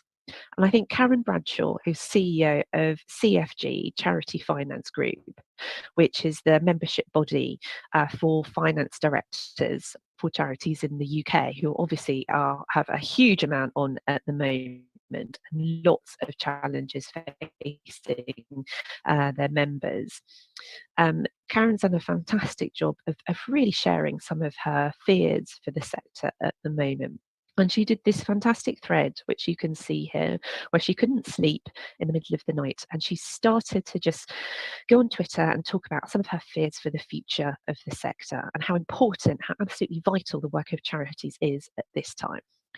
So if you're a leader or someone who's got any kind of responsibility towards other people in the charity or the non-profit that you work in, I think you've almost got a duty to really put yourself out there and show how you also share some of the fears and worries that the people you work with have. And there's a kind of power in doing that as well. And when Karen posted this thread, it's quite a long thread and it's well worth having a look at on Twitter. And she talked about all her worries about what was going to happen to the sector. And funding obviously was a very big part of that. And she also talked about how society is very dependent on charities and how their work at the moment needs to be dialed up, not dialed down. And that's the challenging situation that charities really find themselves in. And there was a huge amount of engagement on this. And I think it's interesting to see how there's actually starting to be more mainstream press coverage of the massive issues facing the charity sector at the moment. And I do wonder whether it's because Karen and some other brilliant leaders in the charity sector like Carl Wilding have been using their social media presences to really talk about their real worries and concerns about what's been called the funding apocalypse for the sector and where that's going to leave the people who the charity sector helps. So I think there's a real benefit in leaders coming out and saying, I am worried about this situation. I share your fears and concerns, and this is what I'm going to do about it. We shouldn't be afraid of being afraid. And we should be using digital to say that, because it's an incredibly powerful way to bring people together. Another way in which leaders can really bring people together is to show how they don't have all the answers and to really muck in with their teams and show that they are willing to learn. And I absolutely loved this tweet from Kate Collins, who some of you will know, who's CEO of the Teenage Cancer Trust, where she is talking about how her team have come together and they're doing a virtual pub quiz online. And if you look at the actual thread on Twitter, she's really sort of showing how it was quite chaotic, it was a bit messy, everyone was learning how to use the technology because they were all doing it for the first time. But again, there's this power in having this collective shared experience and showing how she, as a leader, doesn't expect her team to make it perfect and pristine. It's just about everyone trying something different and learning along the way and really sharing those learnings as well. So there's definitely something here about how leaders can just get in the trenches with their staff and their volunteers and really show how they are learning and developing alongside them, and they're not scared to fail and not scared to try new things. And I've had some fantastic stories over the last few weeks of charity leaders who are having to move their charities in a different direction really suddenly. So there's a small charity near me where they provide services to addicts. They give them counselling face to face, and they've had to move all of that online. And the CEO of that charity was talking about how, well, we're just having to all learn together and try this out and talk to the people we help and find out how they are finding it, and also get the feedback from our team and just work together to make this the best that we can. So there's absolutely something about trying all these digital initiatives together, showing how you're really pulling people together to do it as a leader, but showing how you're humble and you're really willing to learn and adapt as well. And again, I think that can be really powerful for morale, and potentially in the mid to long term could even be quite powerful for fundraising, because it's showing how you're all speaking with one voice and you're really working together to do the best possible job that you can for your beneficiaries. So I think this is a fantastic example of leadership and learning, and where that can have a huge amount of potential. And then the third thing, which I think is could be an exciting opportunity for some organisations, is where they can really see the current crisis we're going through as a moment when they could pivot. So really interesting seeing what the Scouts are doing and how they're using digital. Now, Scouts, obviously, their traditional model, very dependent on face-to-face, bringing groups together. They've always had a real progressive streak because they've had these digital challenge badges. But at the same time, they've really had to quite rapidly change what they're doing, how they operate, and they are facing some quite significant issues at the moment. They've been in the press recently talking about those, like a lot of other charities. This is not going to be an easy time for them. I think through all of that, if you can show your supporters and your donors and your beneficiaries how you are changing, again, that's going to bring them along on the journey with you and continue to get them to support you at a really challenging time. So what the Scouts have done is they've come up with this really interesting campaign. Obviously, just as the schools have closed, people like me, parents, are having to juggle children. I'm hoping they're not going to come in during this session. They're having to juggle homeschooling with working in quite full-on jobs. And the Scouts have started this great idea, which is called the Great Indoors, where effectively they've come up with all these indoor activity ideas to keep families engaged and learning and trying out new things and active over the coming weeks and months. So looking at what your charity, what your nonprofit does, are there areas when you can pivot activities? You've probably already done some of this or are thinking about it already. Where can you bring services online? What can you offer using digital to help the people that you support? That aligns in a really powerful way with your vision and mission. now might be the time to just go back to that and start trying out some different things, some different ways in which you can use digital to really deliver what you do in creative ways that's going to appeal to the people that you support. So I think what Scouts have done here is a fantastic example of this. Remote working is obviously the buzzword that everyone's talking about at the moment, and the reality for so many of us now, as all of us are now having to do what we do from home and juggle that alongside all the other challenges that we might be facing, like parenting, caring responsibilities, battling connectivity issues. I think all of us have probably been in that boat over the last few weeks. And I think one of the things that we will start to see over the weeks and months ahead is charities asking, how are we really going to make this work for us? At the moment, everyone's still trying to, log on and sort of organise their days and deal with tech issues and get into a bit of a routine. It's like most of the country, if not the whole globe, are going through this giant induction period of starting a new job, even if you are still lucky enough to be in the same job. I think there will come a time, though, over the weeks and months ahead, where people start to ask, well, how can we continue to bring the team together? I think this is a tremendously tough task. And I say this as someone who's been running a virtual organisation for 7 years. How do you really recreate those shared experiences when people are now scattered all over the place geographically, where they may be self-isolating, where they might not be getting out of the house very much at all, and the consequent impact on their mental health could be really significant. So what can we all do to really try and make sure that everyone still feels like they're part of the team?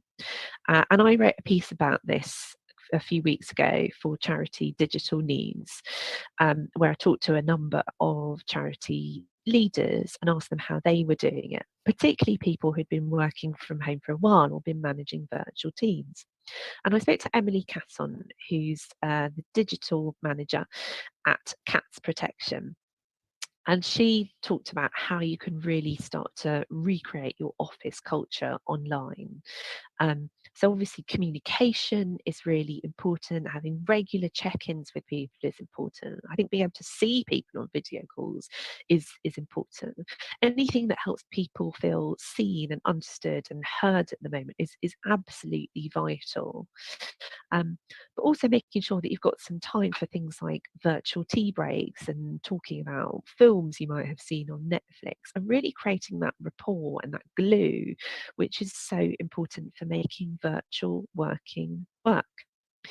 And if that transition from everyone working in the office to mainly working offline is a particularly big one for you, which I think it is for most organisations if people aren't used to working remotely as much as they are at the moment, think about how you can really try and recreate that online. So what do people love about working at your charity? Is it about the banter they have in the office? Is it that people really care about others' welfare? Is it that you always have these fantastic drinks after work on a Friday? What can you do to really replicate that? And keep involving your team every step of the way, asking them what is going to help them get through this situation. You're going to have to check in on people even more than you would normally. Second thing, and I think this is absolutely critical in this really challenging time that I think so many people are going to experience as something that's going to be really tough on their mental health, is taking very active steps as a manager, as a leader, to encourage teams to really prioritise their well-being. And I think this is quite a significant issue even before coronavirus in the charity sector. We're lucky enough as a sector to attract incredibly passionate, really driven people. And there have been a number of studies which have shown that burnout and exhaustion can be a massive issue for charities, because we've got people here who are so committed to what they do. They're always willing to give 110% to it. And even more so at the moment, There are so many organisations when we know that demand has gone up, their services are needed more than ever. They're having to do that when fundraising income has fallen. And I think the temptation now that people no longer have the boundary of the commute at the start and finish of the day could potentially be for them to work around the clock. So you've got to take some active steps as a manager to really help people prioritise their well-being. And ironically, they could well be things that don't involve digital. So I've started asking my team, for example, about what they're really going to do to prioritise their self-care. So we had a meeting on Friday, for example, on Zoom, where we were all talking about what's our act of self-care going to be today. And when you have those one-to-ones with people, perhaps you do them on video, perhaps you do them on the phone, making sure that you spend a good chunk of the conversation asking people how they are, really making them feel valued in that way, and then talking to them about what's going on in their heads, how they're adjusting, and what they can do to make life a bit easier for themselves. And showing where you as a manager are really doing that too, I think is absolutely vital.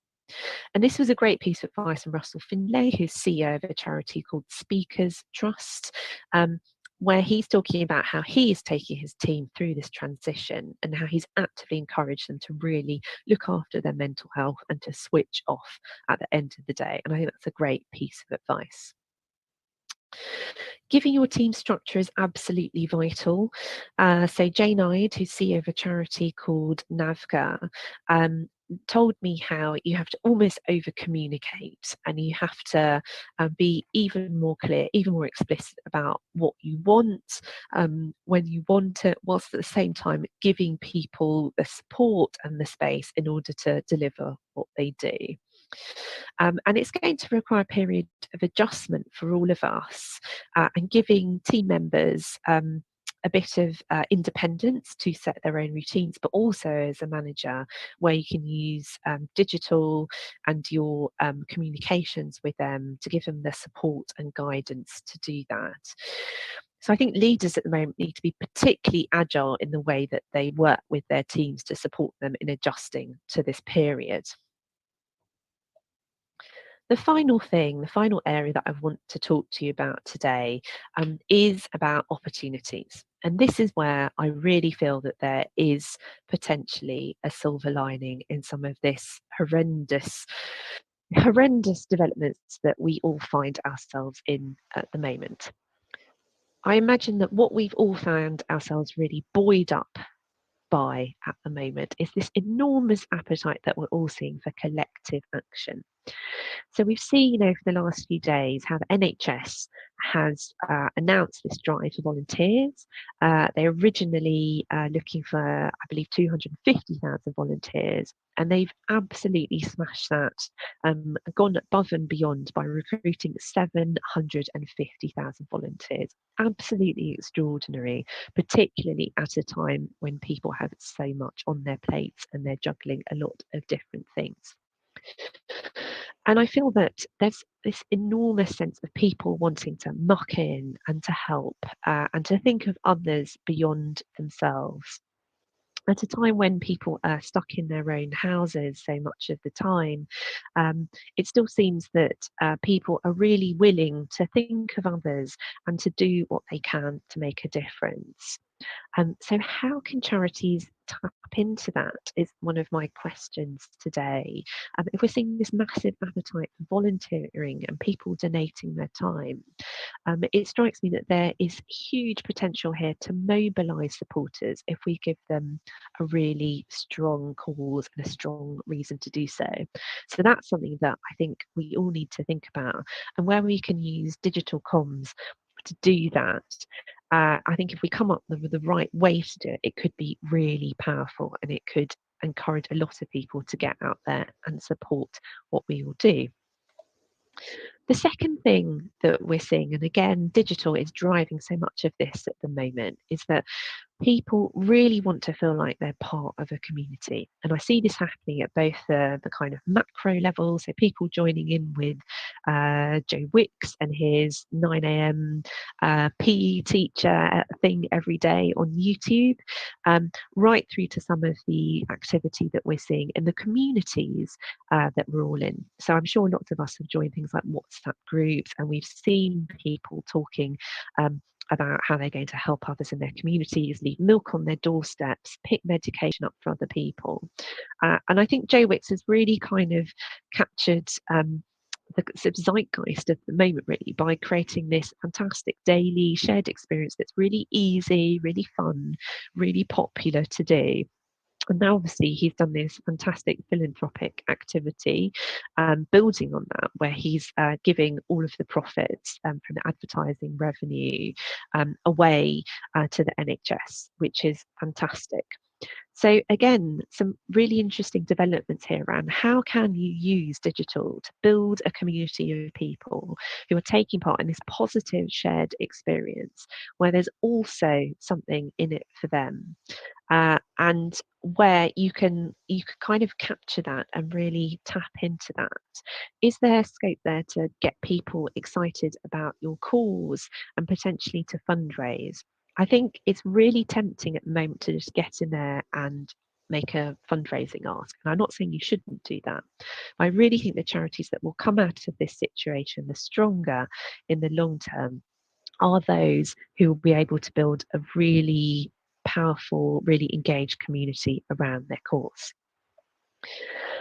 And then finally, I think at the moment, finding some really creative ways to fundraise could be the way to go, and particularly using digital to do that. So we've seen a number of campaigns about donating your commute. This is an example of one that I've seen in Hertfordshire, and where I wonder if this could resonate in particular. It's because I think we all know that people being in the house at the moment is going to be pretty disastrous for people who are in situations involving domestic violence. So I think where you can make the ask particularly relevant to your cause, that's absolutely key. Also, where you can make things just fun and easy and really relatable, I wonder if that could be a real area of potential in digital fundraising. So I came up with an idea which I put on Twitter last week, which was triggered by the fact that whenever I'm on a video call, quite often I'll start talking and then completely forget that I have not muted. I have not managed to unmute myself, and I can get that out. And I'm sure I'm not the only one who's done that. And is there something there that you can play, some kind of conference call bingo game, where if you start talking, you forget to do that, you make a donation to charity. So where I think you can bring almost some fun to the situation and make it easy to do, is there potential there around how we can create digital fundraising campaigns? So we've talked about leadership. We've talked about how you can make remote working work for you. And we've also talked about where there are opportunities as well. So I think those are the three really key areas to focus on getting right in digital over the weeks and months ahead. What I'd like you to do now, again, coming back to those thoughts which you wrote down earlier, is based on what we've talked about here today, and also some of the ideas which will have popped into your head as we've gone through this presentation, is to take a moment to write down anything else which you think would be useful for your charity to really focus its efforts on in digital as we go through this crisis. So again, I'm going to give you a moment to do that. And we can then talk about that in the questions which follow this presentation.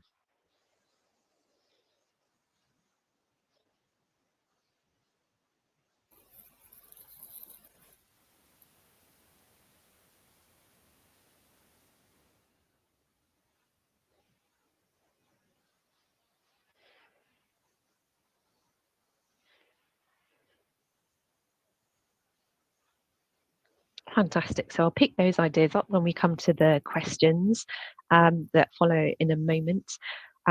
So I just want to say thank you so much for listening. Hopefully those 3 areas of leadership and how to crack remote working and how to look for the opportunities that are out there will have given you some food for thought. Tough as these times are, and I'm as worried about them as the next person, I really think that there could be some potential for the charity sector as we go through this really difficult situation. People want to help, they want to volunteer. We've seen some fantastic acts of generosity, as I was saying. And if we can really hold our nerve and make the right decisions about how we use digital to get through this situation, then I think ultimately the charity sector could come through this a little battered, but also revitalised and looking at some new ways of doing things and some exciting areas of potential. We're living through a crisis situation, but I really believe if that we do the best we can and make the right decisions in any crisis, that this is a moment when leaders are made and great ideas are had. Thank you for listening. That was a bit early there, coming back, wasn't it? Better than late, though.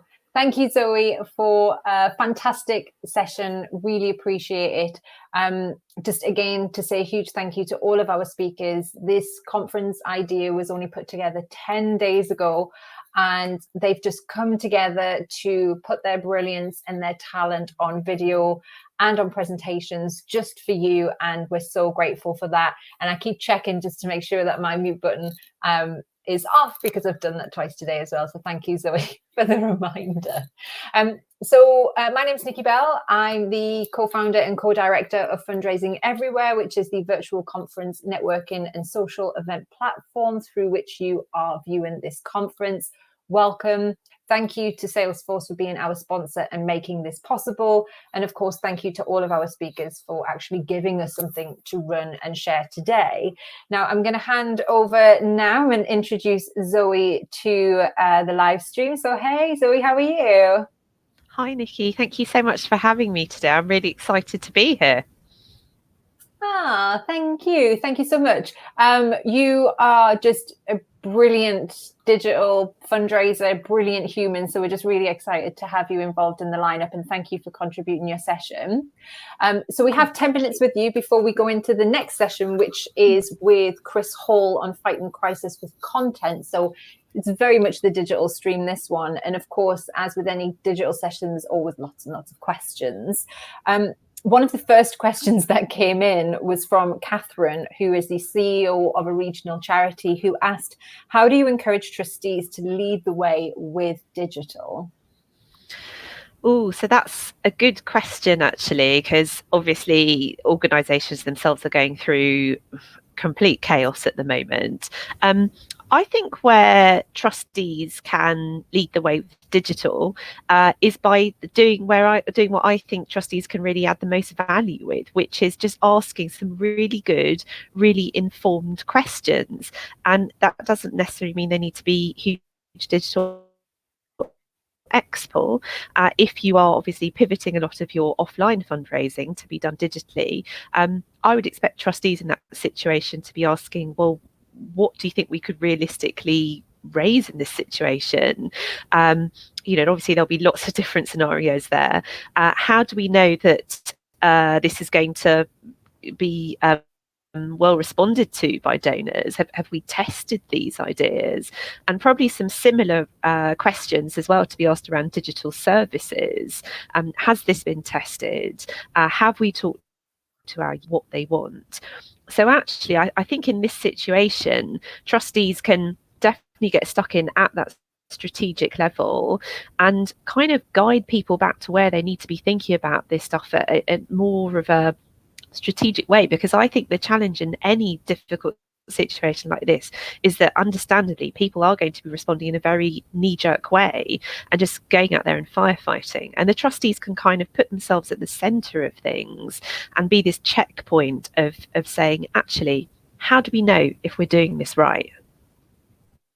Yeah, no, that's good. And being a trustee myself, it's important to know how to kind of support that and lead the way, but yeah, just not squash it. I think this sometimes there can be this like worry with digital because there's just this unknown out there. You don't know who's going to see it, but actually now I think this is an opportunity for people to see digital for the beautiful things that it can create.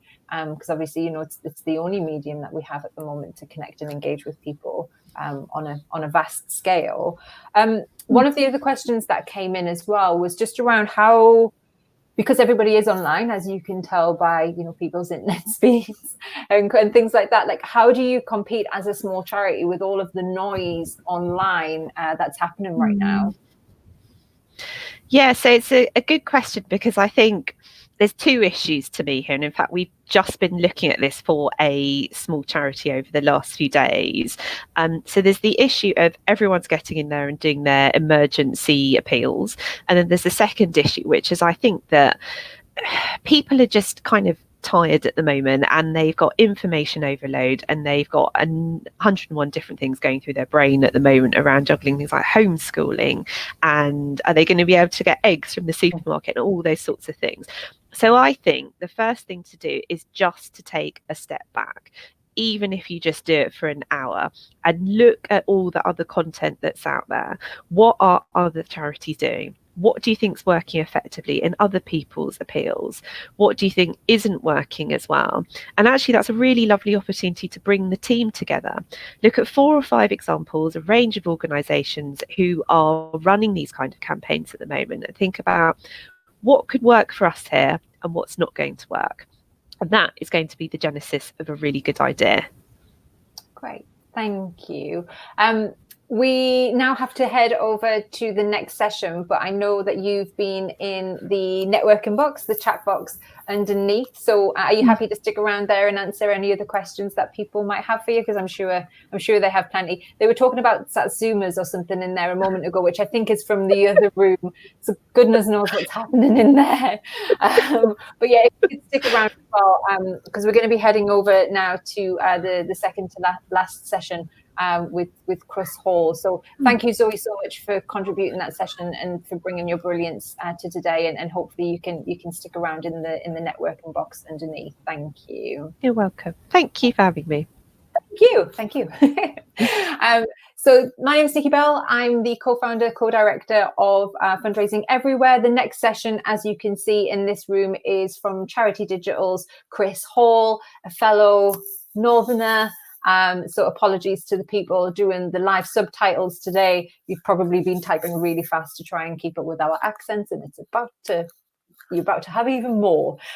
If you're here for this session, stay here in this stream. If you want to watch the other session, Changing Plans with Funders, there is a link just above this video where you can watch that next. Obviously, we do have a lot of people online today. So if you do change to that session, and it's a little bit slow for you, just close your other browsers, wait a while, try refreshing, and it does come through, I promise. All videos and plus a bonus resource library will be sent to you within the next couple of days. So anything that you have missed will be available there for you to watch in your own time, and we will keep it online for as long as you need. So coming up next, in under a minute, we have Chris Hall from Charity Digital, who is delivering the session Fighting Crisis with Content. Now, after this one, there is no live Q&A with Chris, but I am going to pop a link in the networking box where you can chat to him in one of our private video chat rooms. And he is available as well in the networking box to have a conversation with you and answer any questions as the session continues. There's just so much content to pack into it. We had to let it run for you. We will be back after this as well, just to introduce to the closing plenary. So enjoy this session from Chris Hall.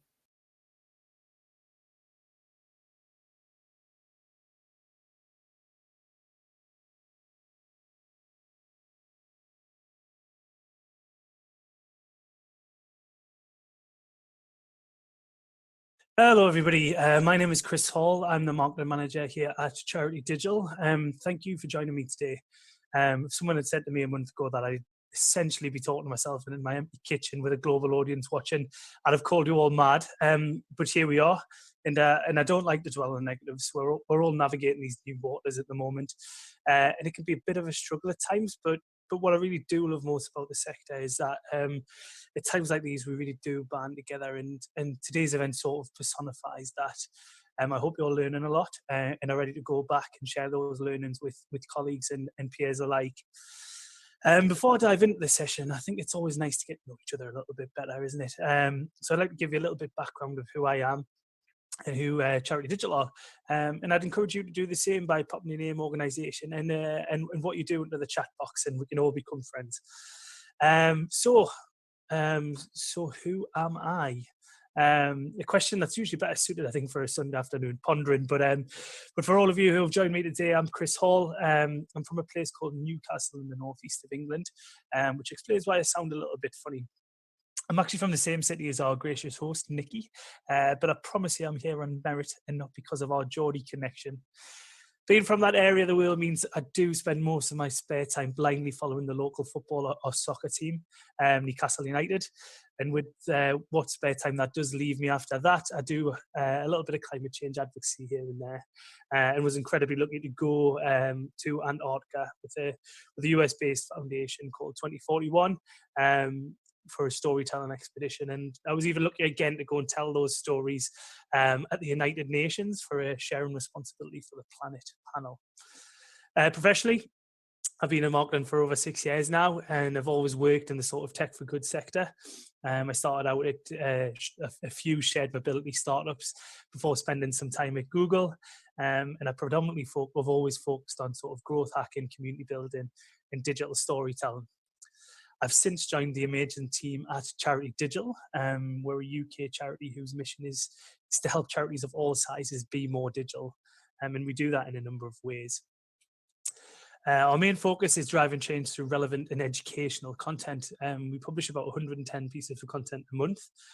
This includes articles, reports, videos, and we also have a fortnightly webinar and a fortnightly podcast series as well. We also throw several events throughout the year. Last month, we held our annual Be More Digital conference, which saw over 400 charity professionals join us in London for a similar day to this, a day of learning of how they could be more digital. And we also run 2 virtual events throughout the year as well. We have a Be More Digital Leadership Day in June and a Be More Digital Fundraising Day in October. The other way we connect and help charities be more digital is through our discounted products and services platform. We're part of the TechSoup network, which is a global network, and we're the UK's only discounted and donated software program. Essentially, it's where UK charities can come to access technology like Microsoft Office and Zoom for a good price. And like all of you, we're adapting to the new environment. Digital is now more important than ever before, and we're supporting the sector with a lot of content to help them rapidly switch to the new environment. You can find some of these through some of our articles and some of our content through the links that I'm showing you in the deck now, or by visiting our website, which is charitydigital.org.uk. And we also be including all the ways you can, help migrate into a new digital climate through the resource portal that will be available through the Fundraising Everywhere site. I'm sure we'll be in contact with that after the fact. But let's move on to what I'm really here to talk about today, and that's how we can fight crisis with content. So coronavirus has brought with it a lot of challenges, new work environments, operational shifts, and lots of noise. Inboxes and news feeds are really dominated by information about COVID-19. We're kind of inundated with letters from CEOs, service updates, and all those special offers. And they're all screaming at us saying, I'm important and I'm the one you need to look at. And it's kind of at these points of heightened saturation that audiences can get distracted quite easily or even switch off entirely. But with that as well comes opportunity. We have captive audience now, with most people confined to their homes and on digital devices more than ever before, which gives us as charities a great opportunity to engage with our donors, supporters, and our users. So today I've condensed our usual 5-step content strategy framework to focus on the reactionary components that can be easily scaled into long-term strategies. And essentially those are, how to create good reactive content. And then once you have it, how to get that content in front of the right people in the right place at the right time. I think there is an important caveat here before we dive into the nuances though, and that this won't be a one-size-fits-all resource. It's really all about getting to know who your audience are and then creating authentic content that resonates with them. It's really about getting your message across as clearly as possible to the people who need to hear it. And similarly, I'm not going to be able to deep dive into all the possible topics. I've had to leave a few things out, given we try to fit this in a 30-minute time window. But we do have 15 minutes of Q&A at the end, so please do nudge me on any specifics or anything you think I've missed out, and I'll be happy to oblige and answer your questions. So step one is make good content. One way to ensure you do break through the noise is by making good content. And it does sound very simple, and that's actually because it kind of is. I think people perceive content as this beast of a thing that takes massive amounts of resource and needs dedicated specialists to remain relevant and to be constantly on the cutting edge of content creation. But to me, I think that's all a bit of a myth. When you boil content down to its core, essentially it's just about great storytelling. And like every story ever made, you need to keep two things in mind. Number one being the audience that's going to consume your content. And number two, the very story that, the story that you're going to create for that audience. So let's look at the first one. The one thing that underpins all content creation is your audience. Every piece of content that you create should be done with them in mind. To be heard, organizations need to be more like a restaurant server. You need to know your users' tastes. You need to make the right recommendations, and you need to make those recommendations when needed. But when you're not needed, you should be invisible. And charities, as charities, we're very lucky in that we usually enjoy quite a close relationship with our supporters. We collect large data sets for that. That lets us be more like a restaurant server in that sense. And from that data, we get to know quite a lot about who they are. And this can tell us how to reach them and also how to reach people like them. We know, where our users come from, how they prefer to be contacted. We know what their likes and interests are. And we know how they engage with us through what platforms and through what navigations. And, we know this is just a flavor of what we know. Depending on the data you collect, depends on how vast your sort of user insights are.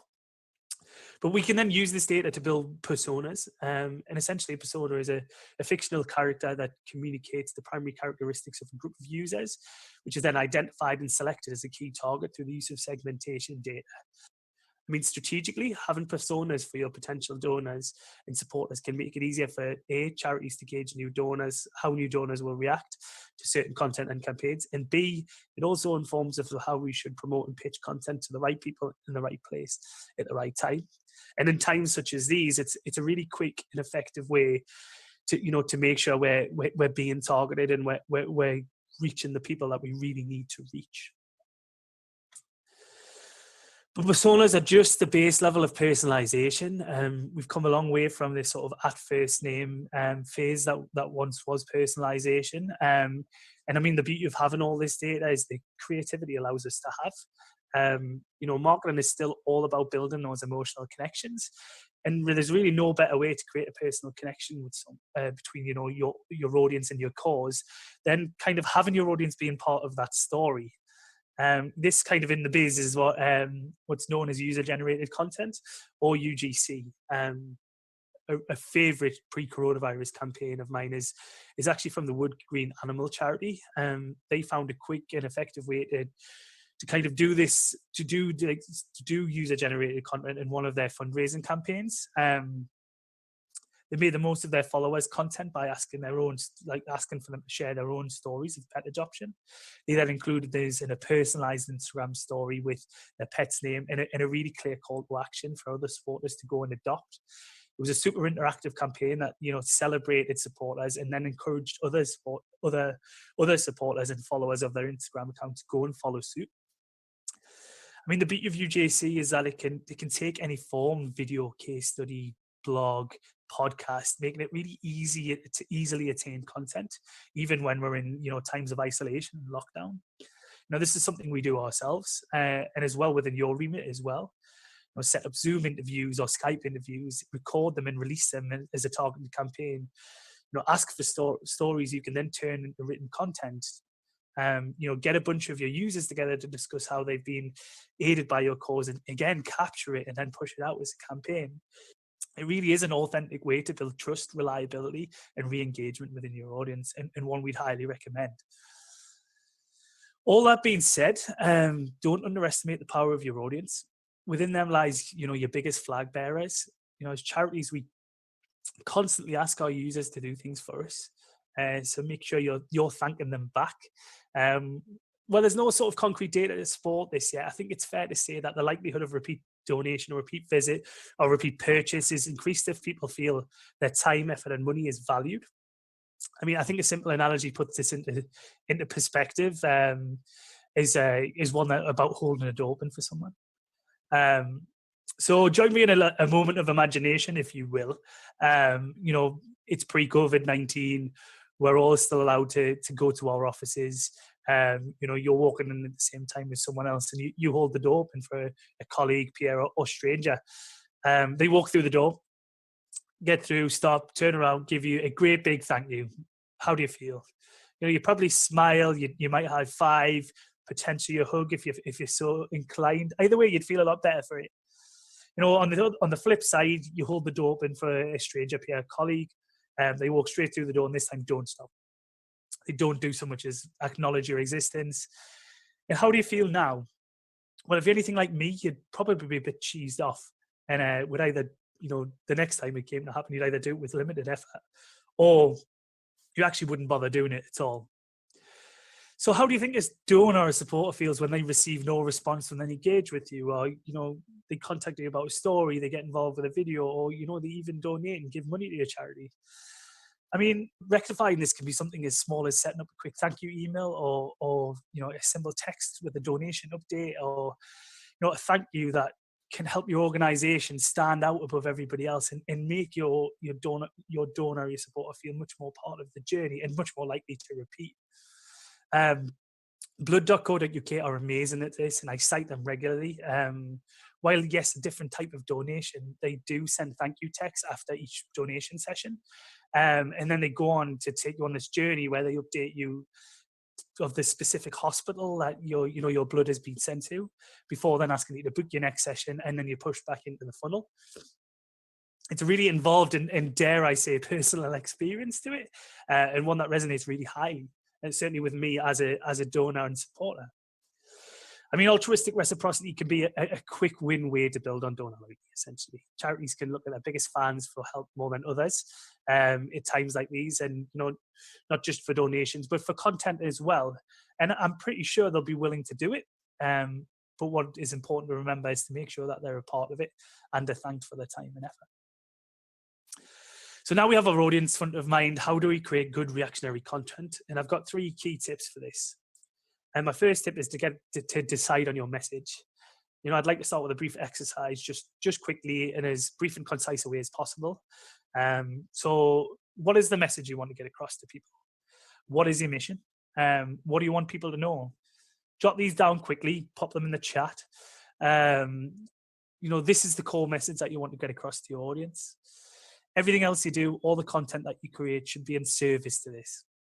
You don't want to lose sight of this, and any content that's not in service to this, even if it's really glossy and exciting, it's just not going to be that effective for you. Truly, this is actually your litmus test through this process. And if you're unsure, if you find yourself that you couldn't come up with anything, then going through this process is actually going to help you, and it does give you a starting point and gives you somewhere to build from. Tip number 2 is be brave. With the current saturated environment, what you've done previously might just not cut it anymore. And similarly, you might not have bothered with content previously because it is this big scary beast. Well, now's the time. I mean, the truth is that we're all content creators in this attention economy, whether we like it or not. If you have a smartphone, you're pretty much qualified for a role in content, whether that's in front of the screen or behind it. But the first step is just to simply give it a go. And my third and final tip is to kind of forget what you've been told by the experts. We're constantly told that we as humans don't have very good attention spans. They're no longer than 5 seconds. But that to me is simply not true. And I think I can prove it to you with one quick exercise. So with a quick show of hands or quick, yes or no's in the chat section, who here has watched any James Cameron or Martin Scorsese film in one sitting? They're usually 3 to 4 hours long. Who here read Sapiens or any Harry Potter book from cover to cover in a week? Who here watched all 10 episodes of Making a Murderer in one night? I know I definitely did. And who here has listened to, the hour-long episodes of the Serial podcast, like back to back to back? I mean, okay, I'll stop now, but, I think my point is quite clear, is that, we as consumers, we're creatures of binge, and we just love good content. And as creators, we should never really be constrained by time or format. I mean, what matters most is the content. And that's always where your focus should be. It would be on the content itself. You create good content, the rest will take care of itself. So with those 3 tips in mind, here are some content types that can help you break through the COVID-19 noise barriers. First up, website and blogs. I mean, unless you're great at sort of creating viral content, and by the way, this should kind of never be the goal of content creation, blog build up followings over time. But one way to elevate them above others is to make them interactive. Quizzes and polls are a great place to start. WWF Social Media held quiz was a new way for them to engage with supporters for their very first virtual Earth Hour a couple of weeks ago. They released one testing question per minute to press how well individuals know their wildlife facts. The quiz was set up on their actual Facebook page with clear links and pushbacks to visit adoption pages. I mean, this could have been something that is easily replicated or hosted within an article, blog, or website with the automatic social share buttons and links to learn more about the cause. For us as sort of digital leaders looking to stimulate audiences intellectually while, while asking supporters to take part in support our cause, interactive online content can be a really fun way to engage and motivate as well. Next up, I mean, I know I've certainly been enjoying them, but COVID-19 has certainly brought with it its wash of memes. With many brands and organizations enjoying increased engagement, presence, and attention from adding a bit of humor to their content, essentially. Those of you who aren't afraid of cracking a joke can create moments of really light-hearted relief for your audience by creating or even sharing memes. With the change of topic, it's often a good way to engage supporters in a time of a bit of information overload. So memes can add that sort of light-hearted relief that we all need every now and again. Additionally, with now pretty much everybody online, a surefire way to have your content stand out in the crowd is to be SEO focused. You can kickstart this by focusing on what your readers would want to read. From there, you'll be able to define, what your keywords are. These keywords can then be threaded into your content, your page title, heading, body text, URL, meta tags, file pages, image tags, anchor links, you name it, all to help you climb the Google rankings. By focusing on this keyword in a sort of search first strategy and building search into digital content, websites and your blog pages, you'll find that you quickly move up towards the first page of Google and Google search, making what you do, your cause, your content, making it much more discoverable to new and existing users. Arguably the most important piece of content on this list is video. Video is no longer the next big thing. It's well and truly here, it's the norm. Social platforms are constantly investing in improving their video capabilities because it's proven to drive higher engagement and retention from audiences. And I think now is a better time than ever to have a crack at it, test and check how you want to create good video content. We're closer to the things that make us creators, our phones, than ever before, all of which have good quality cameras on them. We're spending our days on meeting platforms like Zoom, Skype, and Teams, all of which have the function to record. With that in mind, here's a few ways you can use videos. You can use them to vlog. So vlogging essentially is turning your blogs into video content. That provides more ways to digest information, and more ways to get the stories you're trying to tell out there, and multiple touch points essentially. We've already mentioned UGC and how your user donor case studies and interviews are a great way to reach new audiences with deep personalization. And webinars are also great educational tools to drive deeper engagement with your existing audience. It's good ideas of this is like maybe you have a report you've just released, or you could convene a panel to discuss its findings. maybe you want to show the impact of your latest fundraising campaign or your coronavirus fundraising campaign. Have your CEO or fundraising director, or both, essentially present on how how your audience helped you achieve all these amazing things. You can also use video to advertise your campaigns and other activities that I've already mentioned on this list. Short, powerful, personalized messages can really drive people to your campaigns and other content. I stumbled across Hourglass when I was through Twitter earlier today, and saw they'd recently launched a series of We Are Hourglass videos that involved staff and service users to really tell their audience how important they are at a time like now, and how important they are now more than ever. And from a quick glance on Twitter, you can see that campaign has sort of garnered over 25,000 views already. Lastly, live events, video capability, video and live streaming gives you the capability to turn your events virtual. And, you might have asked yourself the question, can your users, can you turn a physical event virtual? I think if you can run a global conference virtually and provide all the video content from that, then I think you can. And then it's just about being creative. Can your users record their isolation fundraising run, for example, in places of marathons? Or can you even host like a virtual quiz? Zoom allows up to 500 people on there. Can you get some sort of interaction where, your donors can, pay £2 and get, come online to be part of your videoed quiz? The one thing I would say about video is be prepared to relinquish control and to sometimes fail. I think it's important to embed a culture in your team or organization, or even yourself, that supports experimentation. Be comfortable with the rough cut edits and homegrown feel. Yes, okay, you lose some flair, but what you do have is authenticity, captive audience. And I mean, half the fun is in the creative challenge itself. We've actually just embarked our CEO on a weekly knowledge sharing vlog on our platform, and he's using different backgrounds of Zoom every week. And we're currently on sunflowers at the moment, but God knows what will be next week. It's kind of little nuances like that create nice little personal touches that your audience really appreciate and come to love about you and your brand.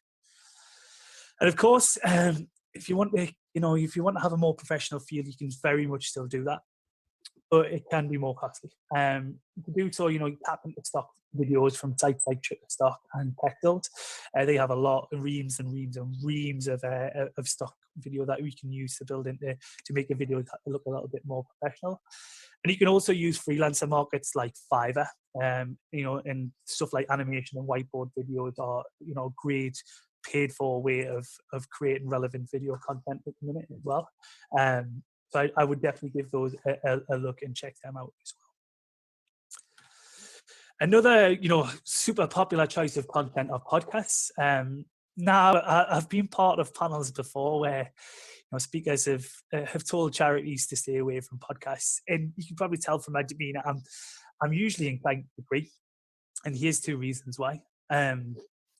First one, they're usually not worth it unless you can get great sound quality, which means a recording studio, which means more time required by guests and contributors to travel and whatnot.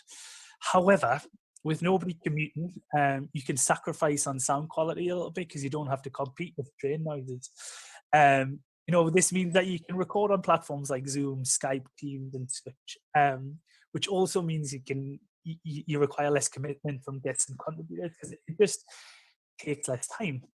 So it has become a lot easier, and we record weekly podcasts, like I said, and from our experience, we find it takes a lot less time and effort to create our podcast while the content is still really powerful. Second reason I tend to push charities away from podcasts is because I don't think they're always relevant for charities, and that's usually because it's not a tool to be used to reach your audiences, and as charities, you've generally got regular donors under wraps, but what you really want to do is reach those people you haven't reached yet, and podcasts aren't great for that. It's generally a content form that creates deeper engagement with existing audiences. However, as we kind of alluded to previously, and with its focus on core user and UGC, now is probably a good time to release some podcasts to interact with that core user base. Podcasts are a very good way to leverage that network.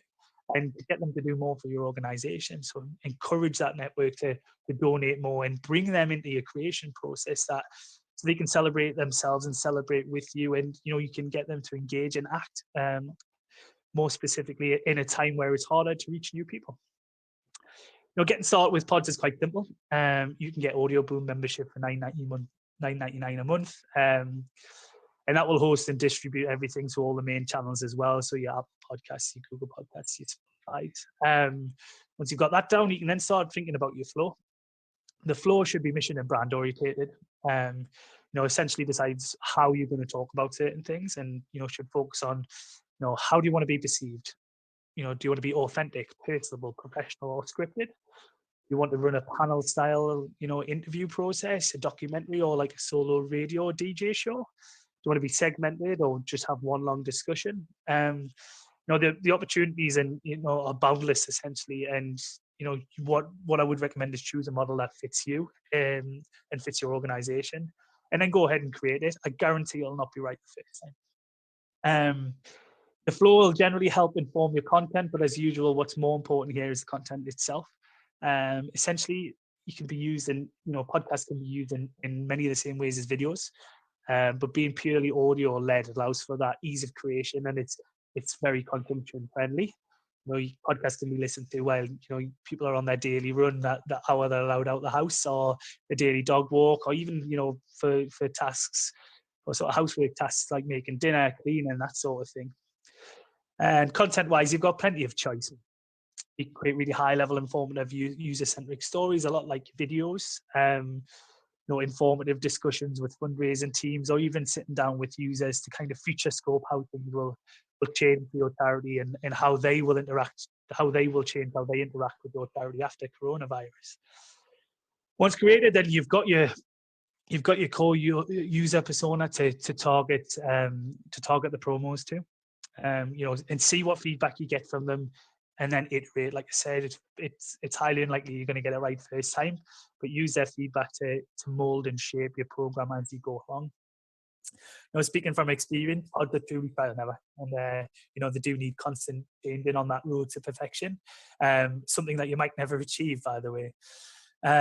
But always remember to drive people to subscribe, as that's what the subscriptions and the ratings are what drive you up on the podcast pages. And always offer an easy way for users to contact you, maybe set up a dedicated podcast email or use your Twitter feed.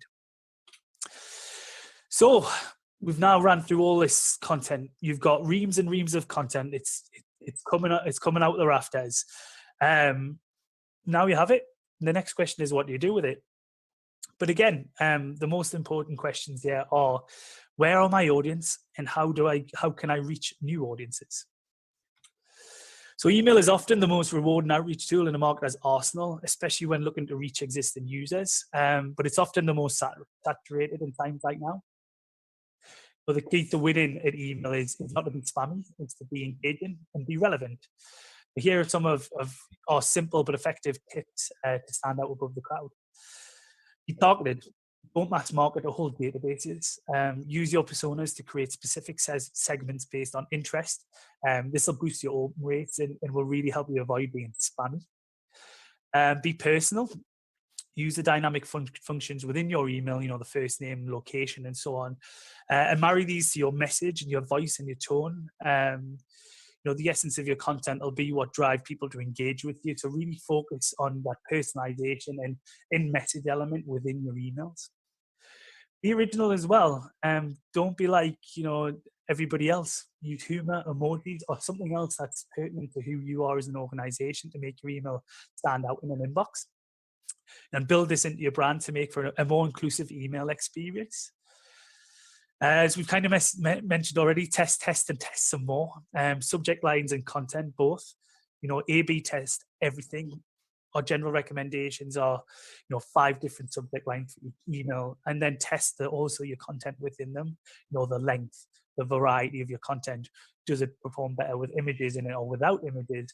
Does it perform better with long form or short form text? All this will help you create more engaging emails as you push forward. And be iterative, of course. Learn from the metrics at your disposal. We have a lot of data from the emails we send out. And once you have that, constantly adapt to what those metrics are telling you. You know, a poor open rate means bad subject lines, and a poor click-through rate means, you know, you need to double check your content and mess around and play and test with that a little bit more. Onto the ever-growing beast that is social media. You know, social is a great way to speak to a number of different audiences, and if applicable, it may be good to use all.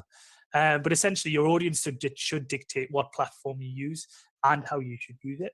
For example, you know, you might solicit more philanthropic donations with a more professional tone on LinkedIn. You might take a more direct tone for one-off donations on Twitter, or even a more millennial tone that, you know, a more millennial focused and authentic nature on the likes of Instagram and TikTok, where the younger audiences are. And then there's YouTube. Video needs promoting, and there's no better place than YouTube. You know, create playlists and content groups based on, you know, topics or form. Embed these into sites, blogs, and, you know, and social, and then share them with your core users for feedback. You know, add insightful questions to encourage comments in the comment sections, and always remember to add clear CTH to descriptions. That'll encourage engagement and help achieve your campaign goals. I mean, all this stuff on social is being done to death, which is why I don't kind of want to dwell too much on it. But the truth is, you only really see what works best, and when you kind of get out there and have a go. You know, test and iterate is kind of the 3 words of the session at the minute, to be honest. And I'm sure it's etched in your brain by now. But like I said, the key point is start posting and start learning. Groups and stories are also like new ways of engaging audiences on social. For the few of you who are still, you know, still got great engagement on Facebook, I applaud you. Well done. That's great. But Facebook algorithms are making it, you know, increasingly hard to reach new followers. But this has opened up a new avenue for community building. Groups can be a great way to build your donor community. Think back to UGC and core users we talked about earlier. You know, inviting them or event attendees to your group gives you a constant active audience of your biggest fans that you can, you know, constantly reach out to, engage, and ask them for help. But don't forget to thank them and provide something in return. Stories are also a great way to engage in quick, intimate experiences with your audience, and, you know, and they're well known for increasing brand awareness, increasing website views, and also creating constant engagement with followers. You know, we already mentioned how the Wood Green Animal Charity are using Instagram stories, but there are plenty more ways you can use them in your organization. And, you know, you have the creative license to go off and do that. Live streaming is another great way to get video content in front of the donors. You know, other than just creating recorded content, charities are now running their own live streaming events to replace physical fundraising and marketing initiatives. And they're doing this in a few different ways. Live how-tos, educational Q&A sessions, or expert interviews, a lot like some of the video opportunities we talked about earlier. Again, mission impact stories like, you know, live animal cameras for adoption centres, you know, or a day in the life of a volunteer. So that's something that can be done, or service user, something that can be done remotely as well. Again, by engaging with and asking your core user base. Also, a one I've seen quite recently, and one that's I think is really, really useful, are, you know, live streaming music concerts, you know, entertainment gigs like stand-up comedy, that sort of thing, or cultural exhibits. You know, if you're from a more heritage-based charity, so like a museum or something like that, virtual tours are a great way to continue engaging with your audience and turning them into fundraising initiatives as well. I mean, speaking live to a captive audience allows charities to, what it really does is allow us to replicate those personal fundraising interactions we've all got used to, but through a digital portal. Again, it's another great way to interact with. Lastly, if you can, make the most of paid advertisements. Social ads can target, you know, specific audience personas and lookalike audiences to help reach new donors. And similarly, with targeting ads, can push specific messages to those who visited your specific pages on your site, but didn't take action.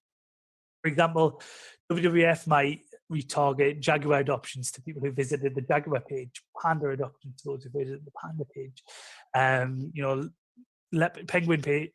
penguin adoptions to those who visit the penguin page, and so on and so forth. And while it's very much a pay-to-play game, the results do speak for themselves. Great retargeting ad campaigns, so, you know, should garnish like hundreds of thousands, sometimes millions of impressions. And then, you know, a really good one will hover between 3% and 5% from the click-through rate, with a really low cost per click, low sort of P range. If you have a budget, I would really recommend looking into this. It's a really effective way to bring people back who didn't engage the first time, and you can constantly iterate and test that with, you know, flipping assets in and out and stuff, and seeing what really resonates more to define your campaign, your retargeting campaign goals and outputs as well. So we've kind of come full circle. Thanks, you know, that's kind of all I've got time for today. Thanks for joining me. I hope you've learned something and are really ready to be brave and experiment with some content that will really push you through the noise barrier and get you in front of the audience who so desperately need you. I think if there's 3 things I'd like you all to sort of go away and have a crack on in the back of today's session, and you can probably all get some yourself, but for me it would be these. Go mine your audience data, you know, see what you learn, see what personas you create, and see what your audience is telling you. This will really help you inform your campaigns and your new, you know, your fundraising campaigns in a new digital world. We'll make a video, you know, be it as sort of B-rated as it is. Go make one, decide on the content, make sure it's really, really high level, really relevant. That's all I want. Really relevant, a bit of a tongue twister, and then push it out. Go give it a try. You know, what is it? I'd really be interested to know what you decided to settle on and what was all about and what results it drove. And then the third one is, you know, we talked about core users. It's core users in UGC a lot. It's involve your users in a piece of content. You know, did it resonate more with your audience? You know, how did your users like being involved? I want to know all these things, and do feel free, please, to let me know how you got on. As part of our COVID-19 response to Charity Digital, we are running a campaign where we're asking for charities to share their stories with us. I'd love to hear how you got on with some of this content. We know with some of these new content initiatives. So if you would like to reach out to me and share your story, please feel free to do so. My email's on the screen there, and you can always follow me on LinkedIn. But yes, thank you very much again. I hope you enjoy the rest of the day. I believe we're over some questions now. Way I pet. Thank you, Chris. And Chris and the Charity Digital team are in the networking box just underneath the video. So make sure that you are asking your questions in there. Do get in touch with them. They are a fab team. And thank you to the Charity Digital team and to Chris for contributing that session to today's virtual conference. Now, there's no more chopping and changing. So you are going to see the closing plenary both in this room and room 2. So if you are here, stay here, and Alistair Frost will be with us in around 5 minutes time to help us thrive on change. Obviously, there's a lot of change going on at the moment. A lot of it doesn't feel like positive change. So Alistair is going to help us identify the positive points and just how we can push through on a more positive note. But before I do hand over to Alistair, of course, I do want to say a huge thank you to Salesforce for sponsoring this conference and making it possible. We've pulled the sessions together in just 10 days. So everything you've viewed today has been pulled together in quick time, especially for you.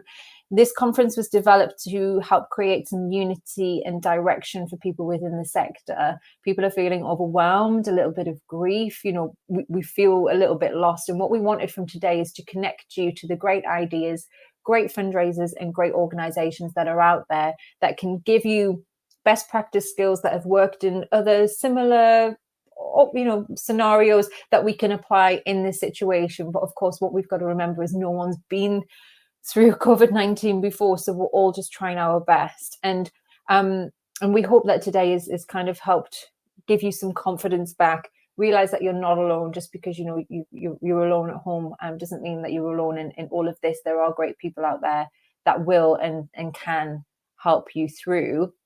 My name is Nikki Bell, and I'm the co-founder and co-director of Fundraising Everywhere, where you're watching this conference today. We are a virtual conference, event, and networking site.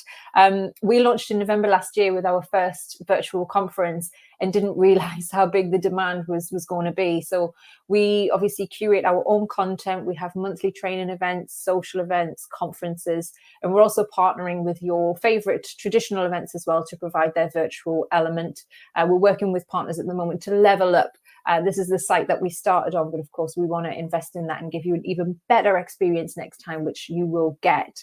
This is the first time that we've done the 2 streams, live element and live Q&As with the pre-recorded content. So please tell us your thoughts on that and any feedback, just so that we can make version 2 even bigger and even better from what you've experienced today. But we hope you've taken a lot from being able to be involved in this conference with your questions being answered, and from being able to talk to each other as well, which is always fantastic. I do have to say a huge thank you as well to our content contributors who have made the program possible as well. So the Resource Alliance, Institute of Fundraising, Fundraising Association Austria, the European Fundraising Association, Michelle Flynn Coaching, Charity Digital, Charity Comms, and more. And a special thank you to the Chronicle of Philanthropy, Third Sector, and UK Fundraising for promoting this conference. Because of you, almost 4,000 people have joined us live today to learn, network, and connect together, and just made it an absolute epic experience. And that's not all. Obviously, you've been on one track today. There's been something else going on. Within the next couple of days, you will get access to every video that has been made available through the conference this afternoon. But not only that, you will get a bonus resource library that will have additional tools in there for you to learn how to do what you need to do, what you've learned today. So just to go through some of the sessions that are on offer in the download library, we have Using Text Giving Innovatively in a Crisis, which has been given to us by Donor. We've got Akivo and Charity So White and Equality Trust helping us make sure our COVID-19 response is inclusive. We have Beth Cantor, who is giving us some tips on coping with COVID anxiety. We have Ligia Pena, who is delivering a session on asking for legacy gifts during a pandemic. Quite a lot of questions going on around that. Time management when working from home with Kashana Palmer. Working with the media, Becky Slag, Andy Hillier from Third Sector. We've got a great conversation in there. I'm running a session on community fundraising during a lockdown that will be available for you next week, and we will notify you when that becomes available. The same as my co-host and colleague Simon Scriver will be delivering a session on how to engage and fundraise using the telephone. That's all in there. Finding calms in time of uncertainty, more sessions on becoming digital focused. We have the IOF running a session on support, solidarity and strength, and how the community is coming together in a crisis. And the fantastic Sandra Luther from Just Giving Blackboard on setting up simple online campaigns. So much there. Basically, I'm just reading a list to you now, and that's not very exciting. And so after this, we will send all of those to you. We will keep it online for the duration of this pandemic and for however long you need it. And we will be here. You know, we've been providing virtual events and logistics since last year. We will be here with you through this and beyond as well. Even when we're not hosting an event on our website, we have open breakout rooms that you can use for free, where you can talk to each other, you can video chat, you can just like work as if you're next to each other. All of that is open. And what we'll do after the conference is we will just send you some links. Obviously, we don't want to bombard you. There's so much stuff happening at the moment. Basically, we just want to be here when you need us. So we'll make sure that we send you the links to all of that through after this. So make sure we are on your safe senders list, and check your spam folder as well. Thank you to everybody who's joined us this afternoon. Thank you especially to those of you who joined us during the night. We hope that it has been worth it. We will be back after the closing plenary with a special Salesforce guest who has made it all possible, a fantastic human. And Simon and I will also be on the streams together. So fingers crossed we can make that work. But now I'm going to hand it over to Alistair Frost, who is going to lead us out with a fantastic closing plenary on thriving with change.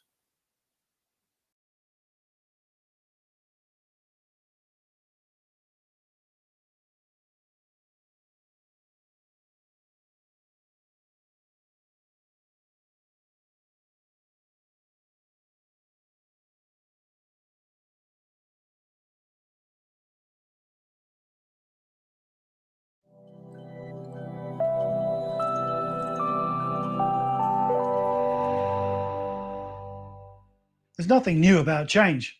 Its arrival is sometimes unexpected, but change is perpetual. It's happening all around us all the time. And you'd think we'd be better at coping with change, but history tells a very different story. Back in the 1990s, I remember to watch a movie at home, we used to rent DVDs from high street stores. And there were a couple of guys who were really frustrated with these late return fines. So if you took a DVD back late, they penalized you. So they started a DVD rent by post business. And you could keep the DVD for as long as you liked, but could only rent a new one after returning the first DVD. So meanwhile, on the high street, movie rental giant Blockbuster thought this was absurd. With over 9,000 retail locations, there was frankly no need for change. A few short years later, Blockbuster filed for bankruptcy. 84,000 people lost their jobs. Today, people don't rent DVDs, we stream. And Netflix, that DVD delivery company started by those two smart guys back in the 90s, is now one of the world's leading entertainment platforms. And the same is happening with Uber. Love it or hate it, there's no denying that Uber has no qualms rewriting the rule books. When Uber started up in London, I remember the drivers of our famous black cabs started a protest. They were arguing that Uber was taking their business, had an unfair advantage, was not playing by the rules. The black cabs blockaded some streets to protest, bringing traffic to a halt across London. And what happened? Well, more people signed up to Uber's faster, cheaper, easier, smarter service that day than ever before. You see, Uber looks at the status quo and sees all its imperfections and tears up the rule books. And change like this from Uber and Netflix is everywhere. Maybe it's not so prevalent in the non-profit sector, but there's nothing new about change. Change is perpetual and unrelenting. And it's those of us who get in the driving seat who come out the winners. Because I believe that change that's happened to us over the last few weeks and in the difficult weeks to come is simply our opportunity to rethink ways of working and to embrace exciting new possibilities. Over the course of today's special event, I hope you've taken the opportunity to listen to many of the great speakers and the ideas that have been shared. And I hope you've taken loads of notes and are starting to formulate a plan in your mind for where your charity goes next. No charity on earth has the deep experience of fundraising during a pandemic on this scale that will be needed. So you're not alone. And there's no point being frozen by uncertainty or mourning the loss of that carefully planned activity plan, that calendar that you spent months creating. It's gone, people. It's history. It's time to rebuild. And so now is your moment to take assertive action to guarantee a positive future for your charity and to shift your mindset from, business as usual to whatever the new normal will be. It's yours to create.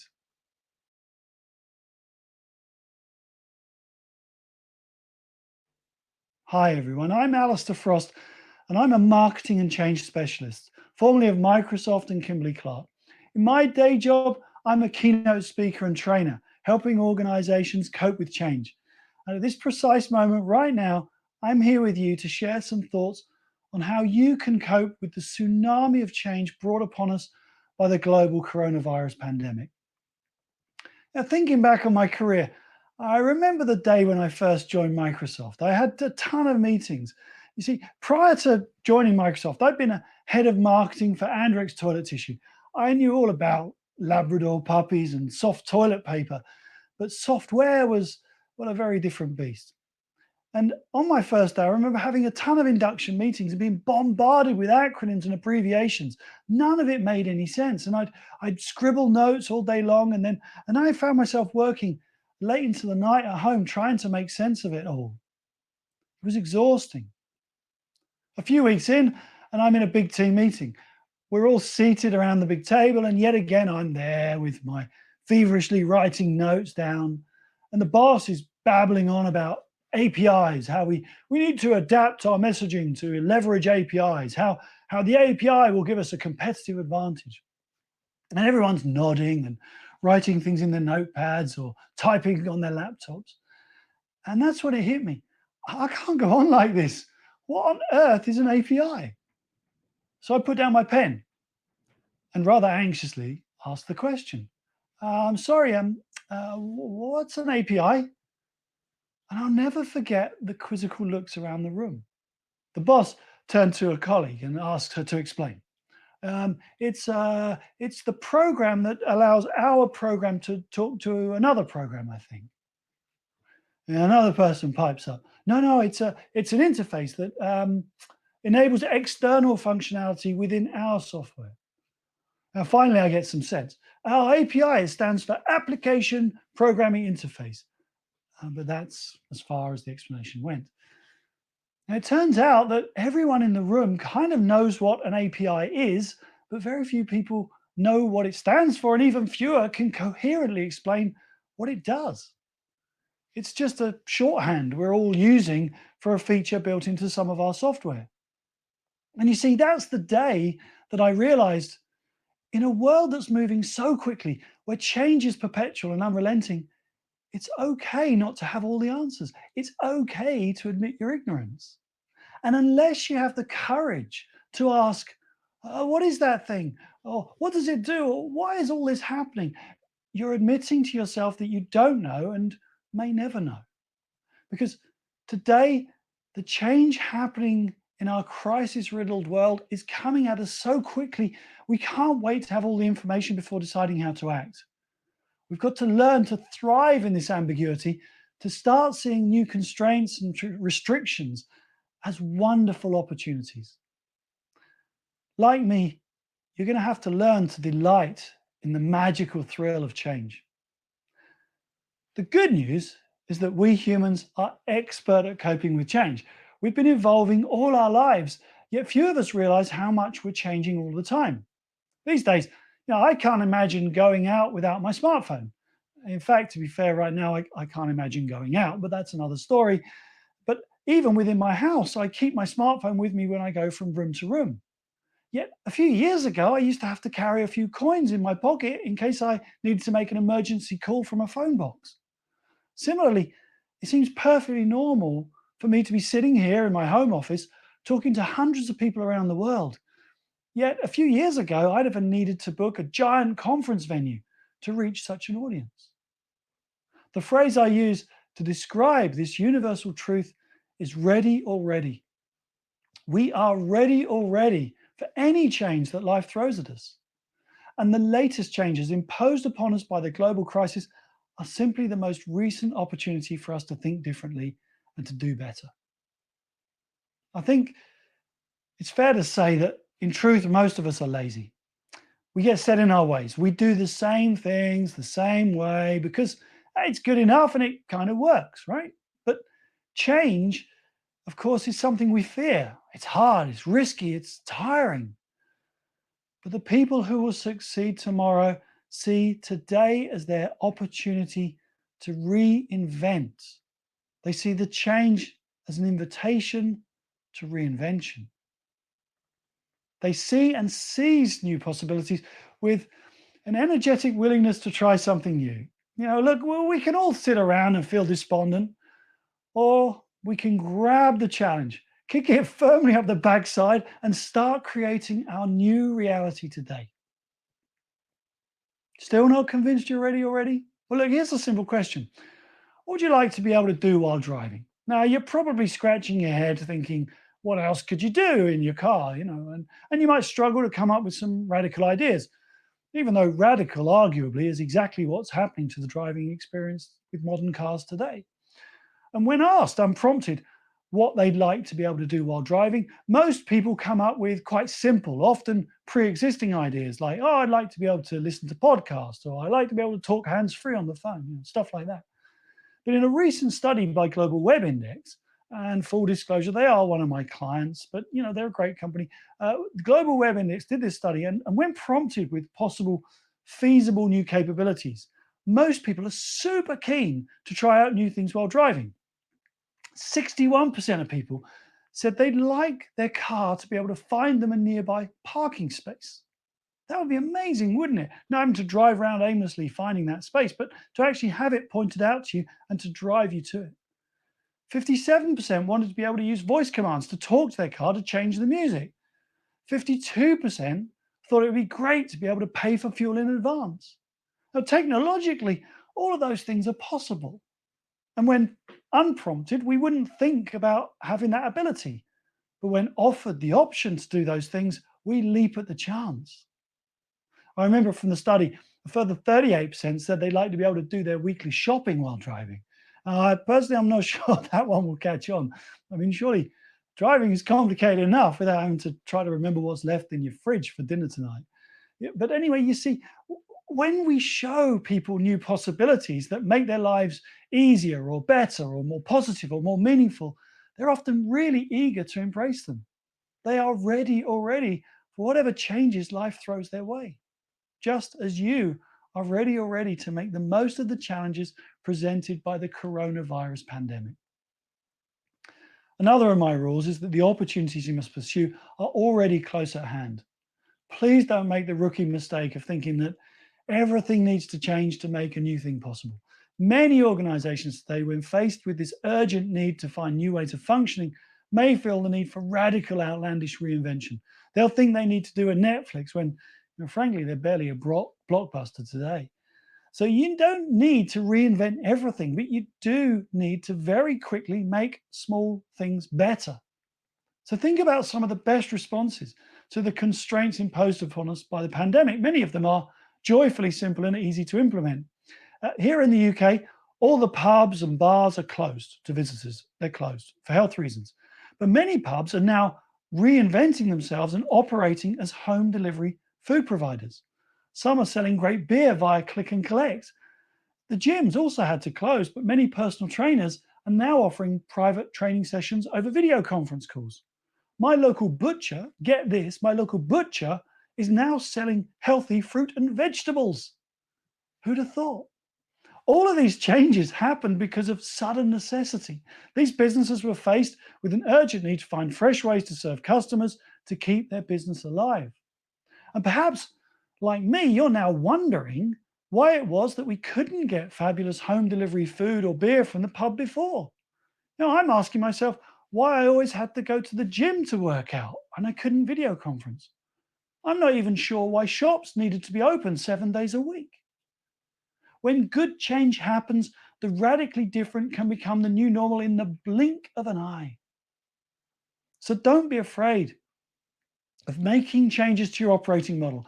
As long as the changes you introduce serve your donors, your volunteers, your staff well, you may be surprised how open the rest of the world will be to your reinvention. So where do we start? Well, I would begin with your purpose. Remind yourself, as if you need to, why your charity exists. What's the core purpose it serves? What positive difference does it make to the world? And now you know why you're important. Here, sadly, is the kicker. The way you delivered your remarkable service before the crisis was designed for a way of living that no longer exists. It's gone. In-person fundraising events are out of the question. Street collections are outlawed. Even getting volunteers to help the people we strive to serve may prove impossible. But our purpose, our mission, our reason for being hasn't changed one bit. So now is the time to double down on passion that burns inside you, to make a positive difference to the world. So many people deprived of their normal existence are crying out for meaning in their lives. And sure, they may be worried about their financial position, their job, their family, but a sense of purpose and an opportunity to help others can bring immense meaning to people in distress. You see, you can be that meaning. You can be the agent that brings meaning to the lives of people experiencing radical change and turmoil. Your purpose, your activism, your heart, your passion can be their guiding light in a time of darkness, anxiety, and worry. But let's not bet the farm on just one big change. We need to be smart here. We need to be agile. We need to be prepared to test possibilities so we can find out what works. The best changes are the ones that can be implemented easily and quickly, so we can rapidly learn if they work or not. So spread the risk of change by running lots of little tests. Host an online coffee morning. If it works, do another. Great. Run a charity auction over video conference. If it works, do it bigger next time. Replace some in-store collection boxes with contactless payment terminals. If it works, get some more. It's like when you go for an eye test and the optician, no, that's not the optician, ophthalmologist, I think they're called, the people that do the eye test, they make you wear those crazy glasses, and they find the right prescription for your eyes by trying one lens and then another. Is it better? Is it worse? And some lenses improve your vision, some make it worse, but in a very short space of time, after doing enough little tests, they find the perfect corrective treatment for your eyesight. It's test and learn, test and learn. That's how we evolve. And Coca-Cola gives out a brilliant annual Celebrate Failure Award to one lucky employee. The winner is the person who tried something new and frankly crashed and burned in the most spectacular fashion. But more importantly, they didn't just fail, they learned. They emerged from the wreckage a better person. They shared their story and they helped others to avoid similar mistakes, gifting them the courage to try something new for themselves. In the charitable sector, many of you will face similar challenges. Perhaps as a collective, you can help each other through the difficult months ahead by sharing your learnings more openly. It's far more efficient to make a mistake once than it is to make it once inside every charitable organization. And just as Coca-Cola does, I invite you to celebrate your learnings, not just your successes. That's how we make change a way of life. The true measure of a successful day of work is knowing how much you learned to ready you for what's coming tomorrow. I'd like to invite you today to see the changes and challenges we face as wonderful opportunities to stop lazily repeating what we've always done. Maybe this is just a much needed moment of recalibration, as some people have said, where we have a chance to rethink what we do and to come up with better ways to pursue and deliver our purpose. It's like that time your teacher or boss told you had to work harder to raise your game. It felt rough, didn't it? Maybe a little unfair, but you learned from that experience and you came out the other side a stronger person. One of the greatest truths in life is that we humans tend to massively overestimate the significance of events happening today. And for all the horrors of the pandemic, some years from now, few of us will remember today's short-term anxieties and problems. We will, God willing, adapt and evolve and move on with our lives just as we've always done. And similarly, a few years from now, we won't remember the strange ways our organization functioned before the pandemic. The fear that we felt when this change suddenly happened and was thrust upon us, it won't haunt us for long. We'll get over it. We are, all of us, ready already to cope with everything we need to do. All that's left to do is to go do it. I wish you every success as you reinvent the work of your charity. I encourage you to joyfully abandon outdated ways of working, to share your experiences, and to race towards new, exciting possibilities. It won't be easy. You've got this. Stay happy. Stay healthy. Be awesome.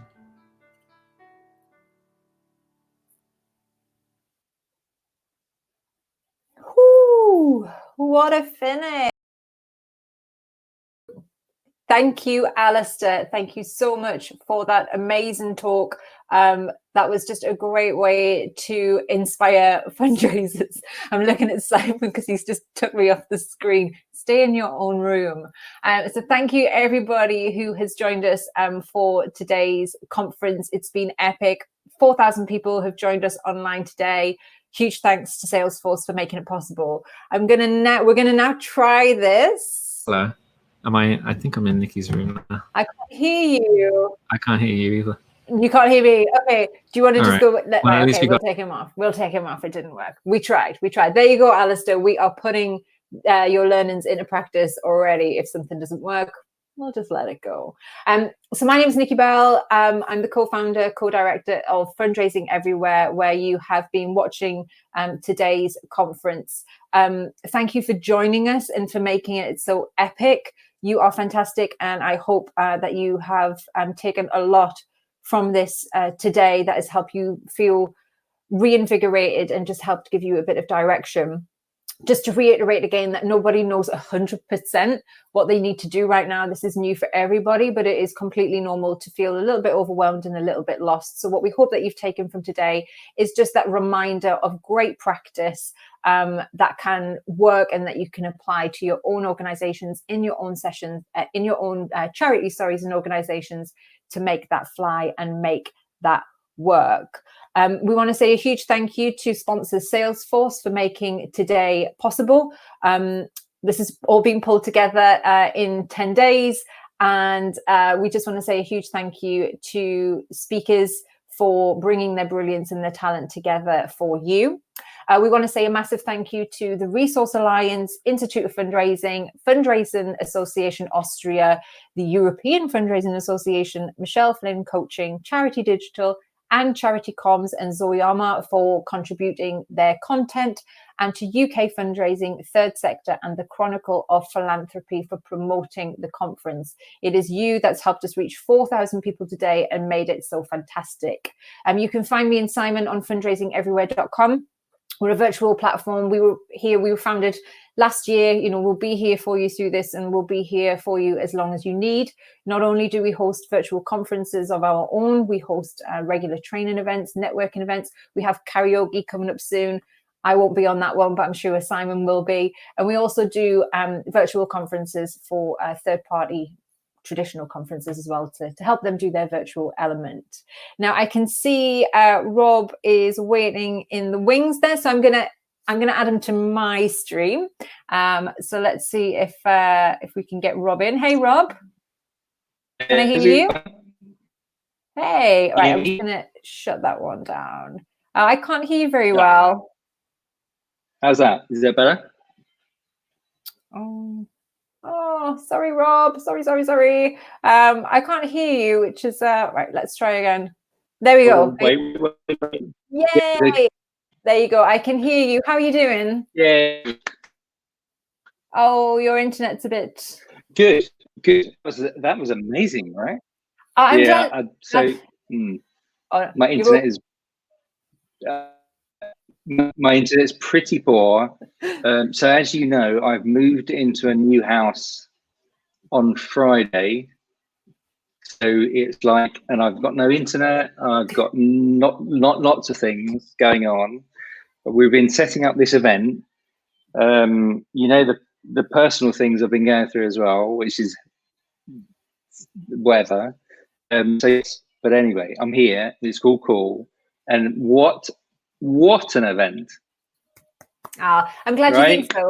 Thank you everyone. So everyone who's on the call, everyone who is contributed, everyone who's taken stuff, and it honestly, this is brilliant. This is the best thing ever. Honestly, well done everyone.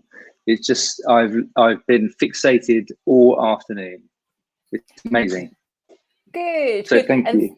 No, thank you, because it was our conversation a couple of weeks ago, and it just snowballed from there. And I didn't realize I was talking myself into such a big job. So I'll bear that in mind next time that we have a conversation. Right, exactly. Right. Like, yeah.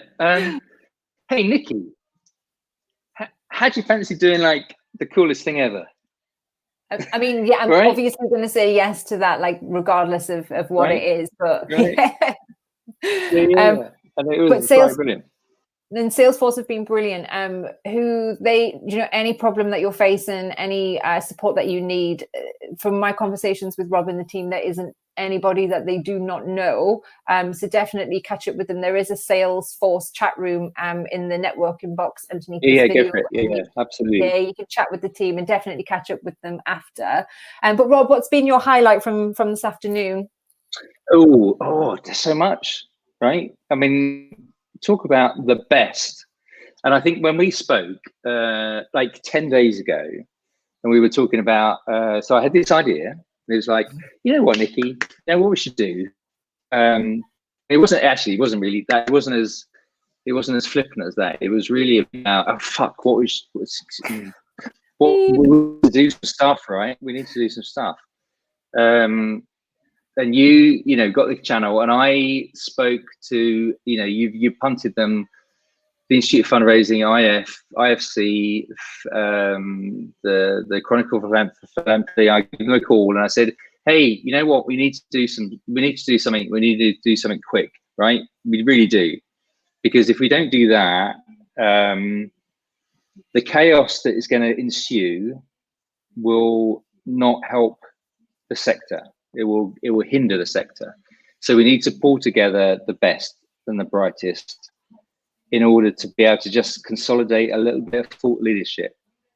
So people have a bit of a direction, because I think we need to, we as sort of technologies providers, and that includes, you know, all of our, you know, you'd normally think of competition, have to sort of bring confidence to the sector, right? You know, we're sitting on a technology platform as we speak. We're all stuck in our houses as we speak, and we're reliant on internet. We're reliant on this technology. We need to be able to bring that together and show that it's possible in 10 days to bring together a amazing event that isn't going to cost the earth, but it will inspire people and enthuse people and bring confidence to the sector. And confidence is the one thing that will bring us out of this. Confidence is what will bring us out of this. It really will. You know, if we're all down in the doldrums and think it's all going to go to bad places, then it will take that much longer. If we are confident, if we know what's going to go on, we know we're going to come out of this, we'll get out of this so much more quickly than not, right? Yeah. And I've loved that abundance thinking. So you're right. You know, there are a lot of people who've been involved in this conference where, you know, usually they would be, you know, trying to, you know, market their own things. You know, this is for us. And what I've loved about this project Everyone, is that everyone is just coming together collectively for the good of the sector. So that has been like phenomenal. Yeah, and if you think about it, right? So yeah, and everyone's probably getting huge amounts of emails into their inboxes and calls and stuff about the platforms that you can do virtual events on. You can do this and you can do that, do the other. If you think about it, actually, sort of bringing it together, trying to bring together coalesced thought leadership, and once we consume that, we can then grow from that, versus just this sort of just abundance of information we try to bring in the next few weeks. It might cause more confusion than it actually solves, because of just the abundance of it and, you know, the variety of it. So it's like, you know, and that was a great thing, right? So I spoke to all those people and I spoke to you, and it really clicked, and it was like, definitely this is the thing to do. This is absolutely the thing to do, is trying to bring this, you know, this type of thought leadership. And you and Simon have just done an incredible job of bringing everyone together. Thank you. I have Simon waiting in the wings. Basically, if you see me flash off screen for a second, it means that he's accidentally taken me off. That's that wouldn't be the first time, right? Yeah. So I'm just gonna add him in now, just to say hello and thank you as well. There he is. Hello. Hey Rob. Simon. How are you? You good? I'm pretty good, actually. Yeah, I'm pretty good. I'm good. I'm stuck in my new flat by myself. Although my daughter is around me somewhere. Okay. I'm struggling like everyone else is. You mentioned earlier on, I'm by myself. I don't have kids running around me like Nikki does, who has to throw sticks at them. Right. We had a brilliant conversation last night about sticks not being sort of being stolen by the boys. I think it was right. Which is exactly, absolutely right. And that's the real world, right? And I'm here in a brand new flat. I've been here for a week, which is amazing. And my daughter's around somewhere doing some yoga, I think. But I think, so it's interesting times, as we say. Yeah. Right. Well, congratulations on the new flat, and thank you so much again for allowing this to happen and for making it happen today. It's been great. No, Really. I think that's amazing. You guys have been amazing, and also I think it's the sector, the amount of people, 4,000 people, right, registered over. I mean, I hate to think what we sort of actually got to. I win the bet, right, Nikki? Yeah, you did. Yeah, you definitely I so win the that. bet, right? I so win the bet, Yeah. right? But I think that's sort of what, and it sort of shows, right? Demand, supply and demand. It shows there's a demand and interest and need for this type of thing. You got the frontline people who are looking. I mean, it's so incredible. The people who are putting their lives on the line for this, and we're sort of locked up, and we're doing our thing. But and there's governmental and there's commerce, but non-profits are delivering this service, right? They're delivering the things that need to be delivered, and it's a challenging time. And I tip my hat to everyone on this call about doing that for love, not for anything else, really. It's amazing, like the non-profit sector, the best of times they're there and the worst of times they're there. It's like the most vulnerable, the most Absolutely, need. It's always been there, and it always will be there as long as it's needed. And like you said, it's through love, so it's amazing. Absolutely, through heart, through love. There's no other better word for it, right? Yeah. And if you are in Really? the UK, please do get behind and back the Everyday Counts campaign.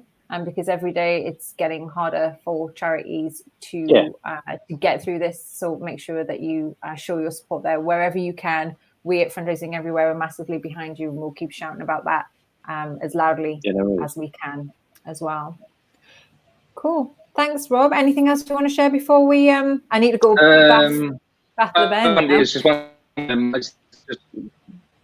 one thing to everyone, right?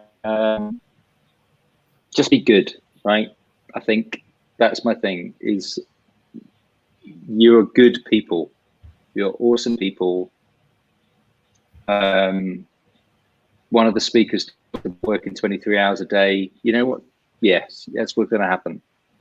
It really is going to happen. You are going to have to work 23, 24, 25 hours a day. But there's a reason for that. And that's the reason what keeps you alive. It is not about anything else. It's not about feeding yourself or anything else. It's like, is the reason why you exist, and just keep that up, right? It's got to do with technology. It's got nothing to do with a load of things. It's just be good, right? Just be good. Do your thing, and turn it up a little bit notch, and it doesn't matter, right? Just do what you do. Be kind, humans. That's good advice. Yeah, exactly. Thanks, Rob. Thank you for joining us. Thanks, Rob. Look after yourself. Thank you, everybody. We'll talk to you again. Are we signing off, Nikki? Yeah. Shall we? Okay. I'm heading into the networking rooms. I've just posted a link into the chat box. Nikki has some home stuff to do, but I'm going to pop in if anyone wants to say hello. And then I also have to go get dinner. Thanks for having me in your room. It's lovely. It's really nice. Apparently people could hear us. It's I know. But never mind. Next time. I take full responsibility. I'm sorry.